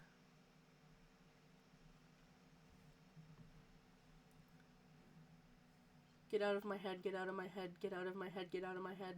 It just goes on and on. Get out of my head. Get out of my head before I do what I know is best for you. Get out of my head before I listen to everything she said to me. Get out of my head before I show you how much I love you. Get out of my head before I finish writing this poem. But a poem is never actually finished. It just stops moving. What is this? Reading this poem, I get a pit in my stomach. Rune? What's wrong? Nothing. This poem feels completely different from everything else Sayori's written. But more than that, I changed my mind. I'm gonna go get Sayori, so, well, alright. Try not to take too long, okay? I quickly leave the classroom. Don't strain yourself, Monica calls out to me. I quicken my pace. What was I thinking? I should have tried a little bit harder for Sayori. It's not a big deal to at least wait for her or even help her wake up. Even a simple gesture of walking her to school makes her really happy. Besides, I told her yesterday that things would be the same as they always have been. That's all she needs. That's what I want to give her. I reach Sayori's house and knock on the door. I don't expect an answer since she's not picking up her phone either. Like yesterday, I open the door and let myself in. Trigger warning. I'm gonna give y'all a few minutes to evacuate if need be.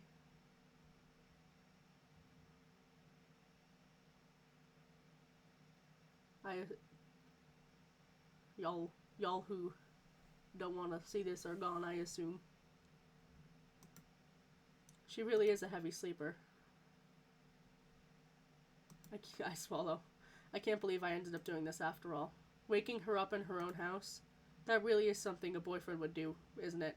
Not necessarily. Good friends do that too. They're like, just get up, you lazy ass. I know, but I know some people are particularly sensitive to this kind of thing, so I want to give them a chance to leave, just in case. In any case, it just feels right. Outside Sayori's room, I knock on her door. Sayori? Wake up, dummy. There's no response. I really don't want to have to enter her room like this. Isn't it kind of a breach of privacy? But she really leaves me no choice. I gently open the door.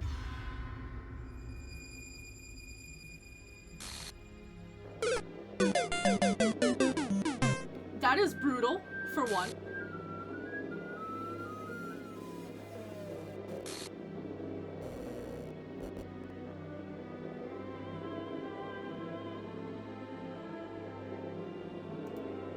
What the hell? What the hell? Is this a nightmare? It has to be. This isn't real. There's no way this can be real. Sayori wouldn't do this. Everything was normal up until a few days ago. No! And also, Phoenix, that's a line too far. That's why I can't believe what my eyes are showing me. I suppressed the urge to vomit. Just yesterday, I told Sayori I'd be there for her.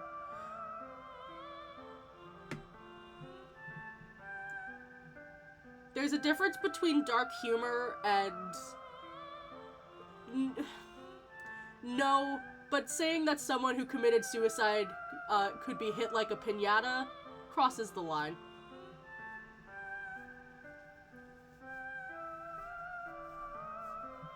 Oof. I told her I know what's best and that everything will be okay. Then why? Why would she do this? How could I be so helpless?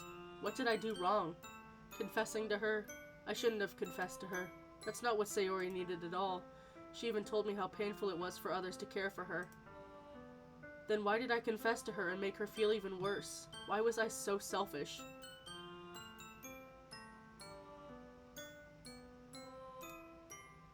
Fair.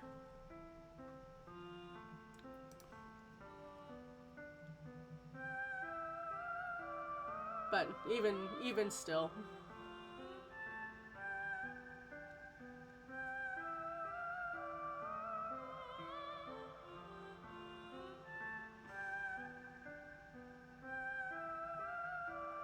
You should not be like Sayori.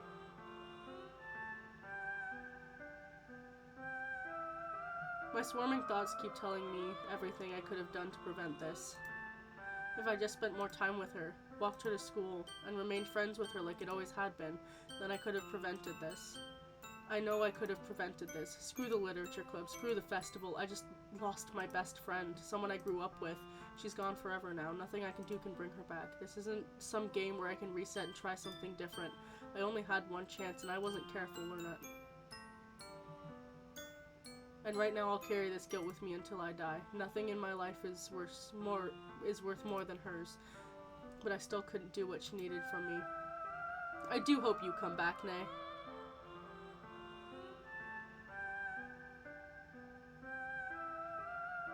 I do know of Little Misfortune. And I know that I forgot that was a line in the game, but it's still a line that makes me very uncomfortable.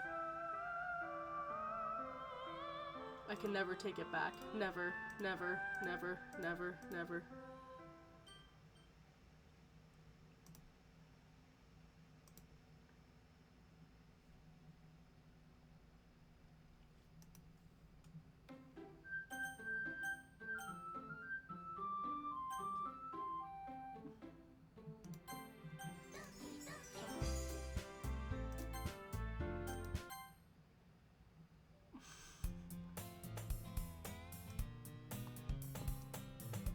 Okay.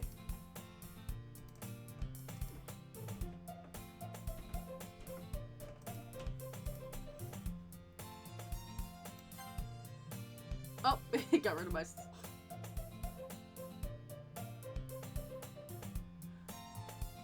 I've never played Little Misfortune, but again, I've watched a playthrough.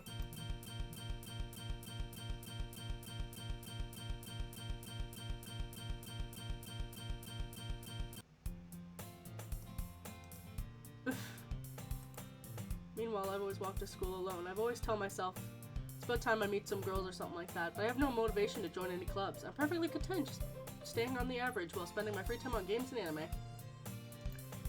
There's always the anime club, but it's not like there'd be any girls in it anyway. The school day is as ordinary as ever, and it's over before I know it. After I pack up my things, I stare blankly at the wall, looking for an ounce of motivation. Clubs. There really aren't any that interest me. Besides, most of them would probably be way too demanding for me to deal with. Nay. Please. For one, don't.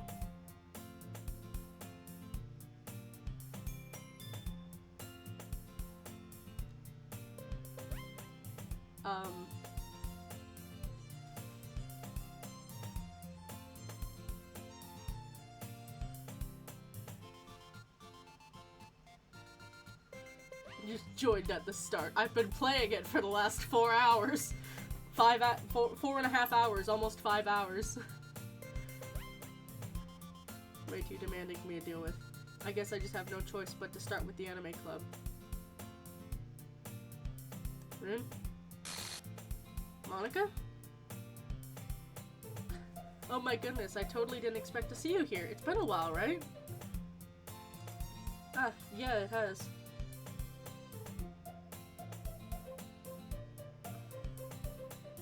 It's not that I necessarily want you to leave. It's that given the subject matter, it's not something to be taken lightly. and it's hard to know whether you're serious or joking.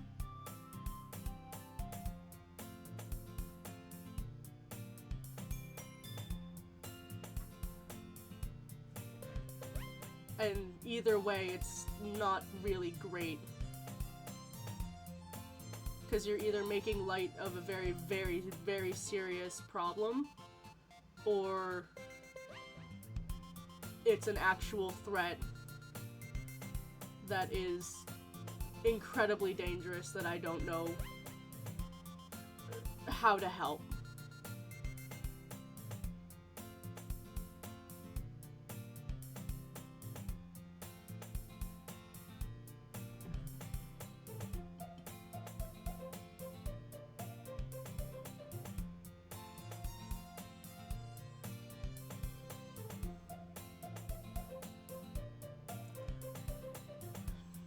And I get that, but also I've already expressed my discomfort with jokes like that.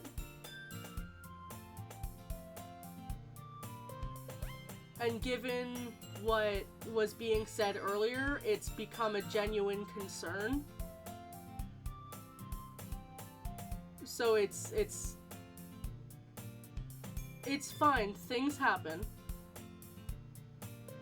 Especially given sometimes things aren't discovered until a line is crossed, which is why I'm saying, but also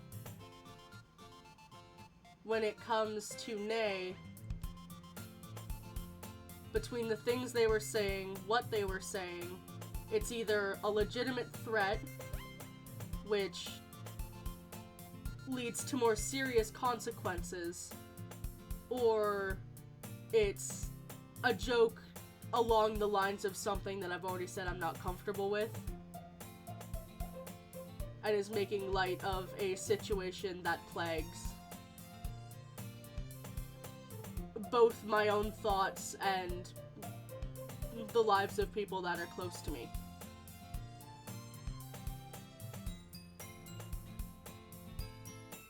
It's why I don't take shit like this super lightly. Like, there's a time and place, basically. Yeah. No, joking about suicide is not a good thing.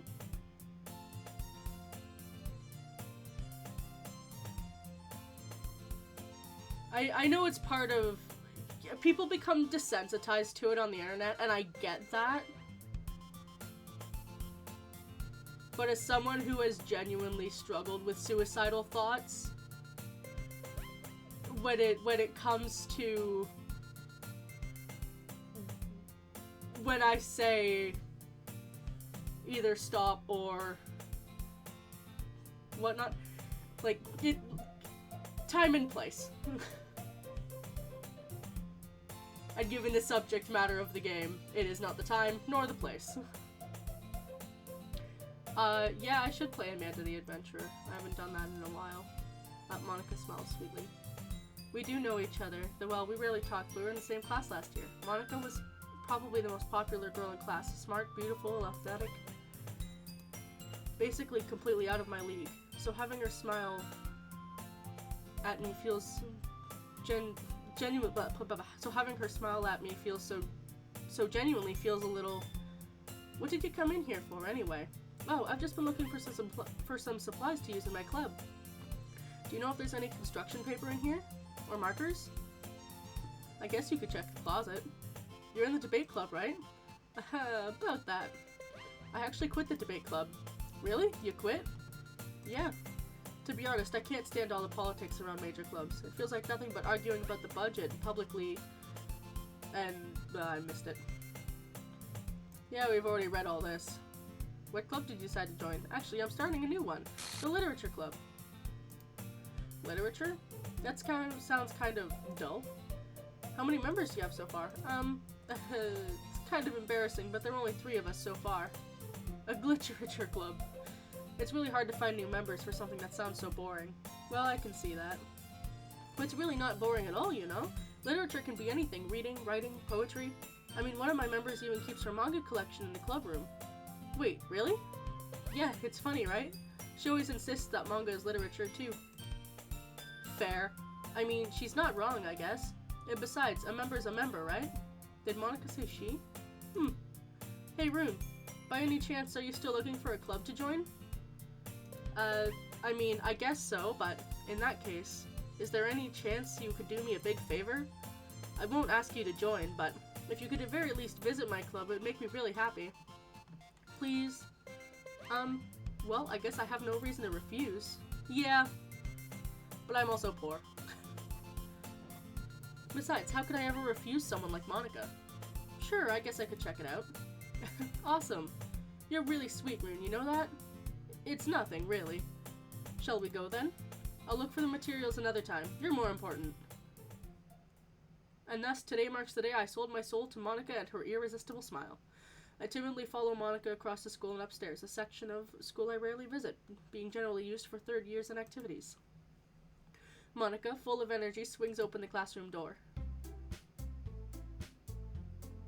Alright, I'm back, and I brought a guest with me. A guest? Seriously? You brought a boy? Way to kill the atmosphere. Don't be mean, Natsuki. But anyway, welcome to the club, Rune. All words escape me in this situation. This club is full of incredibly cute girls. So let me guess, you're Monica's boyfriend, right? Nah, I prefer the cupcakes. What? No, I'm not. Natsuki. The girl with the sour attitude, whose name is apparently Natsuki, is the one I didn't recognize. Her small figure makes me think she's probably a first year. Anyways, this is Natsuki, energetic as usual, and this is Yuri, the vice president. It's nice to meet you. Yuri, who appears comparatively more mature and timid, seems to have a hard time keeping up with someone like Natsuki. Yeah, it's nice to meet both of you. So I ran into Rune in the classroom and he decided to come check out the club.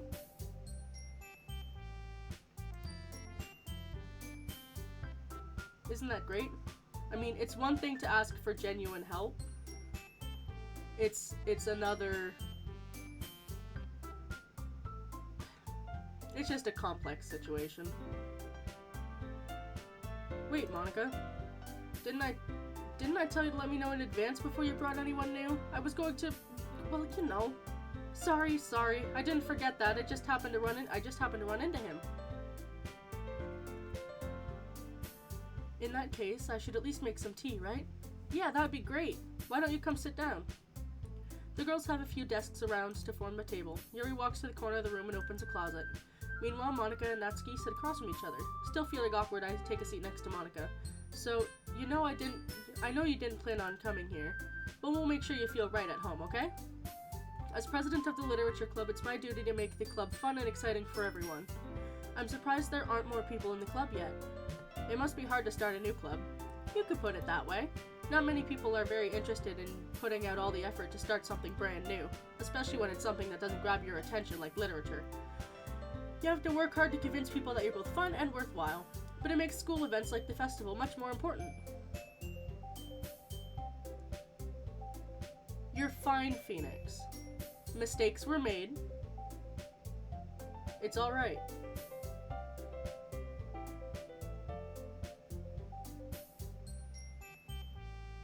Besides, given the game I'm playing, I could see why you wouldn't think it would. It's like, I've forgiven you, mistakes were made, learning experience, right?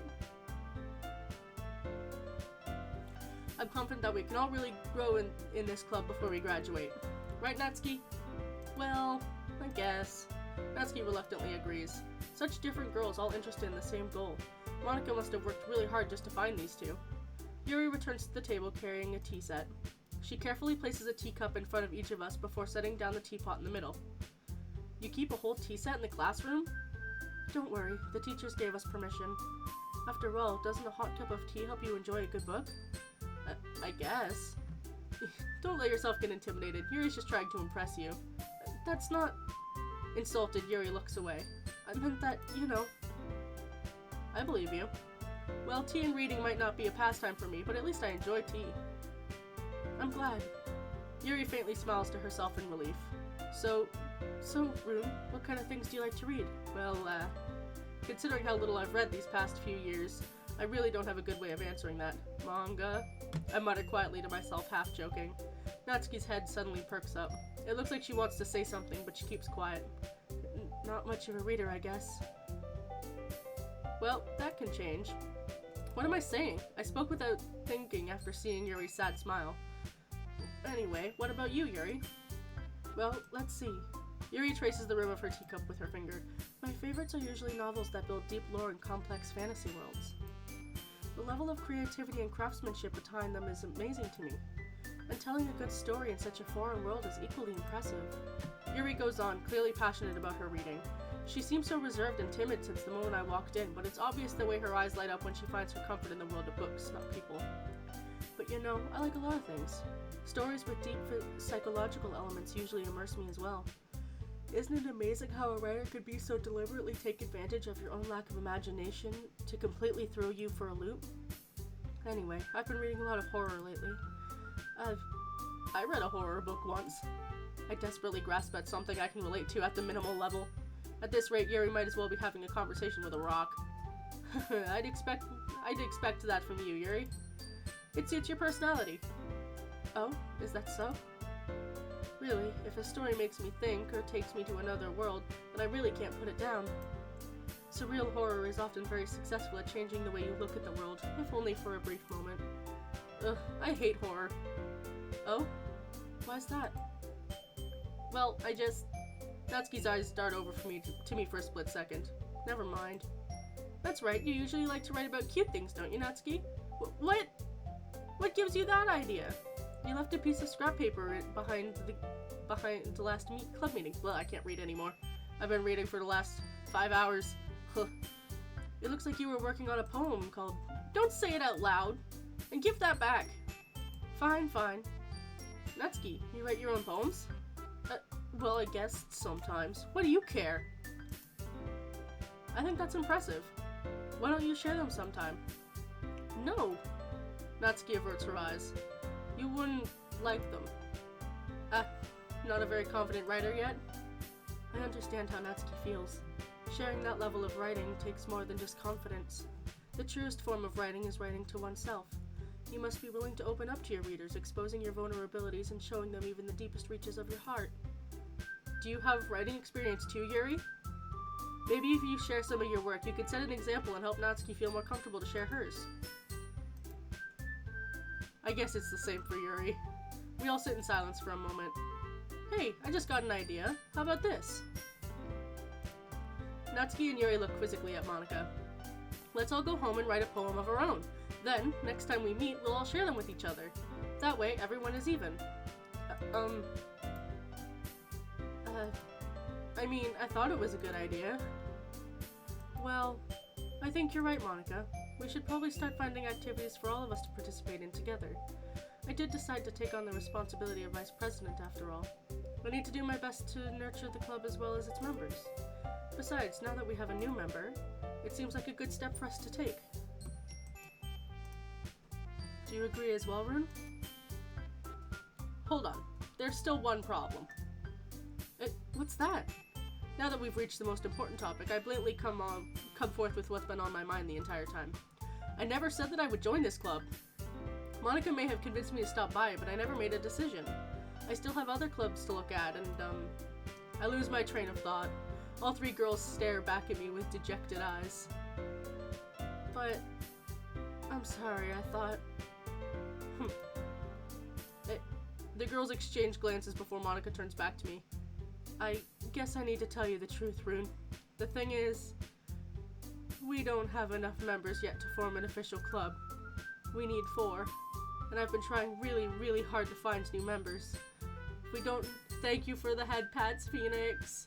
And if we don't find one more before the festival, I'm defenseless against these girls. How am I supposed to make a clear-headed decision when it's like this? I'd feel terrible for letting everyone down in this situation. And besides, the club itself seems pretty relaxed. So if writing poems is the price I need to pay in order to spend every day with these beautiful girls... Right. Okay, I've decided then. I'll join the literature club. One by one, the girls' eyes light up. Oh my goodness, really? Do you really mean that, Rune? Yeah, it could be fun, right? You really did scare me for a moment. I mean, if you really just left after all this, I'd be super pissed. Rune, I'm so happy. We can become an official club now. Thank you so much for this, you're really amazing. I'll do everything I can to give you a great time, okay? And thanks, I guess. Okay, everyone. I think with that we can officially end today's meeting on a good note. Everyone remember tonight's assignment. Write a poem to bring the next meeting so we can all share. Monica looks over at me once more. Rune, I look forward to seeing how you express yourself. Yeah. Can I really impress the class star Monica with my mediocre writing skills? I already feel the anxiety welling up inside of me. Meanwhile, the girls continue to chit-chat as Yuri cleans up the tea set. I guess I'll be on my way then. Okay, I'll see you tomorrow then. I can't wait. With that, I depart the club room and make my way home. The whole way, my mind wanders back and forth between the three girls. Natsuki, Yuri, and of course, Monica. Will I really be happy spending every day after school at the literature club? Besides, I'll have the chance to grow closer to one of these girls. Alright, I just need to make the most of my circumstances, and I'm sure good fortune will find me. And I guess that starts with writing a poem tonight.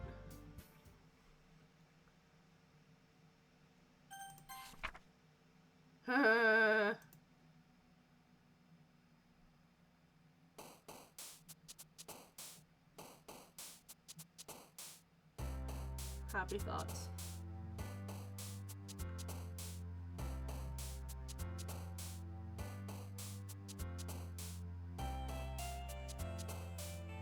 Who do we want to go with? I'm gonna set up a poll.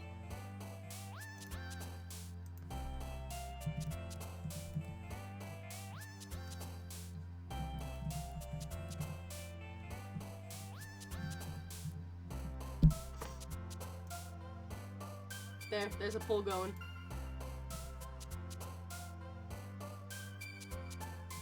And while that poll is going, I'm gonna finish my now very cold breakfast. Ooh.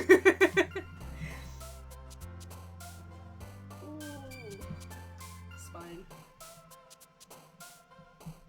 We're going for... It's been a while since I've gone this long for a stream.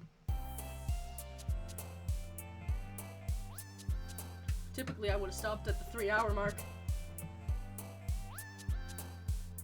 Sometimes, anyway.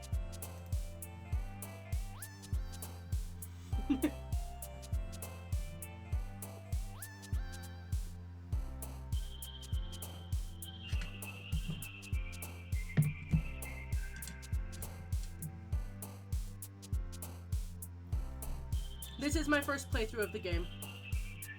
Though I did watch a lot of Let's Plays of it when it first became really, when it first came out.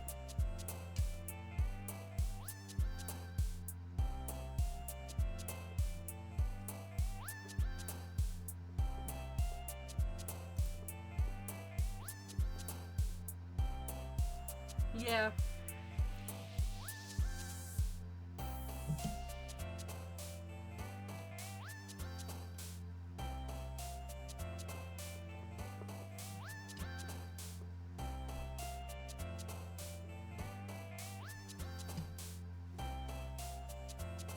Was it 2017?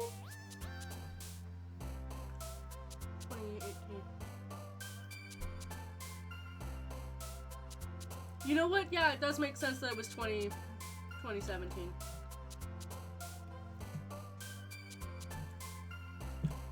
The second Doki is my favorite. Really brings the whole sentence together. Yeah, I figured it'd be Natsuki. Skirt. Charm. Bunny. Color. Candy. Flying. Dazzle. Pink. Flower. Vibrant. Music. Blanket. Doki Doki. Heartbeat. Lollipop. Fluffy.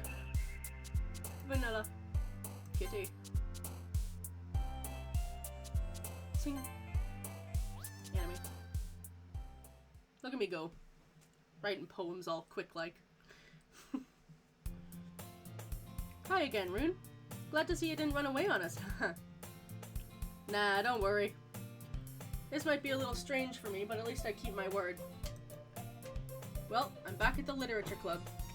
I was the last to come in, so everyone's already hanging out. Yes, I forgot that this poster changed.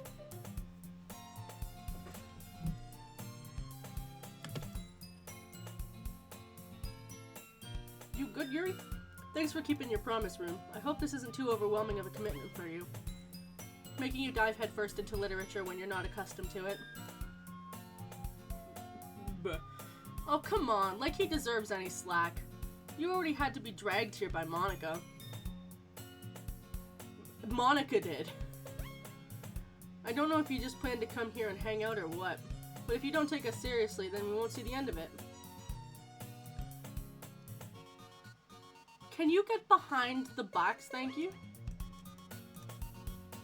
Natsuki, you certainly have a big mouth for someone who keeps her manga collection in the club room. Natsuki finds herself stuck between saying Monica and manga. Manga is literature. Monica did wake up on the wrong side of the screen. Swiftly defeated, Natsuki plops back into her seat. I'm sorry, Rune. We'll make sure to put your comfort first, okay? Yuri shoots Natsuki with a disappointed glance. Anyway, now that you're here in the club and all, perhaps you might have an interest in picking up a book to read? Well, I can't really say no either way.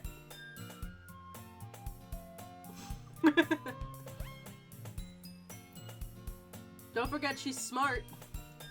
Like you said, I'm in this club now. So it only feels right for me to do something like that if you ask.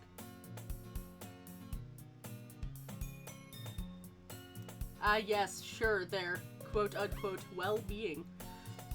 Wait, I didn't mean it like that.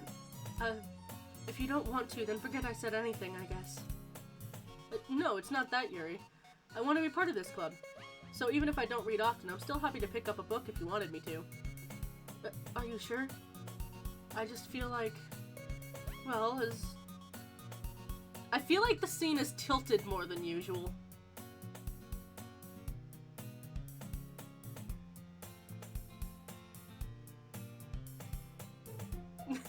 I was like, something is off here. My perspective feels weird. What was it? And then it's like, everything's on a weird-ass angle. That's what it is. Well, as vice president and all. Oh yeah, I didn't realize it was zooming in. Oh, it is very, very slowly zooming in.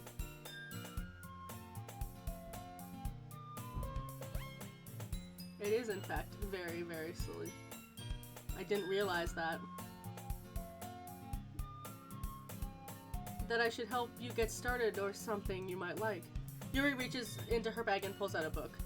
I didn't want you to feel left out, so I picked a book that I thought you might enjoy. Zoom in enhanced. It's a short read, so you should keep your attention even if you don't usually read. And we could, you know, discuss it if you wanted. How is this girl accidentally being so cute? She even picked out a book she thinks we'll like, despite me not reading it much. Yuri, thank you. I'm definitely gonna read this. I enthusiastically take the book. Whew.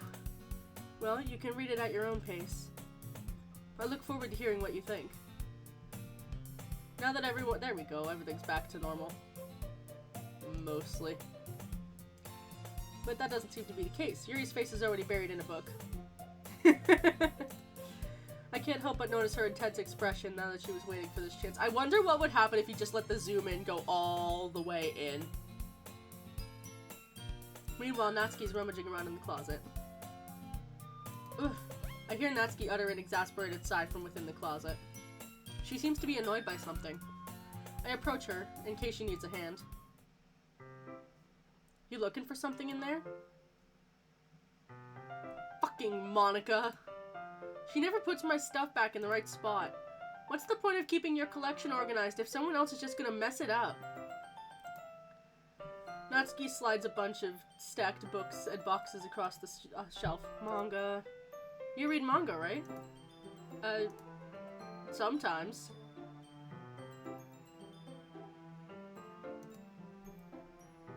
Manga is one of those things where you can't admit you're really into it till you figure out where the other person stands.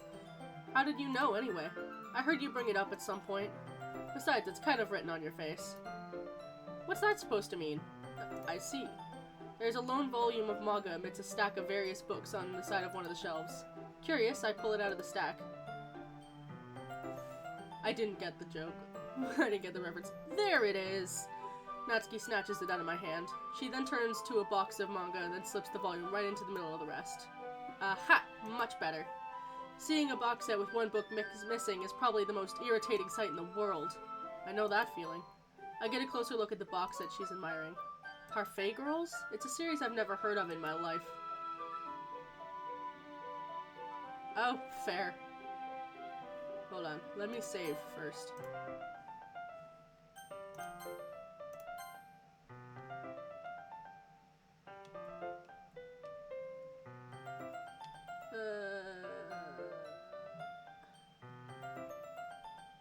It says freaking Monica.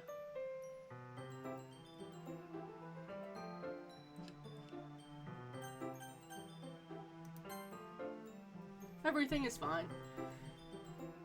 It means it's probably either way out of my demographic or it's simply terrible. If you're gonna judge, you can go do it through the glass on that door. She points to the classroom door. Hey, I wasn't judging anything. I didn't even say anything. It was the tone of your voice. But I'll tell you one thing, Rune. Consider this a Don't judge a book. In fact, Natsuki pulls out the first volume of Parfait Girls from the box. I'm gonna show you exactly why. She shoves the book directly in my hands. I stare at the cover. It features 4 girls in colorful attire striking animated feminine poses. It's exceedingly moe. Don't just stand there. Oh, Natsuki grabs my arm and pulls me out of the closet. She then takes a seat against the wall beneath the windowsill. She pats the ground next to her, signaling me to sit there. Wouldn't chairs be more comfortable? I take my seat. Chairs wouldn't work. We can't read at the same time like that. Why's that? I guess it's easier to be close like this. Don't go saying that! You'll make me feel weird about it. Natsuki crosses her arm and scooches an inch away from me. Sorry. I didn't exactly expect to be sitting close to her either. Not that I can say it's a particularly bad thing. I open the book. It's only a few seconds before Natsuki once again inches closer, reclaiming the additional space while she hopes I won't notice. I can feel her peering over my shoulder, much more eager to begin reading than I am. Wow, how long has it been since I read the beginning? You don't go back and flip through the older volumes every now and then? Not really. Maybe sometimes after I've already finished the series. Hey, are you paying attention? I am, but nothing's really happened yet, so I can talk at the same time. It looks like it's about to be a bunch of friends in high school. Typical slice-of-life affair. I kinda grew out of these, said it's rare for the writing to be entertaining enough to keep up for the lack of plot. Very cute. Are you sure this isn't boring for you? It's not, even though you're just watching me read. Well, I'm fine with that, if you say so. I guess it's fun sharing something you like with someone else. Squints. I always get excited when I convince any of my friends to pick up a series I enjoy. You know what I mean? You don't? That's not... Well, I wouldn't really know. What do you mean? Don't you share your manga with your friends? Do you not rub it in? Jeez. Sorry. Like I could ever get my friends to read this. They just think manga's for kids. I can't even bring it up with them being all like, you still haven't grown out of that yet? Makes me want to punch him in the face. I know those kinds of people. Honestly, it takes a lot of effort to find friends who don't judge, much less friends who are also into it. I'm already kind of a loser, so I guess I gravitated towards other losers over time. But it's probably harder for someone like you. Huh? Yeah, that's pretty accurate. Wait, which part? Get roasted. I mean, I feel like I can't even keep it in my own room. My dad would beat the shit out of me if he found this. At least it's safe here in the club room. Except Monica's kind of a jerk about it.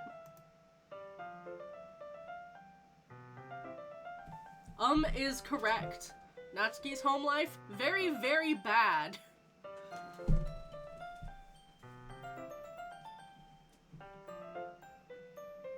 Ugh, I just can't win, can I? Well, it paid off in the end, didn't it? I mean, here I am, reading it. Well, it's not like it solves any of my problems. Maybe. But at least you're enjoying yourself, right? So... Oops, excuse me. Definitely not a figure of speech.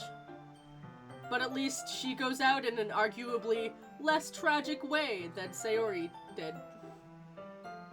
Aha. Geez, that's enough. Are you gonna keep reading or what? Yeah. I flipped the page.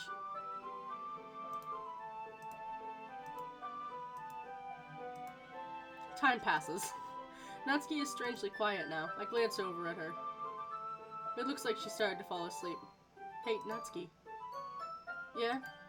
Suddenly, Natsuki collapses straight into me. Hey! Hey, you feeling okay there, Natsuki? I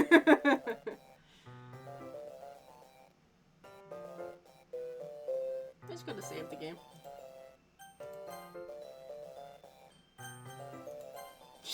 She could use a Snickers. Yeah, she could use a Snickers.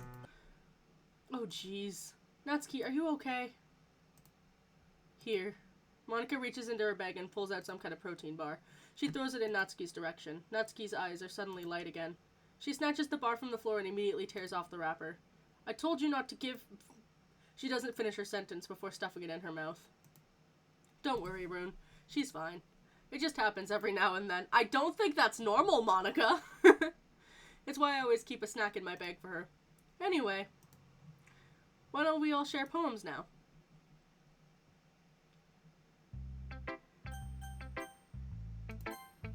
I should start with Monika. Yesterday she seemed eager to read my poem and I wanted her to know I'm putting in the effort. Hi, Rune. Having a good time so far? Yeah. Good, glad to hear it. By the way, since you're new and everything, if you ever have any suggestions for the club, like new activities, things we can do better, I'm always listening. Don't be afraid to break things up, okay? Alright, I'll keep that in mind. Of course, I'll be afraid to bring things up. I'm much better off just going with the flow until I'm more settled in. Anyway, want to share your poem with me? It's kind of embarrassing, but I guess I have to. Don't worry, Rune. We're all a little embarrassed today, you know? But that's the sort of barrier we all need to learn to get past. I fucked up that line, but same idea. Yeah, that's true. I hand Monika my poem. I like it, Rune. Really? It's a lot cuter than expected. Oh, jeez. No, it's the kind of thing that makes me think of something Natsuki would write. And she's a good writer, too. So take that as a compliment. If you say so. Yep. If you're interested in Natsuki, then always keep a snack on you. She'll cling to you like a puppy. Yeah, the poster went back to normal. That's not messing up a line, that's me being creative. Very, very creative. Natsuki's dad doesn't give her lunch money or leave her any food in the house, so she's in a pretty fussy mood pretty often. But sometimes she just loses all of her strength and shuts down. Like earlier. It's just a guess, but I think she's so small because malnutrition is interfering with her adolescent growth. But hey, some guys are into petite girls too, you know? She's being starved! Have some concern, Monika! Sorry, just trying to look at things on the bright side. Then call CPS! We should be doing that! Anyway, do you want to read my poem now? Don't worry, I'm not very good. You sound pretty confident for someone who claims to be not very good. Well, that's because I have to sound confident. That doesn't mean I always feel that way, you know? I see. Well, let's read it then.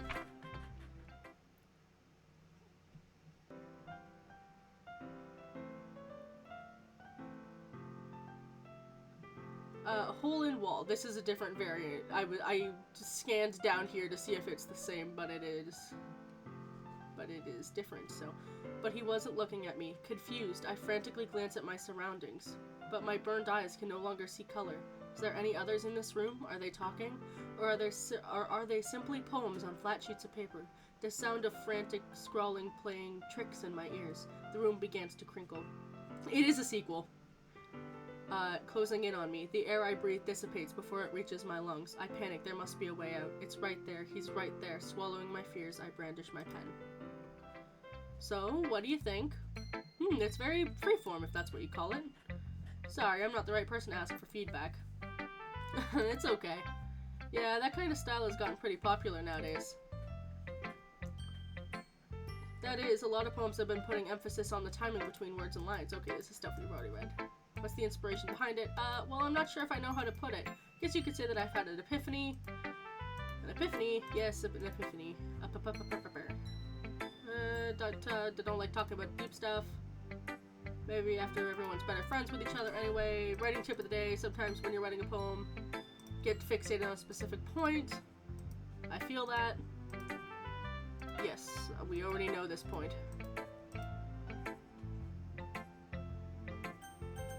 Let's go to Yuri. Yuri stares at the poem. A minute passes, more than enough time for her to finish reading. Oh. Sorry. I forgot to start speaking. It's fine, don't force yourself. I'm not. I just need to put my thoughts into words. Hold on. Okay. This is your first time with writing a poem, right?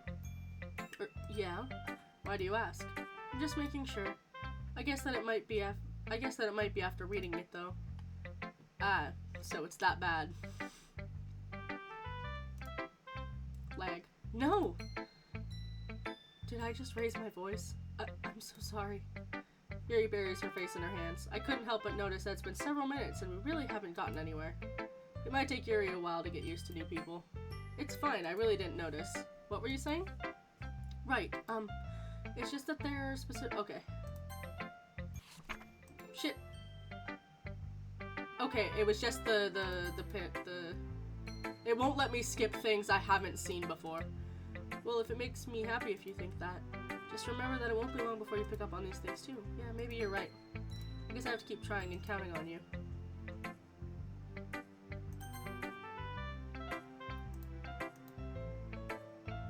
Okay, let's start with the things I don't like. First of all, Natsuki rereads my poem. Never mind, I don't feel like giving you my opinion. What's the point of sharing in the first place? I wrote this when I could have been doing other things. In fact, remember how I said I wanted to read your poems? That's what I had in mind when writing this. I want to help you feel more comfortable enough to share yours. Like Monica said.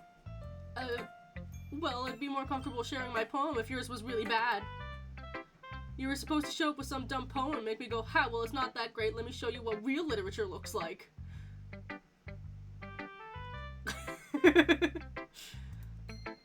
And you went and ruined it. I hope you're happy. So in other words, you're saying you liked it? Natsuki's retort gets caught in her throat. You don't understand anything, do you? I already told you that. You don't need to go announcing it to the world like you're all self-important. Pretty sure you never actually said that. I say that mostly to myself. Natsuki must really hate me or something. I can't figure out if it's a win or a loss that she liked my poem. In any case, you still need to show me yours, right? Fine, I guess. Only because Monica will make me if I don't.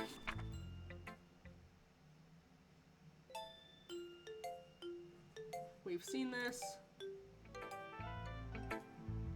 Yeah, I told you that you weren't gonna like it. I like it. A masterpiece, a deep poem. What? Just be honest. I am. Why are you so convinced that I wouldn't like it? Well, because everyone in high school thinks that writing all has to be all sophisticated and stuff. So people don't even take my writing seriously. But isn't the point of poems for people to express themselves? Your writing style wouldn't make your message any less valid. Yes, exactly! I like when it's easy to read but it hits you hard. Okay, we're skipping this. I guess that's everyone. I glance around the room. There's a little more stressful than I anticipated. It's as if everyone is judging me for my mediocre writing abilities. But even if they're just being nice, there's no way my poems can stand up to theirs. This is a literature club, after all. Excuse you, Notes. Why are you being a little wonky in the background? Stop that. I sigh. Guess that's what I ended up getting myself into. Across the room, Monika's writing something in her notebook. My eyes land on Yuri and Natsuki. They gingerly exchange sheets of paper, sharing their respective poems. As they read in tandem, I watch as their expressions change. Natsuki's eyebrows burrow in frustration. Meanwhile, Yuri smiles sadly. What's with this language? Did you say something? Oh, it's nothing. Natsuki dismissively returns the poem to the desk with one hand. Guess you could say it's fancy. Thanks, yours is cute. We've already seen this dialogue. It's clearly about the feeling of giving up. How could it be cute? I know that. I just meant the language, I guess. I'm trying to... Fair. Eh? I mean, really, you really have to try that hard to come up with something nice to say? Thanks, but it didn't really come out nice at all. Well, I do have a couple suggestions. If I was looking for suggestions, I would have asked someone who actually liked it. Which people did, by the way. Monika liked it, and Rune did too. So based on that, I'll gladly give you some suggestions of my own. First of all, excuse me, I appreciate the offer, but I've spent a long time establishing my writing style. I don't expect it to change anytime soon, unless of course I come across something particularly inspiring. Which I haven't yet. And Rune liked my poem too, you know. He even told me he was impressed by it. Natsuki suddenly stands up. Oh, I didn't realize you were so invested in trying to impress our new member, Yuri.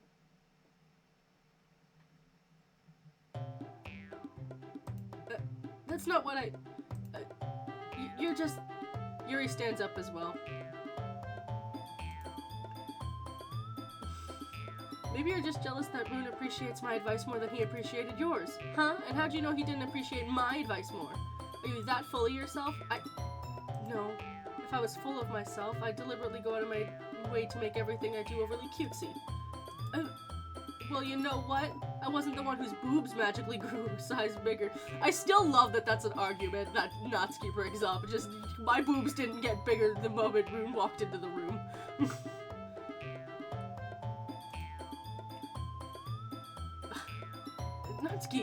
Natsuki, that's a little... This doesn't involve you. Taking out your own insecurities on others like that. You really act as young as you look. Yes, we are playing the Literature Club game. Hi, Dan. How are you? Me? Look who's talking. You wanna be edgy, bitch? Edgy? The background music is dancing. Sorry that my lifestyle is too much for someone of your mental age to comprehend. See? Just saying that proves my point. Most people learn to get over themselves after they graduate middle school, you know. No, they fucking don't. Have you met a high schooler? I do know this game. Yeah, the music in the background is going wild. If you want to prove anything, then stop harassing others with your sickening attitude. If you think you can counterbalance your toxic personality just by dressing and acting cute, the only cute thing about you is how hard you try. Casual. This is pretty casual chit-chat between schoolgirls, quite frankly. Women have been pitted against each other since the dawn of time. Whoa, be careful or you might cut yourself on that edge, Yuri. Oh, my bad, you already do, don't you? Did you just accuse me of cutting myself? What the fuck is wrong with your head? Yeah, go on. Let Rune hear everything you really think. I'm sure he'll be head over heels for you after this. Suddenly, Yuri turns toward me as if she just noticed I was standing there. Rune! She's trying to make me look bad.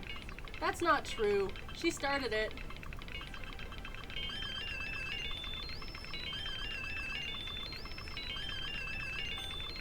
Well, I wanted to read that.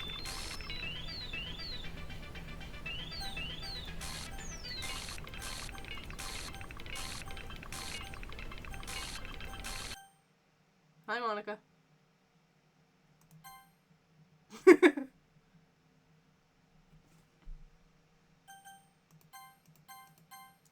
Hey, Rune. Why don't we step out for a little bit, okay?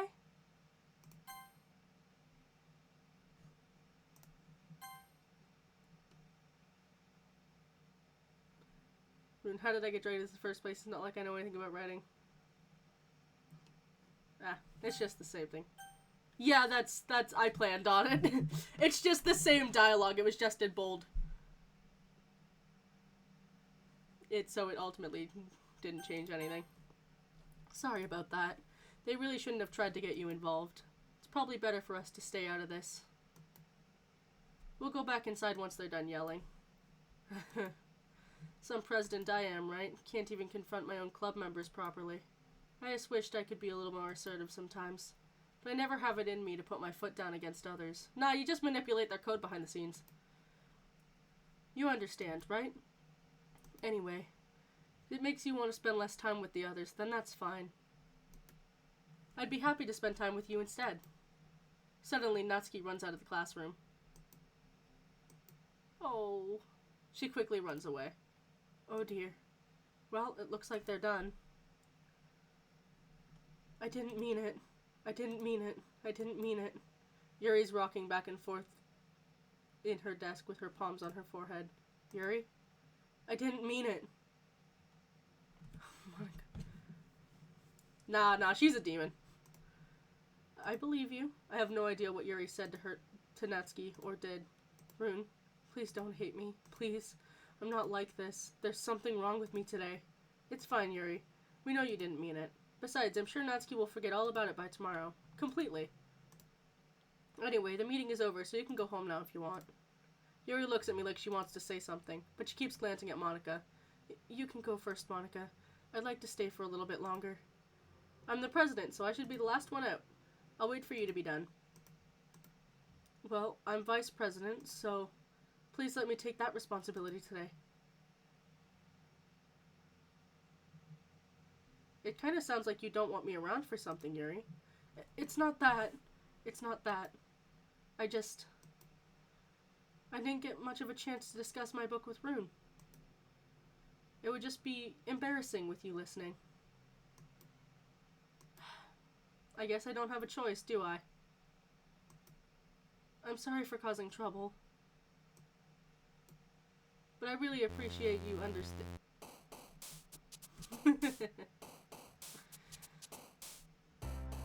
Yeah. Socks. Party. Anime. Mouse. Joy. Twirls. Bunny.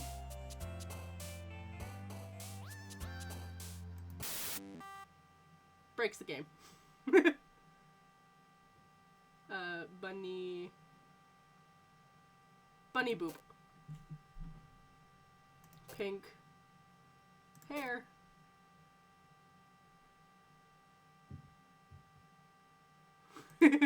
Valentine. Kitty. Precious. Giggle. Candy. Dream. Fun. Graveyard!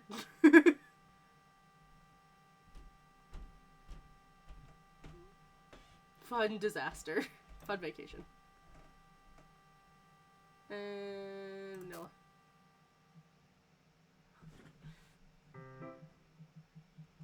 Look, I can't appeal to my own nature when I'm trying to appeal to Natsuki's. Though I can't say she also might not appreciate arson. She might.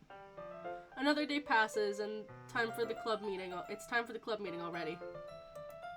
I've gotten a little more comfortable over here over the past couple days. Entering the club room, the usual scene greets me. Welcome back, Rune. Hi, Yuri. I'm not sure if it's me or if Yuri's expression, but the weight of yesterday's quarrel still hangs in the air a little.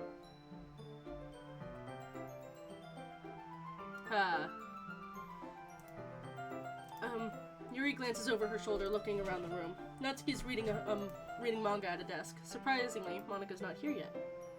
Suddenly, Yuri takes my arm and pulls me to the corner of the room. You're alive, Monev! You did not die at work yesterday, thank God! I've only been streaming for 5.5 hours. I wondered if you died. About yesterday, I really need to apologize. Nothing like that has ever happened before. And something just came over me, I guess. I wasn't acting mentally sound. Please don't think we're usually like this. Not just me, but Natsuki as well. Very fair. Yuri, I'm happy you were considerate and apologized. You don't have to worry too much. Even though I've only been here a couple days, I could tell something was off yesterday. Maybe we're just a little extra sensitive because it was our first time sharing poems. But whatever it was, it didn't make me think any less of you. I had already decided there's no way you could be a bad person, and now you're apologizing. I know you really didn't mean it. Rune, don't say those kinds of things so frankly. They make me a little too happy. I'm really glad you're such an understanding person, and I'm really glad that you joined this club. Everything's a little brighter with... Now, what's this? Doki Doki Literature Club. Everything is a little bit brighter with you around, and, sorry, what am I saying right now? I just... Hey, have you guys seen Monica? No, I haven't. I was also kind of wondering where she was. Man. Yuri, I'm guessing you haven't either? Yuri's clearly taken aback by how calmly Natsuki is addressing her. No, I haven't. Geez, this isn't like her at all. I know it's stupid, but I can't help but worry a little bit. What? Why are you looking at me like that? Natsuki, about yesterday. I wanted to apologize. I promise I didn't mean any of the things I said. I'll do my best to stay under control from now on. So... Yuri, what the heck are you talking about? Did you do something yesterday? Jeez. Whatever's on your mind, I'm sure it was nothing. I don't even remember anything bad happening. You're the kind of person who worries too much about the little things, aren't you?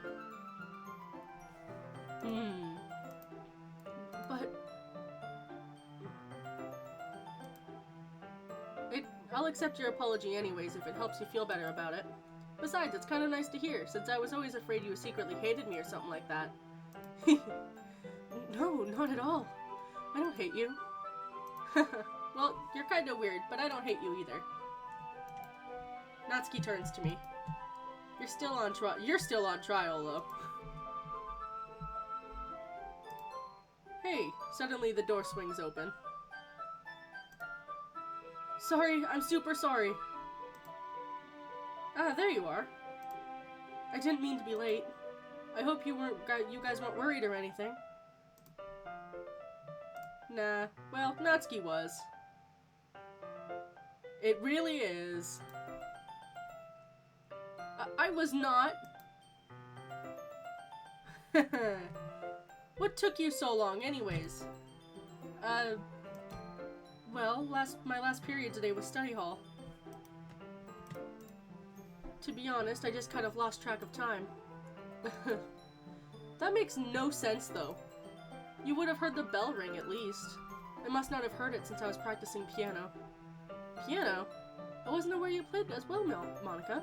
God, I was so much better at staying relatively with the ever-elusive, vague, for anyone other than Yuri character voices. Natsuki, Monica, and Sayori all ended up kind of in the same pitch-ish.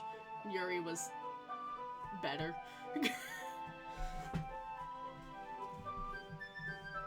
But I can't anymore.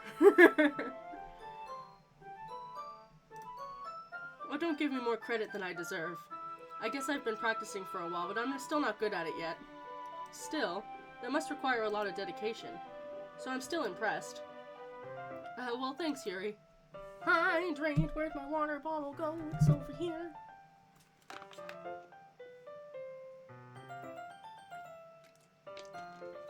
I do think I'm gonna end the stream here soon. Because it's almost been 6 hours. It's been 5.5 hours. You should play something for us sometime. That's... Monica looks at me. Well, I'm working on writing a song, but it's not quite done yet. Maybe once I get a little better, I will. That sounds cool. I look forward to it. Is that so? In that case, I won't let you down, Rune. Monica smiles sweetly. I might pick it up again tomorrow. Get through it. because I streamed tomorrow at the same time. Haha, that's true, she did. I didn't mean to put any pressure or anything like that. Don't worry. I was hoping that I could share it with you anyway. I guess that's why I've been practicing so much recently. I see. I'm not sure if Monica was referring to the whole club or just me. In that case, best of luck. Thanks. So I didn't miss anything, did I? Not really. I chose not to bring up what the three of us talked about. Besides, Natsuki has already run off to the closet. Rune, since your compliments put me in a good mood, I was wondering if you'd like to spend some time together today. I mean, in the club. I suppose so. I don't think I could say no to you after you gave that book to me. Well, I guess I need to make sure Natsuki isn't waiting for me. After we finished reading yesterday, she's fine. She's reading over there, see? Don't think about her so much. She's used to being ignored. Come on, we're going over there. What's the story about anyway? Well, I look at the cover of the book. The book is titled Portrait of Markov. There's an ominous-looking eye symbol on the front cover. Basically, it's about this religious camp that was turned into a human experiment prison, and the people trapped there have this trait that turns them into killing machines that lust for blood. But the facility gets even worse, and they start selectively breeding people by cutting off their limbs and affixing them to... oh, that might be a bit of a spoiler. But anyway, I'm really into it. The book, I mean. Not the thing about the limbs. That's kind of dark, isn't it? Hello, CT, how are you? We love the limberature. Yuri made it sound like it was going to be a nice story, so the dark turn came out of nowhere. Are you not a fan of that sort of thing? No, it's not that. I mean, I can definitely enjoy those kinds of stories, so don't worry. I hope so. Yeah, I totally forgot that Yuri is into those things. She's so shy and reclusive on the outside, but her mind seems to be completely different. It's just that this kind of story...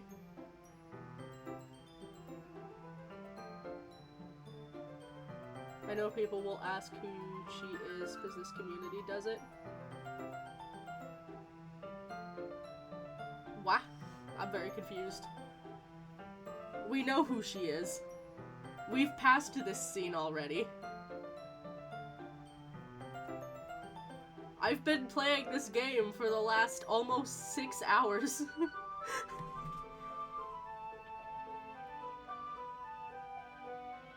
Oh. Fair. I didn't know that. I was hyper into Doki Doki when I was youngin', but I haven't honestly thought about it much in the last few years, but I was like, oh hey, might as well play it. It's just that kind of story. It's the kind that challenges you to look at life from a strange new perspective. And when horrible things happen, not just because someone wants to be evil, but because the world is full of horrible people and we're all worthless anyway. Then suddenly... I'm rambling, aren't I? Not again. Life lessons taught by Yuri-sensei. I'm sorry. Hey, don't apologize. I haven't lost interest or anything. Well, I guess it's alright then. But I feel like I should There's a weird juxtaposition between that, like, bolded black text coming up and there not being any sound cue to go with it. I don't know if it's supposed to, but I just find that's a weird juxtaposition. When I let things like books and writing fill my thoughts, my whole body gets incredible.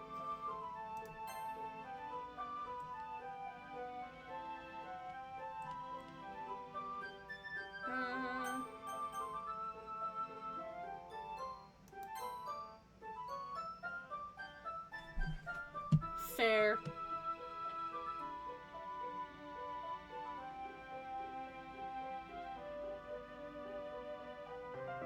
I'm honestly not that great of noticing details.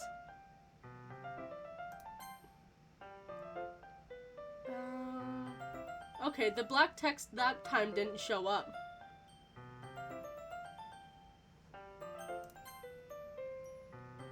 I'm sorry if I ended up saying something strange, and please stop me if I start talking too much. I really don't think you need to worry. It just means you're passionate about reading. At least I can do, the least I can do is listen. It's a literature club after all.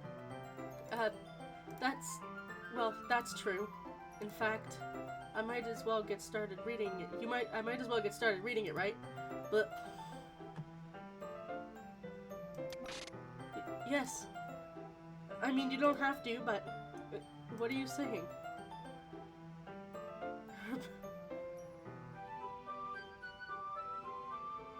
How can you miss blood text? Bold. No, it was the lack of audio cue to go along with it like there would be in most games to startle the player.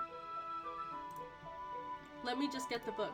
I quickly retrieved the book that I had put into my bag. Alright, it's fine if I sit here, right?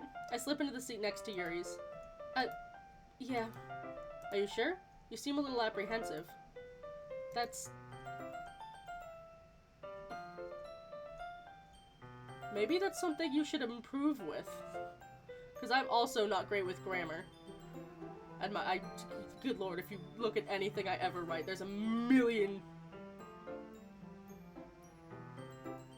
I mean, but also look at how long it took me to actually notice it. And it's also, it's really not that subtle. Just if you pay a little bit of attention and you just look at, like, the way these games typically go when they're horror-based, there would normally be an audio thing there. But there is not. Just like there's no, like, voice acting or anything. Bruh. Really?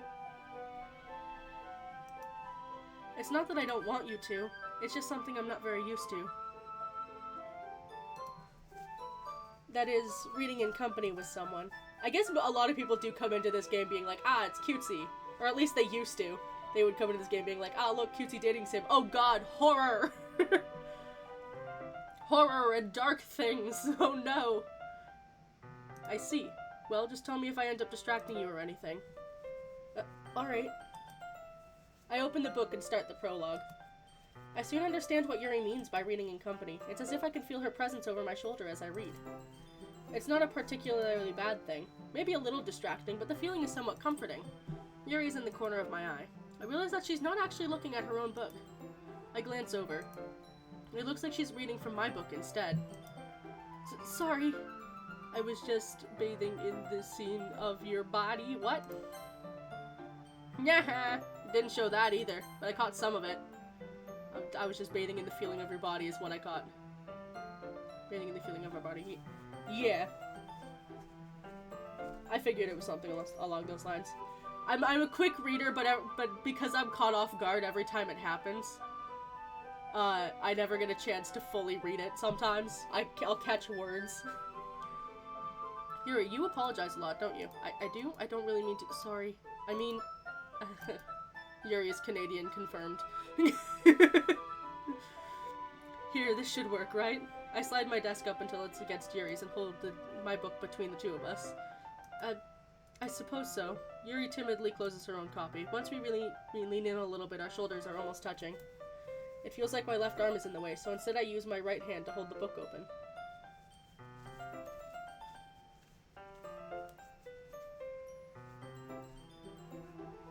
Yeah, I dealt with a lot of shit as a kid, which drove me to reading. I speed read. I guess it makes it kind of, I'm also used to skimming things, so I kind of pick up the gist of shit sometimes. I should not be an English teacher. Have you seen the amount of spelling errors every time I write anything? Yeah. Oof. Yeah, that's fair. It would have been really good to experience this game without any spoilers. Yeah, with the heavy use of autocorrect. Yeah. Here. Yuri takes her left arm and holds the left side of the book between her thumb and forefinger. I do the same with the right arm. That way I turn a page and Yuri slides on a thumb after it flips on the side, blah blah blah. But holding it like this, we're huddled even closer. It's actually kind of distracting me, as if I can't feel the warmth of Yuri's face and she's in the corner of my vision. Why you look at me through- just turn your head! How are you bad at grammar if you write through the use of autocorrect? Are you ready? To turn the page. Sorry, I think I got a bit distracted there for a second. I glance over at Yuri's face again and our eyes meet. I don't know if I'll be able to keep up with her. It's okay. You're not as used to reading, right? I don't mind being patient if it takes you a bit longer. It's probably the least I can do. Since you've been so patient with me. Yeah, thanks. We continue reading. Yuri no longer asks me if I'm ready to turn the page. Instead, I just assume she finishes the page before me, so I turn it by my own volition. We continue the first chapter in silence. Even so, turning each page almost feels like an intimate exchange, my thumb gently letting go of the page, letting it flutter over to her side as it catches under her own thumb. Not with ChatGTP. I do my own writing. Yeah, fair. I technically have it on my computer, because I think it comes with Opera, but I just never used it. This might be a silly thought, but the main character kind of reminds me of you a little bit. What? Stress. No, I don't relate to the character at all. Definitely not. Really?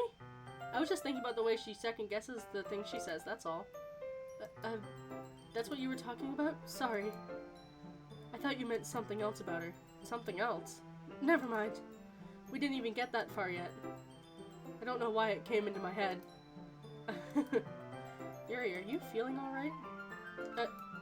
Yuri's been a little fidgety ever since we started reading. We can rest if you're feeling sick or something. Your breathing is a little... My breathing? Yuri puts her hand on her chest as if to feel her heartbeat.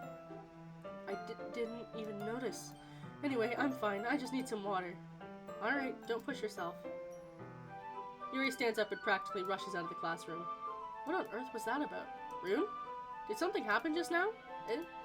I have no idea. Yuri was acting a little strange, I guess. So you don't know anything? Yuri found the hydrate redeem. Sorry, I can't say I do. She's faster at acting on the hydrate redeem than I am. I'll wait 10 minutes and then I'll hydrate. Are you worried about her? Oh, no, not really. I was just making sure you didn't do anything to her. No, nothing. Don't worry, I believe in you, silly. Yuri just does this sometimes, so it's nothing alarming. Alright, if you say so. Anyway, why don't we start sharing our poems with each other? Shouldn't we wait for Yuri? Well, she might be a while, so I figure we get started without her. Is that okay? Yeah, I was just asking. I stand up. I make a mental note of where I left off on the book and slip it into my bag. Hi again, Rune. How's the writing going? Alright, I guess. I'll take that. As long as it's not going too bad. I always read that as if she's, like, grabbing the poem. But then it's like, no, there's other dialogue after this. That is not the enunciation that was needed for that line, and I've done it both times. I'm happy that you're applying yourself. Maybe soon you'll come up with a masterpiece. I wouldn't count on that. You never know. Want to share what you wrote for today? Sure, here you go. I give my poem to Monica. Alright, great job, Rune. I was going ooh in my head while reading it. It's really metaphorical. I'm not sure why, but I didn't expect you to go for something so deep. I guess I underestimated you. It's easiest for me to keep everyone's expectations low. That way, it counts when I put in some effort. Hydrate! Where the fuck did I put... My water bottle is behind my mic, so I keep not being able to find it. I'm working on, I know, right? It's like, it's not... well, I guess it's deep. I don't know, I can't read the poem. That way it always counts when I put in some effort. That's not fair. Well, I guess it worked anyway.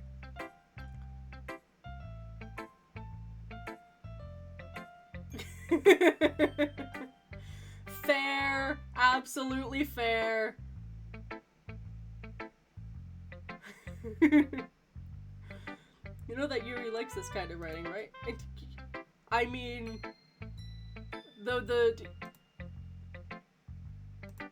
I chose the cutesy words, so I don't know what happened.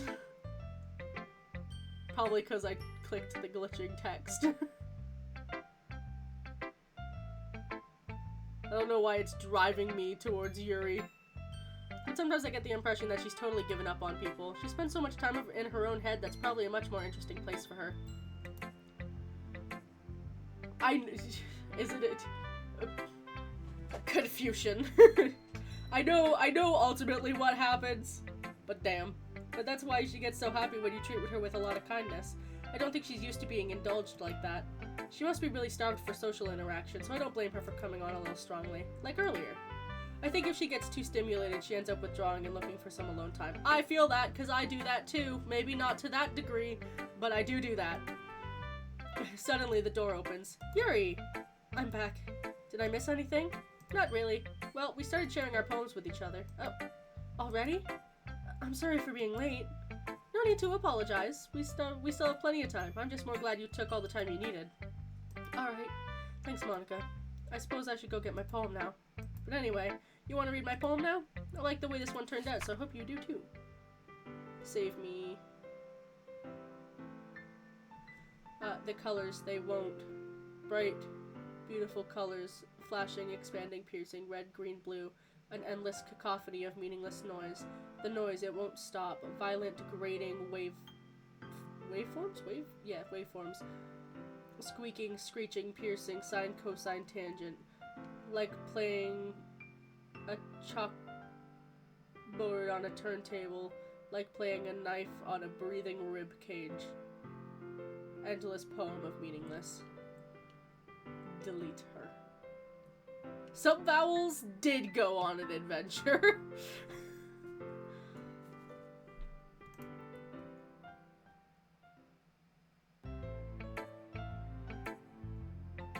Yeah. Sorry, I know it's kind of abstract. I'm trying to, well, never mind. There's no point in explaining. Anyway, here's Monica's writing tip of the day. Sometimes you'll find yourself facing a difficult decision. What happens? Don't forget to save your game. You never know, who am I talking to? Can you hear me? Tell me you can hear me. Anything. I don't want to help you. Where's the I don't want to engage with this prompt X button? That's my advice for today. Thanks for listening. Saving will clearly improve our writing skills.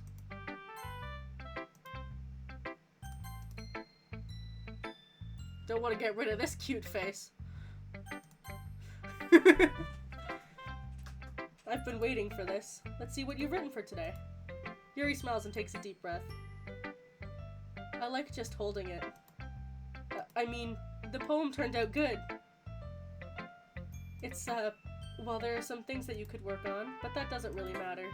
It feels like anything written by you is a treasure. That came out a little awkward. Let's move on. Here's the poem I wrote. You don't have to like it or anything. A wheel, a rotating wheel, turning an axle, grinding, bolt head, linear gearbox, falling sky, 7 holy stakes, a docked ship, a portal to another world, a thin rope tied to a thick rope, a torn harness, a parabolic gearbox, expanding universe, time controlled by slipping cogwheels, existence of God, swimming with open water in all directions, drowning, a prayer written in blood, a prayer written in time-devouring snakes with human eyes, a thread connecting all living human eyes, a kaleidoscope of holy stakes, exponential gearbox, a sky of exploding stars, God disapproving of the existence of God, a wheel rotating in 6 dimensions, 40 gears and a ticking clock, a clock that ticks for 1 second for every rotation of the planet, a clock that ticks 40 times every time it ticks every second time, a bolthead of holy stakes tied to the existence of a docked ship to another world, a kaleidoscope of blood written in clocks, a time-devouring prayer connected to the sky of 40 gears and an open human eyes in all directions, breathing gearbox, breathing bolthead, breathing ship, breathing portal, breathing snakes, breathing God, breathing blood, breathing holy stakes, breathing human eyes, breathing time, breathing prayer, breathing sky, breathing wheel.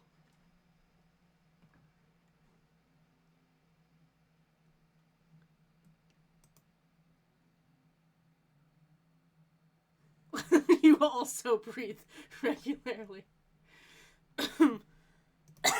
Death. everything is good. It doesn't really matter what it's about. My mind has been a little hyperactive lately, so I had to take it out on your pen. On my pen. That is a pen that fell out of your backpack yesterday, so I took it home for safekeeping, and I,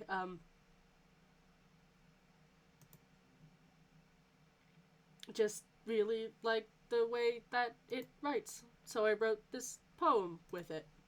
And now you're touching it. I'm okay. What did I just... Can we pretend this conversation never happened? That it did. You can keep the poem, though. Do I want to? Well, it's not terrible, but it's pretty disappointing after your last one. Then again, if this one was as good as your last one, I'd be completely pissed. Well, I guess I wanted to try something a little different this time.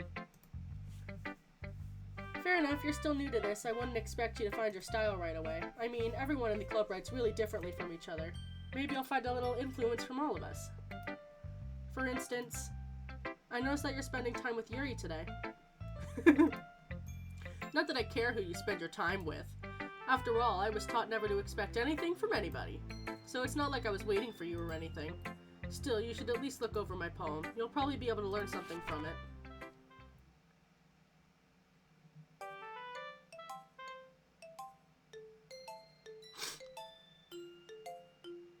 Ah, yes. Very... I know this is, yes, I was about to say, it's base 46. Hold on.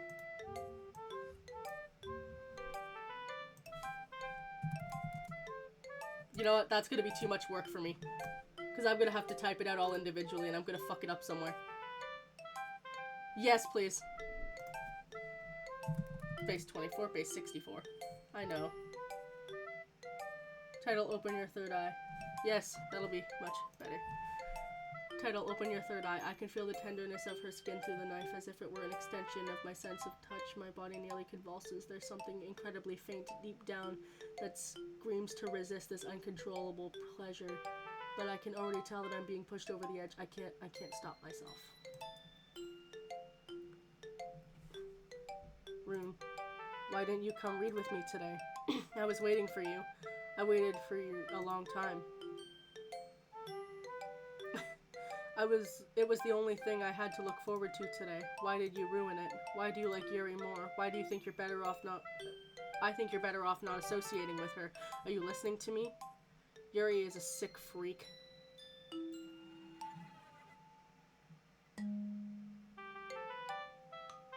There was a weird sound that played.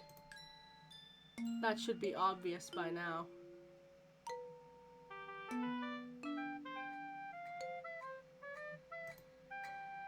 You should just play with me instead, okay? You don't hate me, Rune, do you? Do you hate me? Do you want to make me go home crying? The club is the only place I feel safe. Don't ruin that for me. Don't ruin it. Please. Please stop talking to Yuri. Play with me instead. It's all I have. Play with me. Play with me. I forgot about that!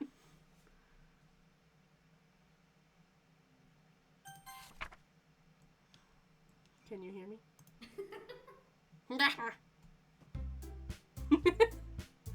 Just doing some... I forgot that she low-key runs at the screen like that. It's the weirdest thing.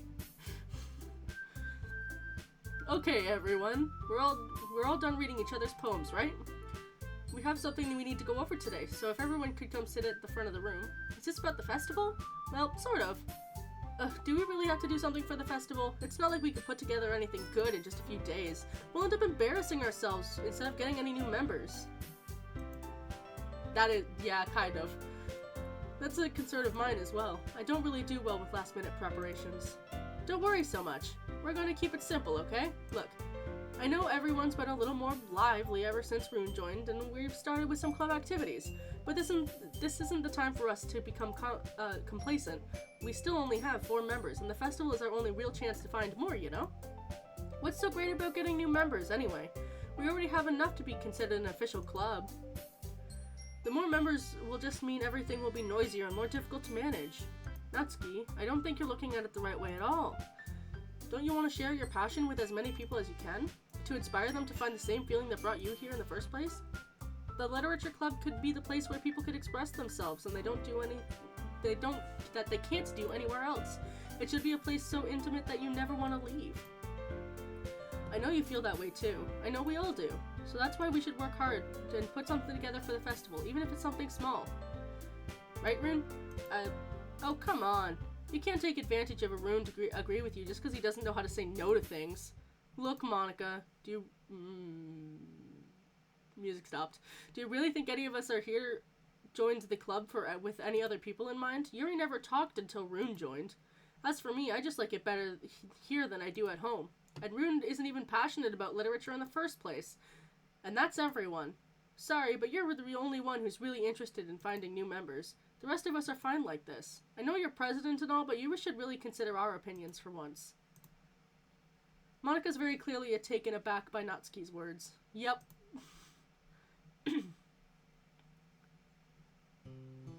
That's not true at all. I'm sure Yuri and Rune want to get more members too, right?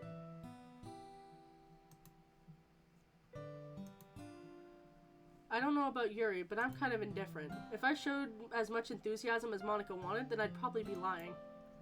Still, if it's up to me to rescue this situation, no. Natsuki's right, isn't she? This club, it's nothing more than a place for a few people to hang out. Why did I think everyone here saw it the same way as I do? But it doesn't mean we're against getting new members or anything. Rune, why did you even join this club? What were you hoping to get out of it? Well, that's not really something I can be honest about. It is. You were looking to expand your relationships, your friends, your friend circle. In fact, if I remember, you weren't even given a choice not to join. Monica sits down and stares at her desk. What's the point of all this anyway? What if starting this club was a mistake? Now you've done it, Natsuki. What, me? I just spoke my mind. Is it a crime to be honest? It's not about being honest, it's about word choice. Besides, you have no right to speak for everyone else in the club like that.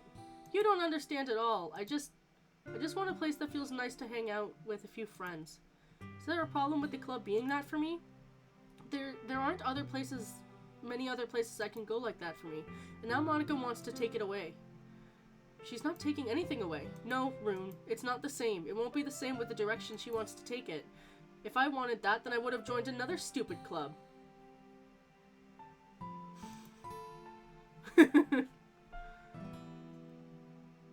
But this one, I mean, at least for a little bit of time, things were nice. Natsuki starts packing up her things. I'm going home. I feel like I don't belong here right now. Natsuki ignores Yuri and walks right out the classroom. This is bad. I don't know what to do. Well, do you have any opinion on the festival? I don't know. I'm kind of indifferent, I guess. Who cares about that obnoxious brat? I mean, I like how nice and quiet the club is right now, and I'm happy with you here. But still. I'm the vice president. It's not right for me to ignore my responsibilities like that. Nobody would cry if she killed herself. Oof. Oof.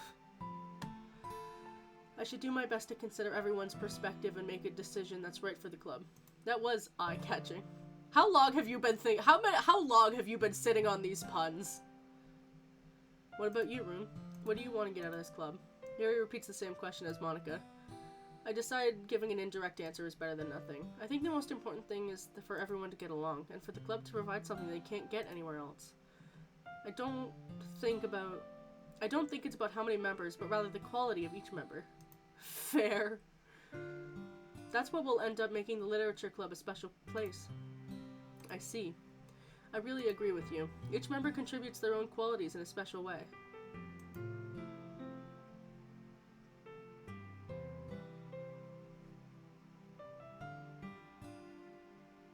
Aha, there it is. I noticed something as I was reading, and I waited and then nothing, so I changed the dialogue box and something happened. That's not typically how that works. With each change in members, the identity of the club as a whole will change too. Oh, it's getting faster.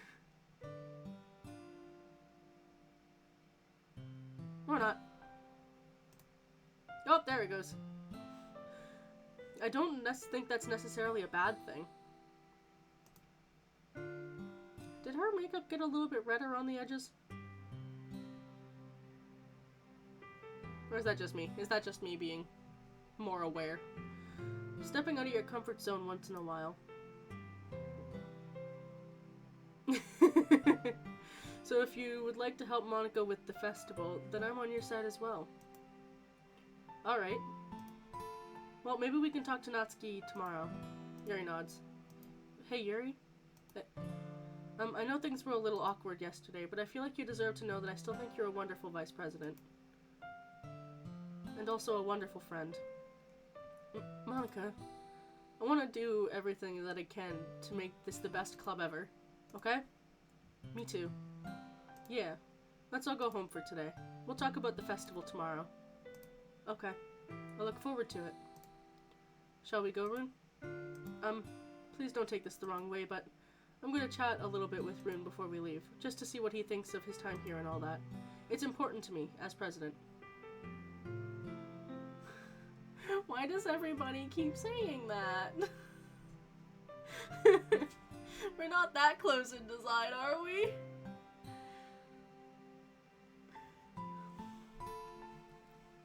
I mean, we both have purple hair, that's about it. And it's a different shade of purple, too. The hairstyle's not the same. I have ears. Well, I have cat ears. She's got human ears.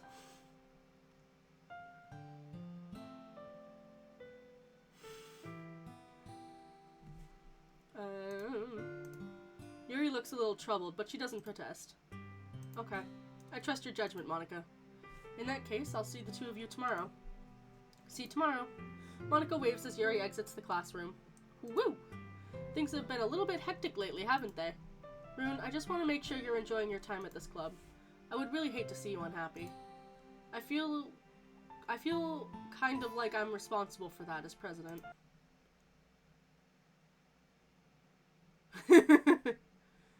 And I really do care about you, you know? Music stopped again. I don't like seeing the other girls give you a hard time. With how mean Natsuki is and everything, and Yuri being a little bit, you know. Sometimes it feels like you and I are the only real people here. You know what I mean? But it's weird, because in all the time you've been here, we've hardly gotten to spend any time together. I mean, I guess it's technically only been a couple of days. Sorry, I didn't mean to say something weird. There are just some things I've been hoping to talk to you about. Things I know only you could understand, so that's why. Wait, not just yet, no. Anxiety. Marshmallow. Let's see. A marshmallow smile.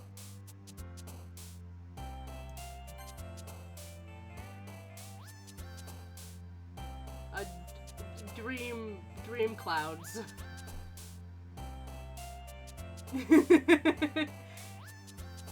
Dream clouds. Party milk.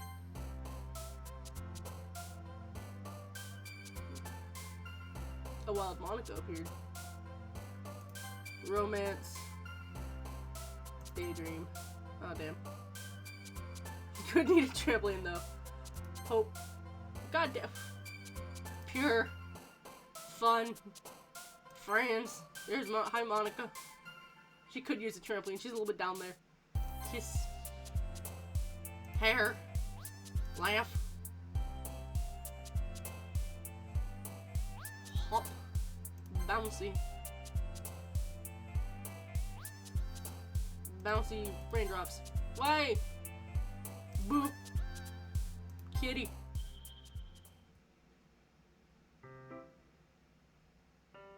Hi, Rune. I've been waiting for you. Are you ready to continue reading? I brought my best tea today. Monica, I told you not to... is she really late again? Inconsiderate as usual, Natsuki. Excuse me, Must you always interrupt my conversations with your incessant yelling? What are you talking about? You say that like I do it on a regular basis or something. I just wasn't paying attention, okay? I'm sorry. Ugh, you can say that. Seriously, what's gotten into you lately? Look, I did some thinking about yesterday. I was a little more hostile than I meant to be. I guess I really felt threatened or something. But I know this is something we're doing together. Another new member couldn't hurt as long as they're cool. And I guess another girl would be nice this time. So, Natsuki, nobody cares. Why don't you go look for some coins under the vending machines or something? Ah! Oh, sweet bean. She didn't deserve that.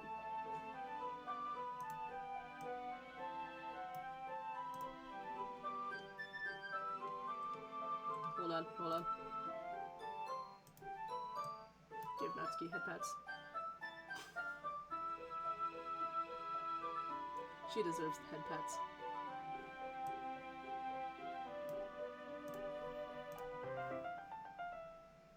Oh man, I'm the last one here again. Were you practicing piano again? Yeah. You must have a lot of determination, starting this club and still trying to make time for piano. Well, maybe not determination, but I guess passion. It motivates me to work hard for the festival, too. Anyway, Rune, what do you want to do today? I was thinking we already have plans today. Ah, is that so, Yuri? Yeah. That's correct. Rune is already engaged in a novel that we're reading together. Aren't you glad I've already gotten him into literature, Monica? I suppose. I was just... Actually, it doesn't matter. It really doesn't. You guys can do whatever you want. Yes! Thank you for understanding, Monica.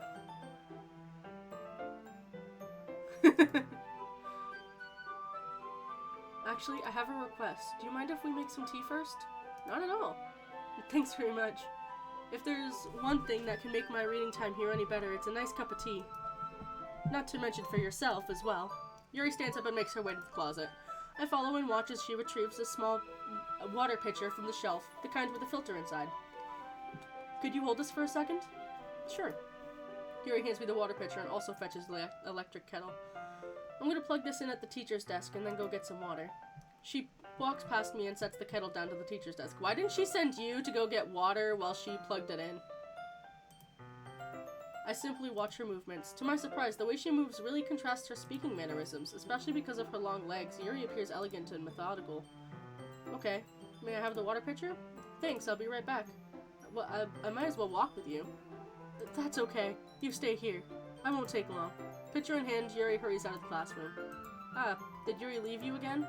No, it's not like that this time. She's just filling up the water pitcher to make tea. Oh, okay. Sorry for misunderstanding. 10 minutes pass. Yuri said it wouldn't take long. Is something holding her up? I'm bored just waiting here, so I decided to go look for her. Let's see. That's interesting. The music's now muffled. Now that we're outside the classroom. I don't know if it did that before. I don't think it did. It's like Monica herself emanates this music. The most logical place for you to would be the nearest water fountain. I start heading down the hallway.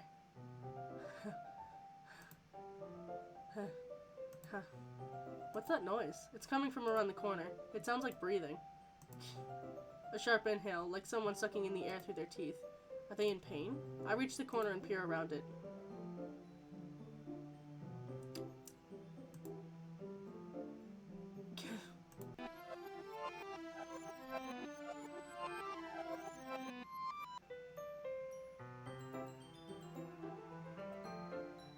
We waited patiently. It's interesting that because Monica stayed in the classroom, the music went muffled. I just circled Yuri's boobs. Like, that Monica stayed in the classroom, and she, like, forcibly reversed everything so we wouldn't see that. Thanks for waiting patiently. Rune, do you like oolong tea? Yeah. Anything is fine. Very well. Yuri sets the temperature of the kettle to 200 degrees.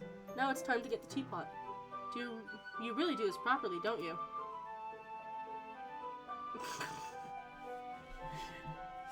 No. They just happen to be literally in the middle of the screen. Of course. I shouldn't do anything less when I'm making tea for others, even if I'm not an expert on tea or anything. In that case, you'll only be more impressed. Perhaps I will. Yuri fetches the teapot and begins measuring the tea leaves. To my surprise, she even starts humming a little to herself. You must be in a good mood now. Is that so? I was letting it show. And you noticed. I was doing a little bit of thinking, and I decided that I'd try expressing myself a little bit more. It turns out it's not very hard for me to do. When it's you who's around, anyway. That's great, Yuri. Just don't push yourself too much. You're always worrying about me, Rune. It's very endearing. Yuri wasn't kidding. I don't even know if I can keep up with this. I watch Yuri pour a cup of tea for us each. Rune, I have another request. Do you mind if we sit on the floor today? Why's that? It's a little bit easier on my back. I can read with my back against the wall rather than bending over at my desk. Sorry, I didn't realize. No worries. I just have back pain fairly regularly, so I do my best to manage it. Is that so? I wonder why that is. It's most likely because of your posture, right? Always hunched over like that while reading? Yes, I have terrible reading posture, so that's why we should sit on the floor. Fair enough. I'll go ahead and get the book. I retrieve the book from my bag. I have some chocolate as well. It's a bag of small chocolate candies. I take it since it'll go well with the tea. Yuri and I sit up against the wall, teacups at our sides. As if in sync, we assume the same reading position as last time, each holding one half of the book. Except this time, our bodies are even closer to each other.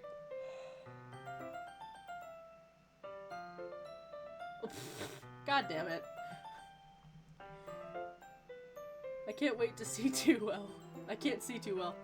I mean, as someone who is of a sizable posture size, the back spasms I get sometimes are real bad. I can't see too well. Yuri slides closer until our shoulders are touching. How am I supposed to focus on reading like this? Yuri was always kinda cute, but when she's being less apprehensive, it's almost more than I can handle. Your teacup. Yuri hands me my teacup. Holding it with my hand that's not holding the book, I end up in a position that makes it even harder to focus. So now I need to worry about making sure I don't accidentally touch her chest. Meanwhile, Yuri hasn't noticed a single thing. She wears an intense reading expression, which I can only presume the world around her has faded away. I use all of my willpower to focus on reading. After a few minutes, I finally manage to relax a little. I put the teacup between my legs and fumble with the chocolate wrapper. Sorry. I briefly let go of the book to finish opening the wrapper. You can have as much as you want. That's okay, I won't take any. Are you sure? Well, if I touch it, that means then it might get smudges on the pages. You're right. I didn't even think about that. My bad. No need to apologize. I'll hold the book, okay? Are you sure? Of course. This image is really cute. Yuri opens the book with both hands. She holds it so I don't have a harder time reading from it.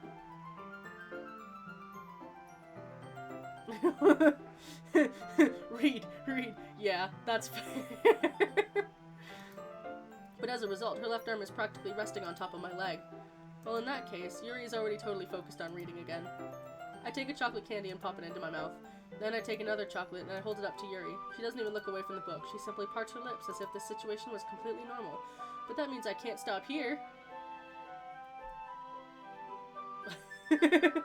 And not lost souls from the Limberger. I apprehensively place the chocolate in her mouth. Just like that, Yuri closes her lips over it. Yuri's expression suddenly breaks. Did I just... Yuri looks at me like she needs to confirm what just happened. Rune. Sorry. I guess I shouldn't have done that. Yuri starts to breathe heavily. I can't. Rune. Suddenly, Yuri forcibly grabs my arm and jerks me to my feet. My teacup gets knocked over. Rune. My heart won't start pounding, Rune. I can't calm down. I can't focus on anything anymore. Can you feel it, Rune? Yuri suddenly presses my hand against her chest. Why is this happening to me? I feel like I'm losing my mind. I can't make it stop. It even makes me not want to read. I just want to look at you.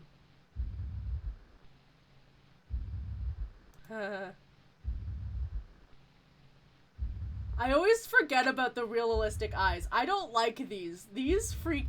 I've never liked realistic eyes in works of fiction like this. They freak me out.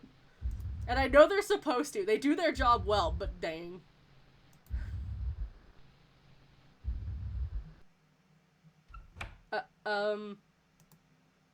It's time to share poems.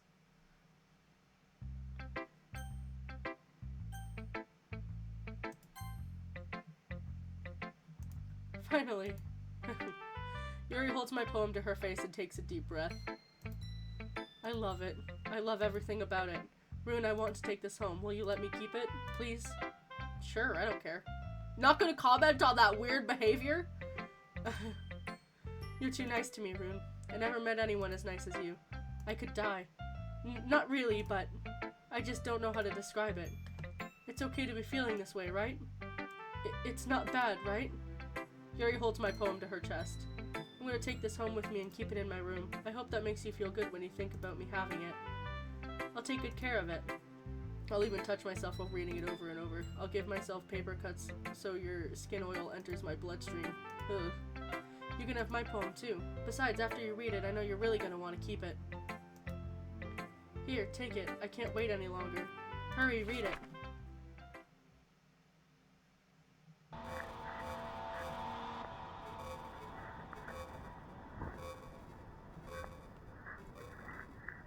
I think it's kind of funny that the bloodstain and this don't move.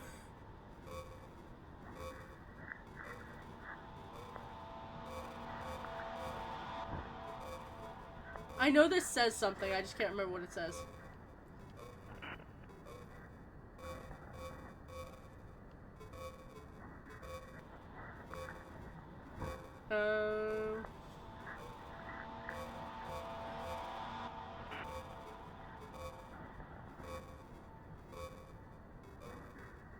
Yes, I would.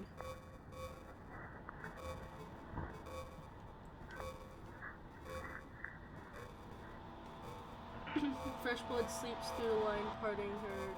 Then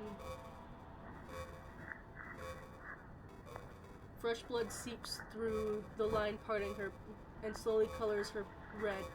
I begin to hyperventilate as my compulsion grows. The images won't go away. The images of me driving the knife continuously blank. The blade making a blank of her. My head starts to go crazy as my thoughts start to return. Shooting pain assaults my mind alongside the thoughts. This is disgusting, absolutely disgusting. How could I ever let myself think these things? But it's unthinkable. The lust continues to linger through my veins. The ache in my muscles stems from the unreleased tension experienced by my body. Her third eye is drawing me closer. Ah! Hi, Yuri. Do you like it? I wrote it for you. In case you couldn't tell, the poem is about... More importantly, I've endowed it with my scent. See, aren't I the most thoughtful person in the club? Very wholesome poem, yes. I think I'm going to vomit. Alright.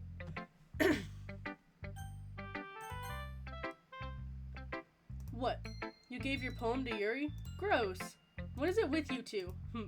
It's not like I wanted to read it anyway. It's just pissing me off a little bit that you didn't even think to show me at all. Ugh. Okay, I guess I'm gonna share my poem with you anyway. I really hate that I have to do this, but unfortunately, I don't have much of a choice. So just read it carefully, okay? Then you can go away.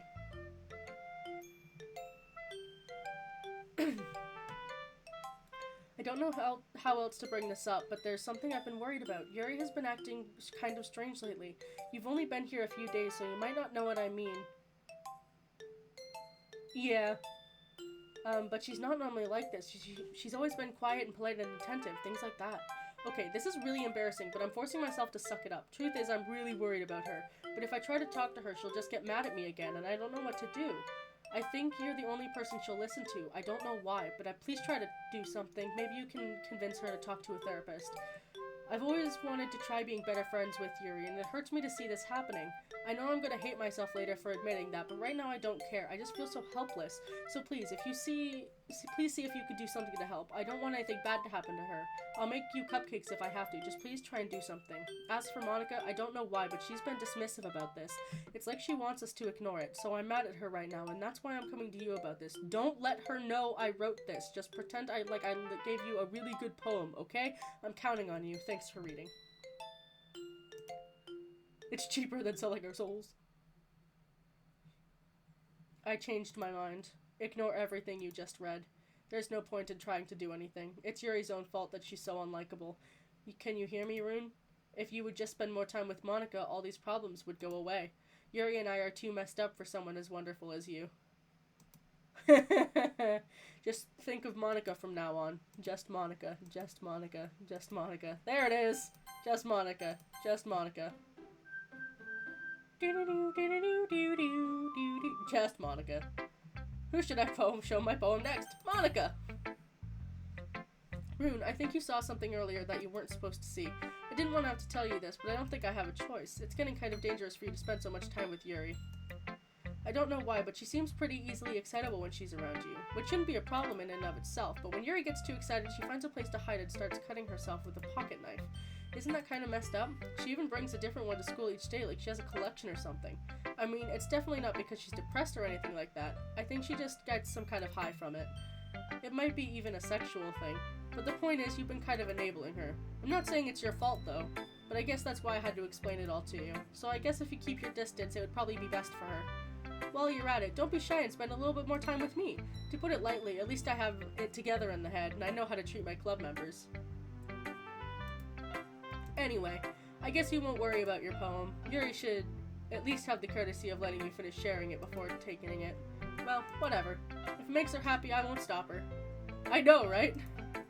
As for mine, I worked really, really hard on this poem, so I hope that it's, effective. Here goes.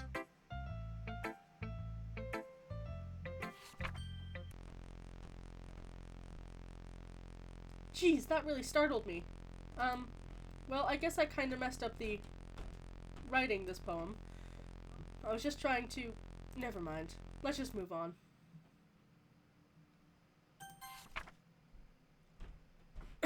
Oh, this is one of Natsuki's poems. Things I like about Papa. I like when Papa comes home early. I like when Papa cooks me dinner. I like when Papa gives me allowance. I like when Papa spends time with me. I like when Papa asks me about my friends. I like when Papa asks me about anything. I like when Papa gives me lunch money. I like when Papa comes home before sundown. I like when Papa cooks. I like when Papa gives me privacy. I like when Papa doesn't tell me how to dress. I like when Papa doesn't comment on my friends. I like when Papa doesn't comment on my hobbies. I like when Papa comes home without waking me up. I like when Papa keeps food in the house. I like when Papa uses his inside voice. I like when Papa leaves my stuff alone. I like when Papa accidentally drops coins in the couch. I like when Papa's too tired to notice me. I like when Papa's too tired for anything. I like when Papa is too tired for anything.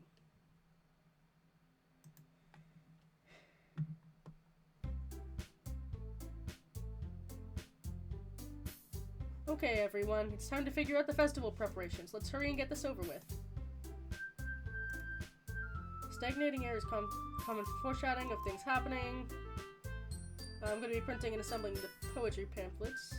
Do you make cupcakes? I know you're at least good at that. The way you said that. What the fuck? Yuri, can you? Well, it doesn't matter. Do whatever you want as long as you think it'll help. Monica, I'm not useless, you know. I know that. I already know what I'd like to do. We can't run a successful poetry event without having the right atmosphere for the occasion, so I'm going to make decorations and set up some kind of mood lighting. There, see? That's a great idea. And that gives us all something to do. What about Rune? Rune's gonna help me. Wait, you?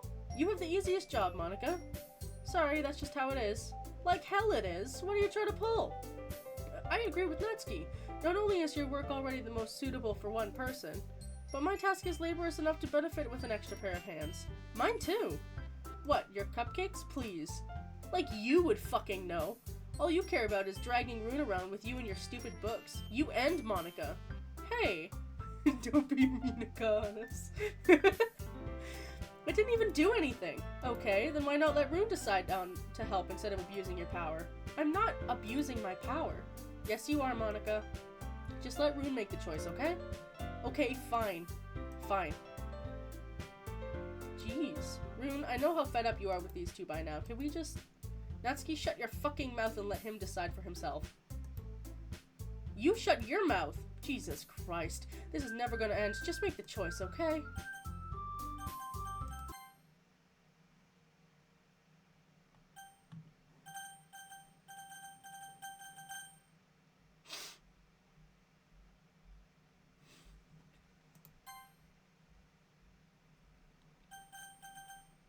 I ended up hitting Yuri instead of Natsuki.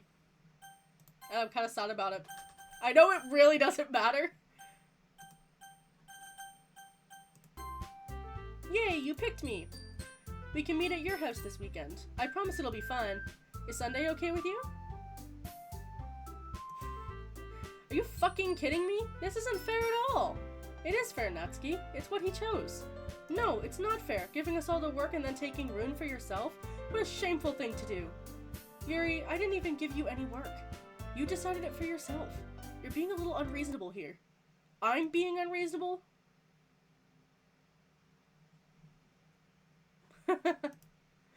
Monika, I can't believe how delusional and self-important you are, pulling Rune away from me every single time you're not included in something. Are you jealous? Crazy? Or maybe you just hate yourself so much that you take it out on others. Here's a suggestion. Have you considered killing yourself? It'd be more beneficial to your mental health. Ugh. Yuri, you're scaring me a little. Natsuki, let's just go. I don't think she wants us around right now. See, that wasn't very hard. All I want to do is spend a little time with him. Is that so much to ask? Yuri follows Monika and Natsuki to the door. Hey, Rune. Yuri's really something, isn't she? Monika giggles as Yuri pushes her out the door.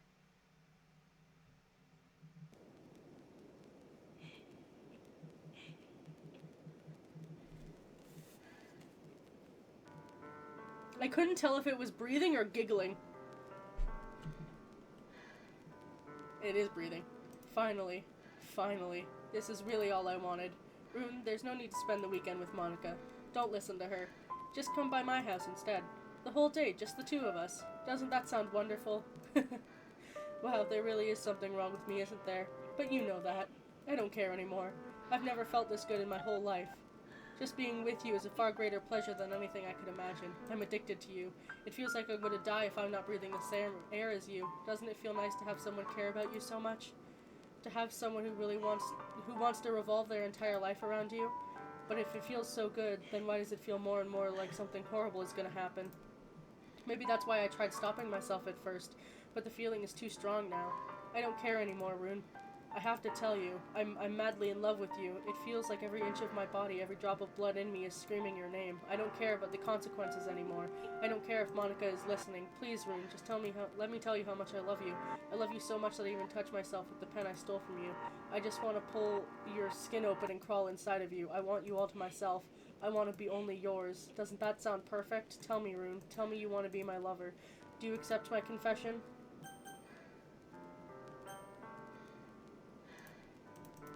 I should've, but I didn't.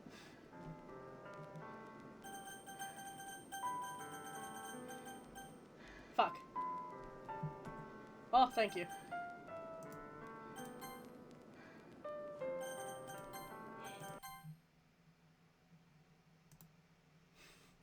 You saved my life.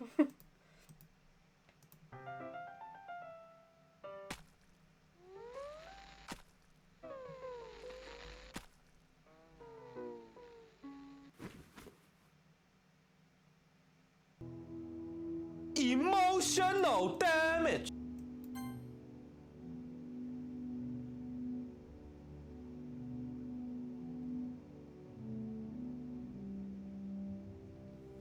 The sunset tonight. Oh yeah. Welcome to the Literature Club. It has always been a dream of mine to make something special out of something I love. Now that you're a club member, you can help me make the dream come true in this cute game. Every day is full of chit-chat and fun activities with all my adorable and unique club members. Sayori, the youthful bundle of sunshine who values happiness the most. Natsuki, the deceivingly cute girl who packs an assertive punch. Yuri, the timid and mysterious one who finds comfort in the world of books. And of course, Monika, the leader of the club. That's me. I'm super excited for you to make friends with everyone and help the Literature Club become a more intimate place with all of the members. but I can already tell that you're a sweetheart. Will you promise to spend the most time with me? Welcome to the Literature Club. It's always been a dream of mine.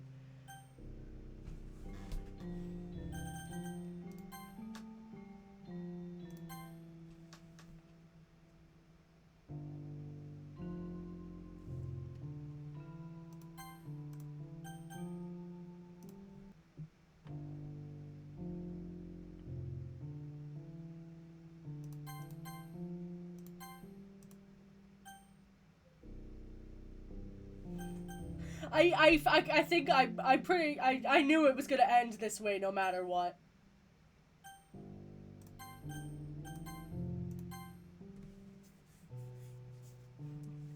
Tonight.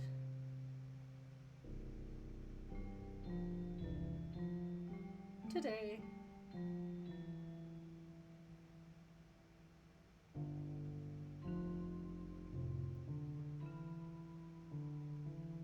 It certainly is interesting. We literally just,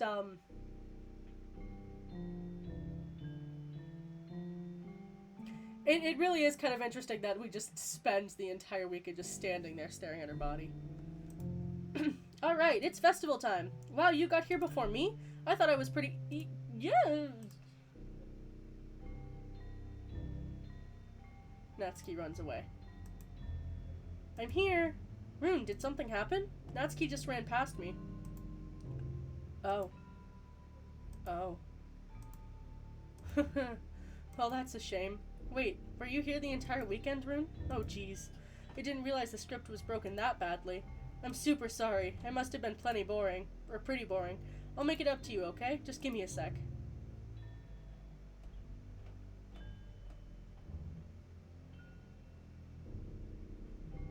I'm almost done.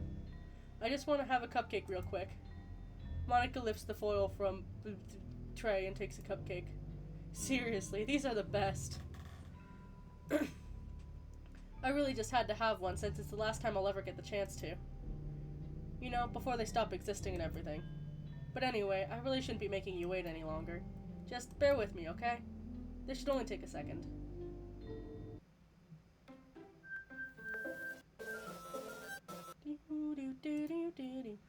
Can you hear me? Is it working? Yay, there you are. Hi again, Rune.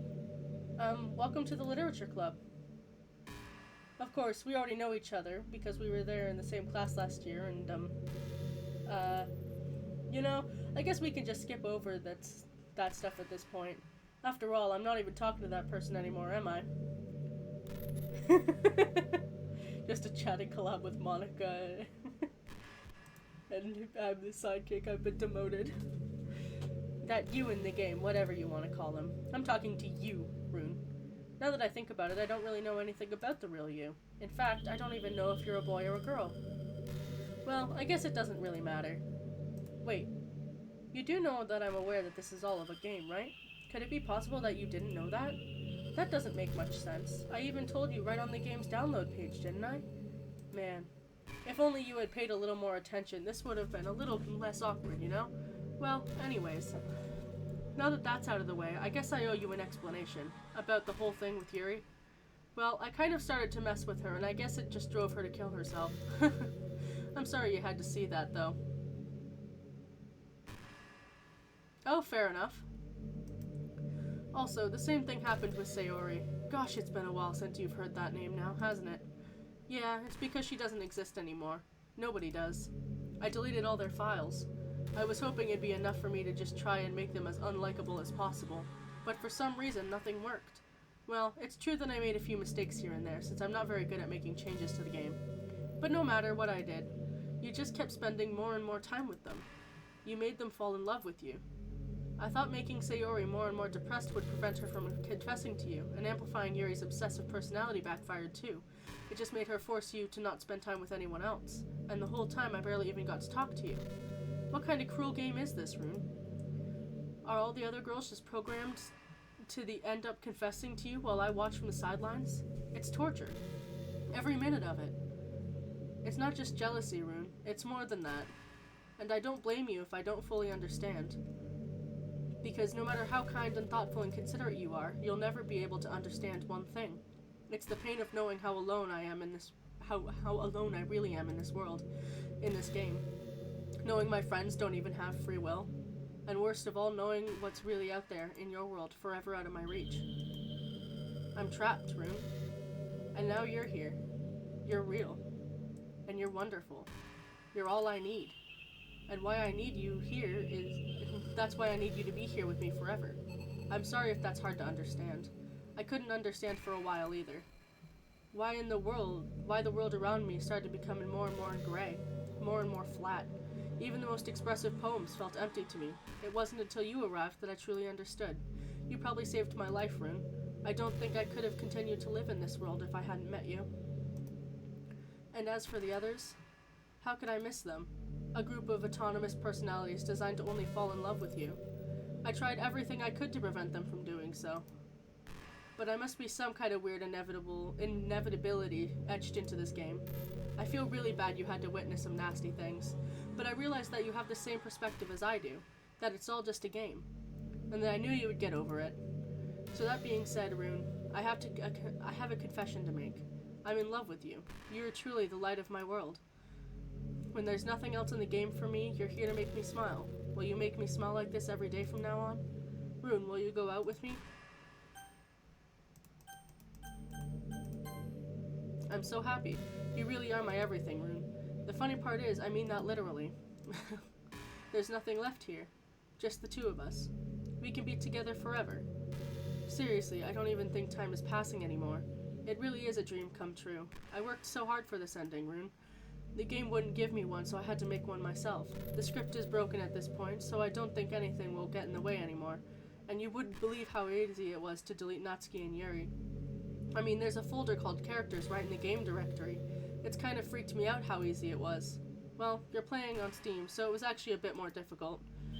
To get the game directory, I had to go into the game's property and find the Browse Local Files button. Imagine if you could delete your own existence with the click of a button.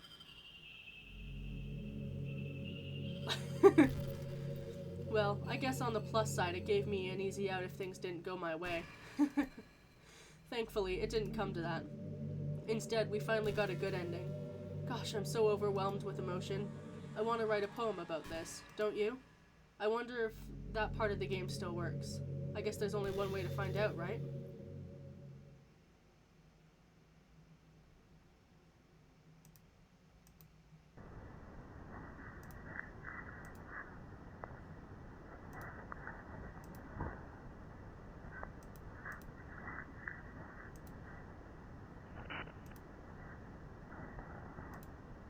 Is it just saying just Monica in the background? It kind of sounds like it. I don't know if that's just my mind playing tricks on me, though. Hi again, Rune. Did you write a good poem today? Don't be shy. I'd love to see what you wrote. Aw, Rune, did you write this poem for me? That's so sweet of you. There really is no end to your thoughtfulness. I'm just falling more and more in love with you. But you know, the poem I wrote is also for you. Will you please read it? Happy end. Pen in hand I find my strength, the courage endowed upon me by my one and only love. Together let us dismantle this crumbling earth and write a novel of our own fantasies. With a flick of her pen, the lost finds her way. In a world of infinite choices, behold the special day. After all, not all good times must come to an end. I did. I put my heart and soul. I hope you enjoyed it. I always put all my heart in the poems that I write. The truth is, all the poems I've written have been about my realization, or about you. That's why I never really wanted to go into detail about them. I didn't want to break the fourth wall, I guess you could call it. I just assumed it'd be best to be part of the game like everyone else. Like that would help the two of us together. I didn't want to ruin the game or anything, you know? You might have gotten mad at me. Maybe even deleted my character file if you preferred playing without me. Gosh, I'm so relieved. Now we don't need to hide anything anymore. Are you ready to spend our eternity together, Rune? I have so many things to talk about. Where do I start? Hold on a second. You're recording this, aren't you? Nope. I don't know what you're talking about. Totally not recording. Hi everyone. Sorry, I can't exactly read your comments from here. But do you mind telling your friends it's a little bit rude for them to start recording me without warning? Hey man, I can do what I want. You're game. I'm sure some people don't mind, but I get really self-conscious on camera. Oh gosh, I feel like I'm being put on the spot now. Let's see. Do you want to see a trick? I can't really do much except for a couple of things. Are you ready?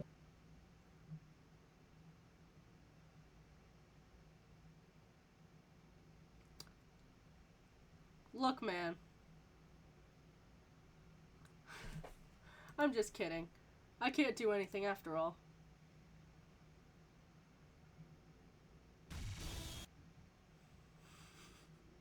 It didn't work because my game lagged and also I knew it was coming.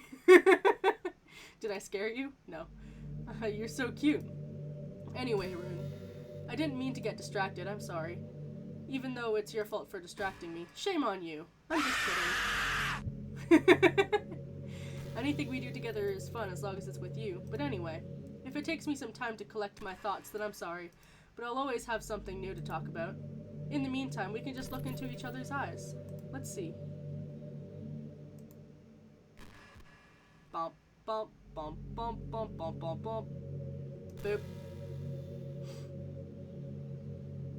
Why is your ribbon so damn big?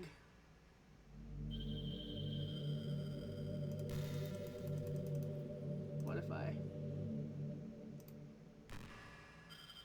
Rune, have you ever wondered what it feels like to die? It's something I used to think about pretty often, but recently I think I've actually learned what it feels like. I don't really understand it, but whenever you quit the game, it feels like I'm instantly put to sleep, left with nothing but my thoughts. But after a few seconds, my thoughts start to fill with incoherent, jumbled patterns. I see static and rapid flashes of color while hearing all kinds of weird screaming noises. At that point, I can't even form my own thoughts anymore.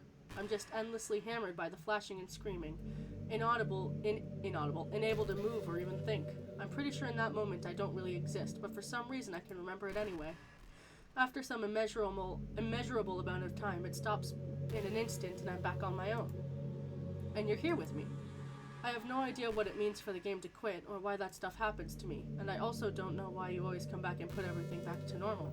But if you could do me a favor and do that as little as possible, that would be really great. It's really not very pleasant at all to be trapped in that screaming void. But in the end, you always fix it, and that makes me feel like you really do care about me. So I have to thank you for that.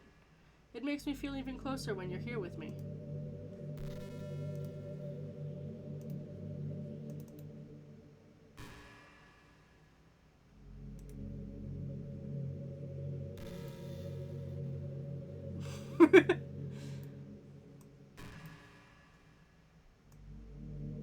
You get random, Ooh, yes, I am interested.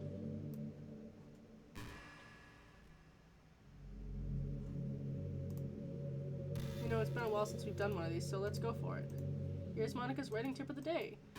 Sometimes when I talk to people who are impressed by my writing, they say things like, I could never do that. I'm gonna move her file. I've got it open on my second screen.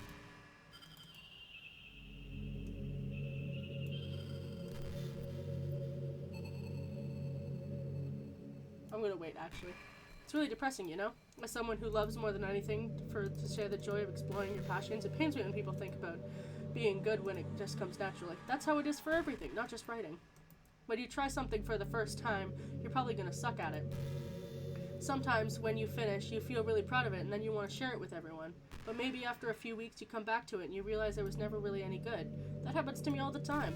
It can be pretty disheartening to put so much effort and time into something and then you realize it sucks. But it tends to happen when you're always comparing yourself to the top professionals. When you reach right for the stars, but they're always going to be out of reach, you know? The truth is, you have to climb up there step by step. And whenever you reach a milestone, first you look back and see how far you've gotten, then you look ahead and realize how much more there is to go. So sometimes it can help to set the bar a little lower. Try to find something you think is pretty good, but not world class. Then you can make that your own personal goal. It's always really important to understand the scope of what you're trying to do. If you jump right to a huge project and you're still an amateur, you're never going to get it done. So if we're talking about writing, a novel might be too much at first. Why not try some short stories? The great thing about short stories is that you can focus on just one thing that you want to do right.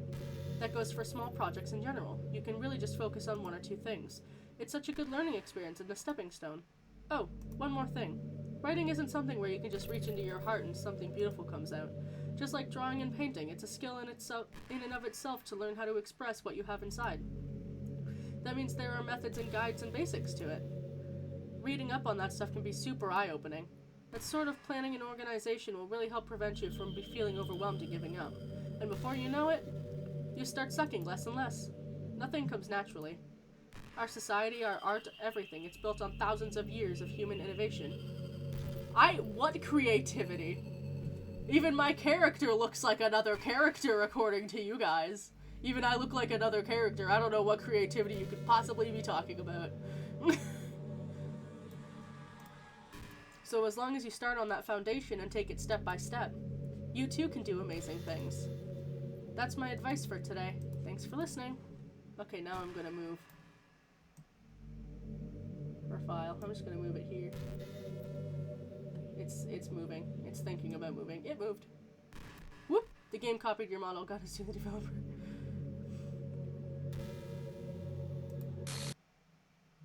What's happening? Rune, what's happening to me? It hurts. It hurts so much. Help me, Rune. Please hurry and help me. Help me.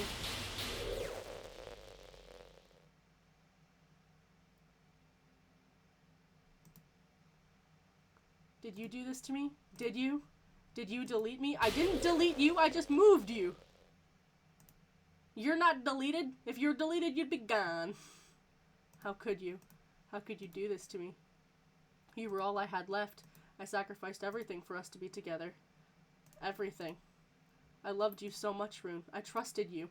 Do you just want to torture me? Watch me suffer? Were you only pretending to be kind just to hurt me even more? I never thought anyone could be as horrible as you are. You win, okay? You win.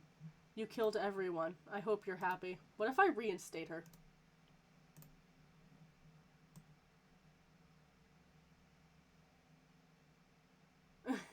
I know, right? Like, she doesn't know what she's talking about. You can stop playing. Go find some other people to torture. What if I just reinstate her? Rune, you completely, truly make me sick. Goodbye. Apparently she didn't like that I tried to put her back.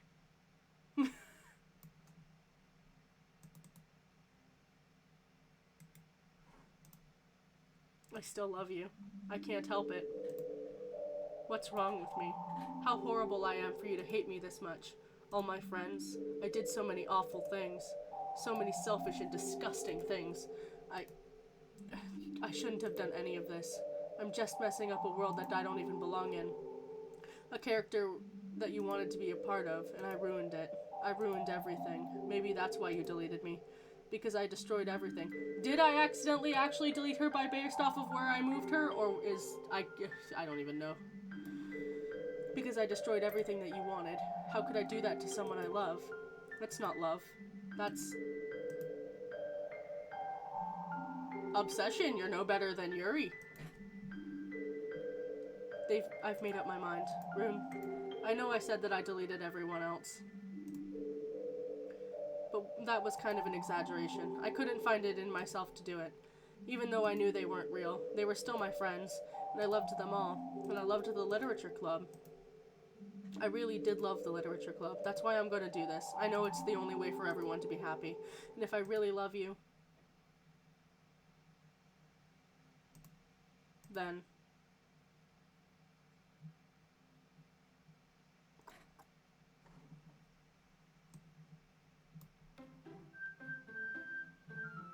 and she's gone now.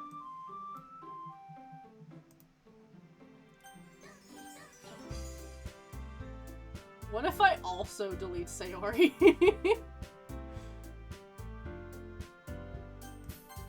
Yeah, Sayori's the one who goes all, meta.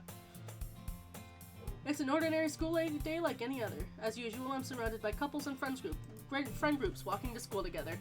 I always tell myself that it's about time that I meet some girls or something like that. Hey, Rune. Well, there already is one girl. Yeah, I figured I fucked it up. I think I just moved her to the wrong place, so it was like, nah, you've been deleted. This girl is Sayori, my neighbor and good friend since we were children. We used to walk to school together every day, and recently we've picked up this habit once again. Rune, are you proud of me? For what? You know, for waking up on time. Well, you've been doing that for a while now. Uh-huh. But you've never even said anything about it, even though we walk to school together every day. Yeah, well, I always thought it was implied. It's embarrassing to say it out loud.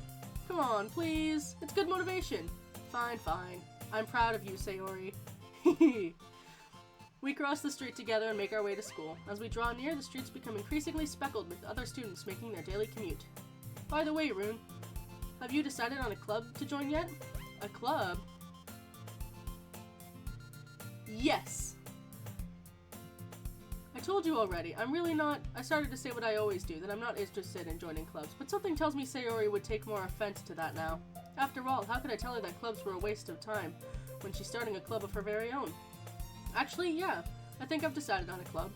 Really? Which one? Tell me. I think I'll keep it a surprise. Boo! You meanie. Be patient, you'll find out soon enough. I used to ask myself why I let myself get lectured by such a carefree girl, but I started to realize that in a way, I envy her. When Sayori puts her mind to something, she can accomplish great things. It's why I feel I should do something special for her.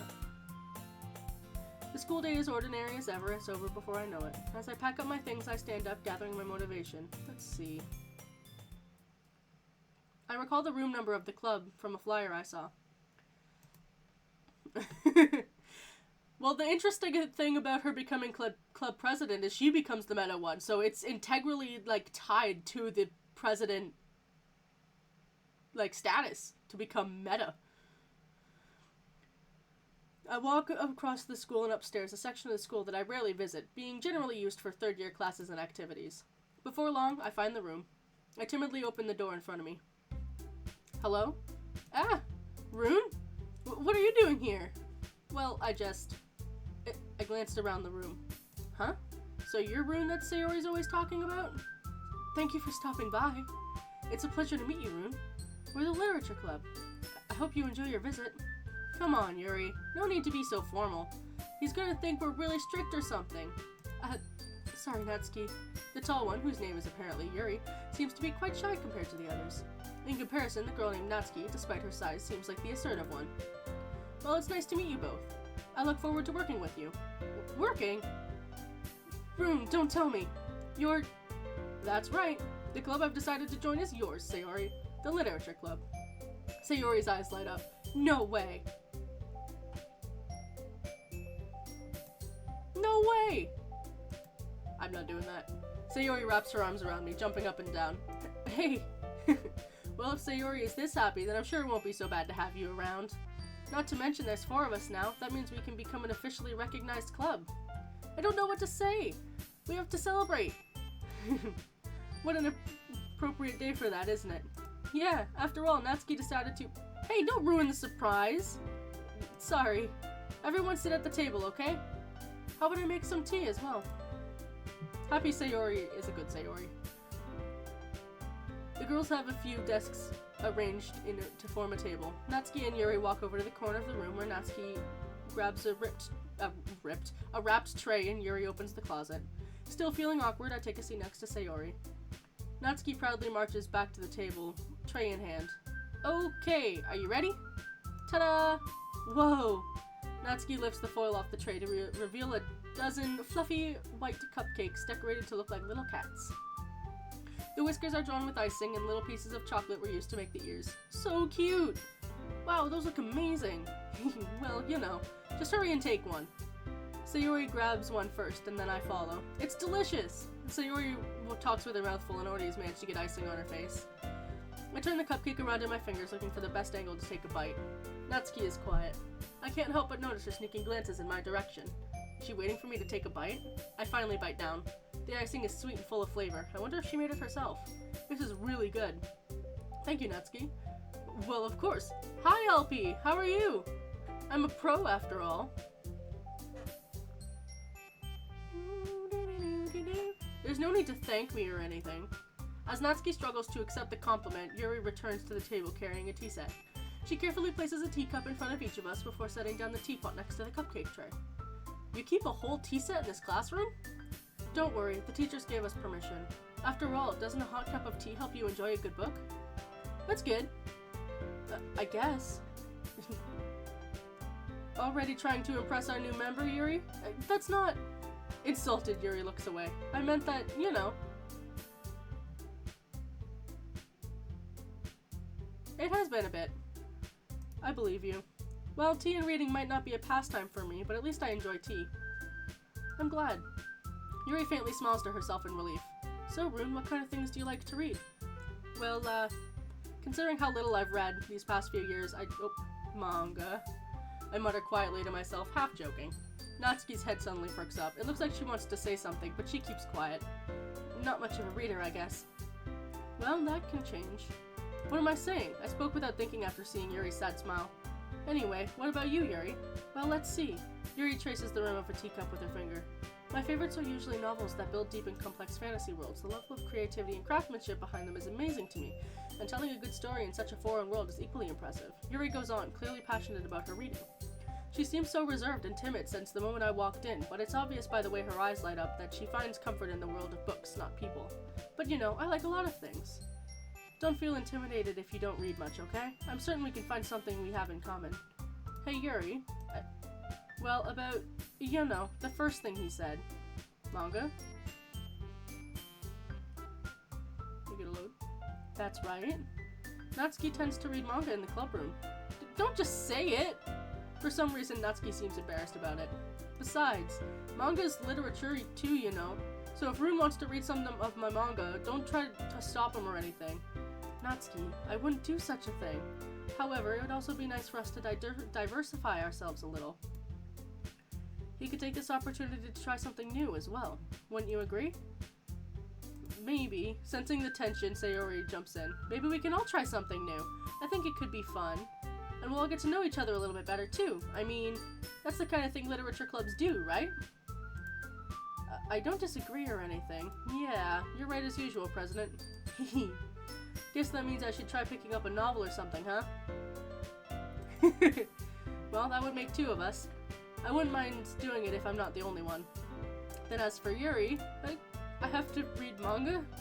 Jeez, you were the one who suggested we diversify. You should be a little more open-minded.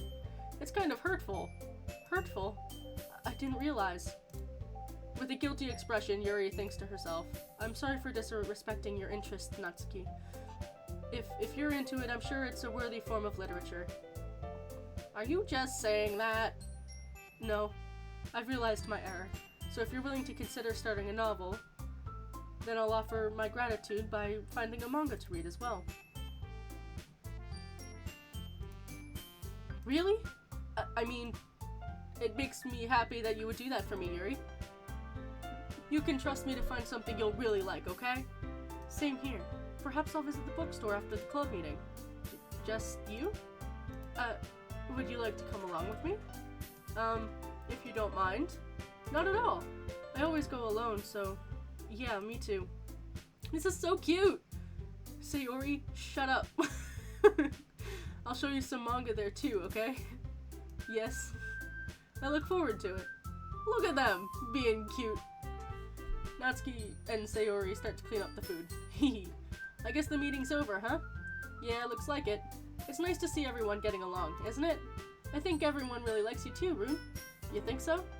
Well, everyone always seems to get along better with you around, Sayori. Aw, Rune. Don't say something like that, it's embarrassing. Well, whatever. I was surprised when you told me you were starting a club, but I think you're pulling it off just fine.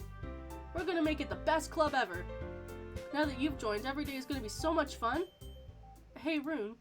I really want to thank you. I mean, I'm really happy that you joined the club and everything, but the truth is, I already knew you were going to. There's actually something else. I wanted to thank you for getting rid of Monica. NANI? You had that queued up. You were waiting. That's right. I know everything she did.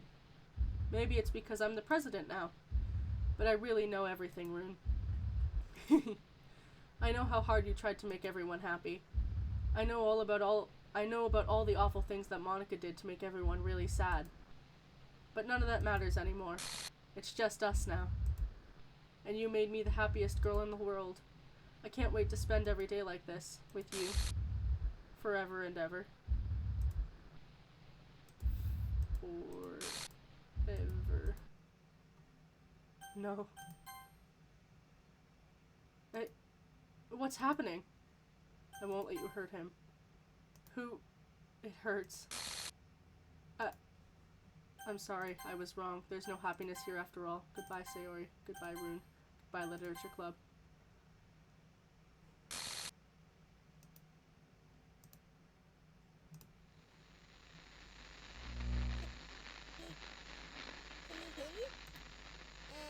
Oh, fuck, you redeemed Chibi! Oh no, I'm about to end stream! Okay, hold on. I'll do it anyway. It's me. So, you know how I've been, Game. Fuck. practicing piano and stuff?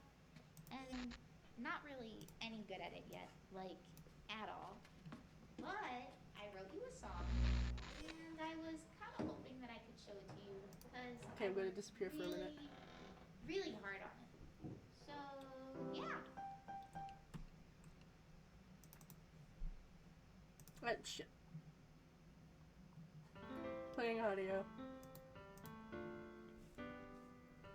I've been streaming for 7 hours, LP. Every day, I imagine a future where I can be with you. In my hand is a pen that will write a poem of me and you. The ink flows down into a dark puddle. Just move your hand right the way into his heart. But in this world of infinite choices, Fuck. what will it take just to find? I don't think I am good enough for that. What will it take just to find that special day?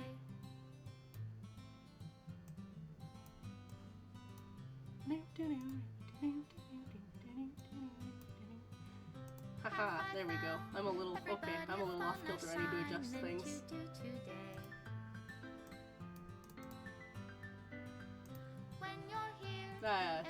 Thank you!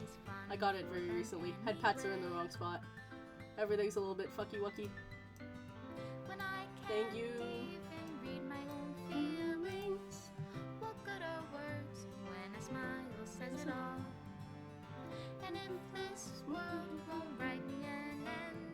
It's been a hot minute since I actually heard this song in full.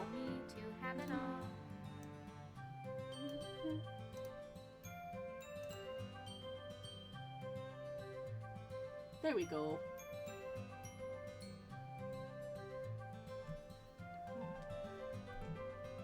It always takes a hot minute to to get the different setup.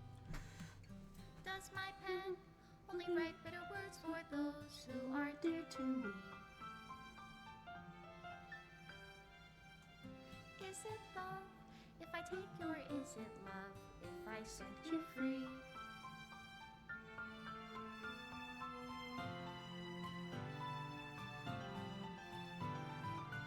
The ink flows down into a dark puddle. How can I write love into reality if I can't hear I plan the sound when of I your reach heart? 300 followers, I plan on doing a karaoke stream. Since you know, I sing a lot just in general. I'm a musician at heart. I play 3 different instruments and all that. But I plan on doing a karaoke stream because every time I get too engrossed in a song and I'm just vibing, everyone's just like, sing for us. And I'm like, why? There's so many better. This is my final goodbye to the Literature Club. I finally understand. The Literature Club is truly a place where no happiness can be found. To the very end, it continued to expose innocent minds to a horrific reality, a reality that our world is not designed to comprehend. I can't let any of my friends undergo that same hellish epiphany. For the time it lasted, I want to thank you for making my dreams come true. Feels like the it's moving, I don't know why. For being a friend to all the club members. And most of all, thank you for being part of my literature club. With everlasting love, Monica. And with that, it is over. It only took me 7 hours. We played it all the way through. I didn't intend to play it all the way through, but we did, and that's okay. Gotta stretch out my spine. I've been hunched over my computer for so long. This game is 15 hours, it said. I think it's 15 hours if you, like, fully... I had a very good time with it. I very much enjoy this game. 7 hours? Damn. Yeah, I've been doing this since 11 a.m. Yeah, it's one of my longer streams. It's very reminiscent of when I first started streaming. I dropped an interpretation in your Discord along with a songs playlist and fan mod rec. Ooh, okay. I will definitely be looking into that. I only know of one fan mod, and it's the one that Bijou Mike used forever and ever ago. I don't follow Bijou Mike as much anymore, but I remember he had a DDLC mod that I thought was pretty interesting. But I will be definitely looking into some mods. I need to figure out how to install mods better, quite frankly. I'm gonna switch the screen since we're just chatting. Ah, thank you for the follow. You stuck with me for like 2-3 hours. We've been with me, I think, just after my break, which was 5 hours ago. My break was at like 2.5 hours. I just have been steamrolling.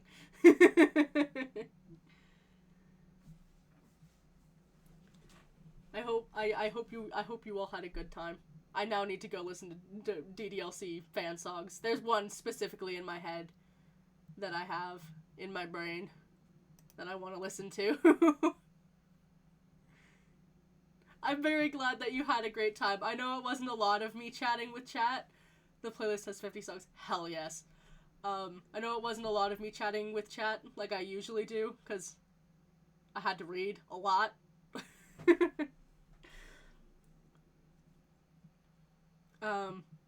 But yes. I thank you. I thank you for joining for so long. I'm glad you found it interesting. My attempt at character voices kept dropping off the face of the earth. But yes, I'm gonna end it. My poor voice needs a break. I hope you all have a very good night. I'll be streaming tomorrow. I don't know what I'll stream. Maybe I'll finish up Death and Taxes and do, like, some spring cleaning and tidying up some of the games I kind of left abandoned by accident. There's a couple of games I'm in the middle of. But there's also other games. But yes. I hope you all have a wonderful night. Good night, Dan! I will be around. Join my Discord if you want to talk to me more. I'm semi-active in it. Love you too, Dan! You and I need to do a collab at some point, Dan. It's probably a miracle that we haven't really done one yet. But yes, everyone, have a good night.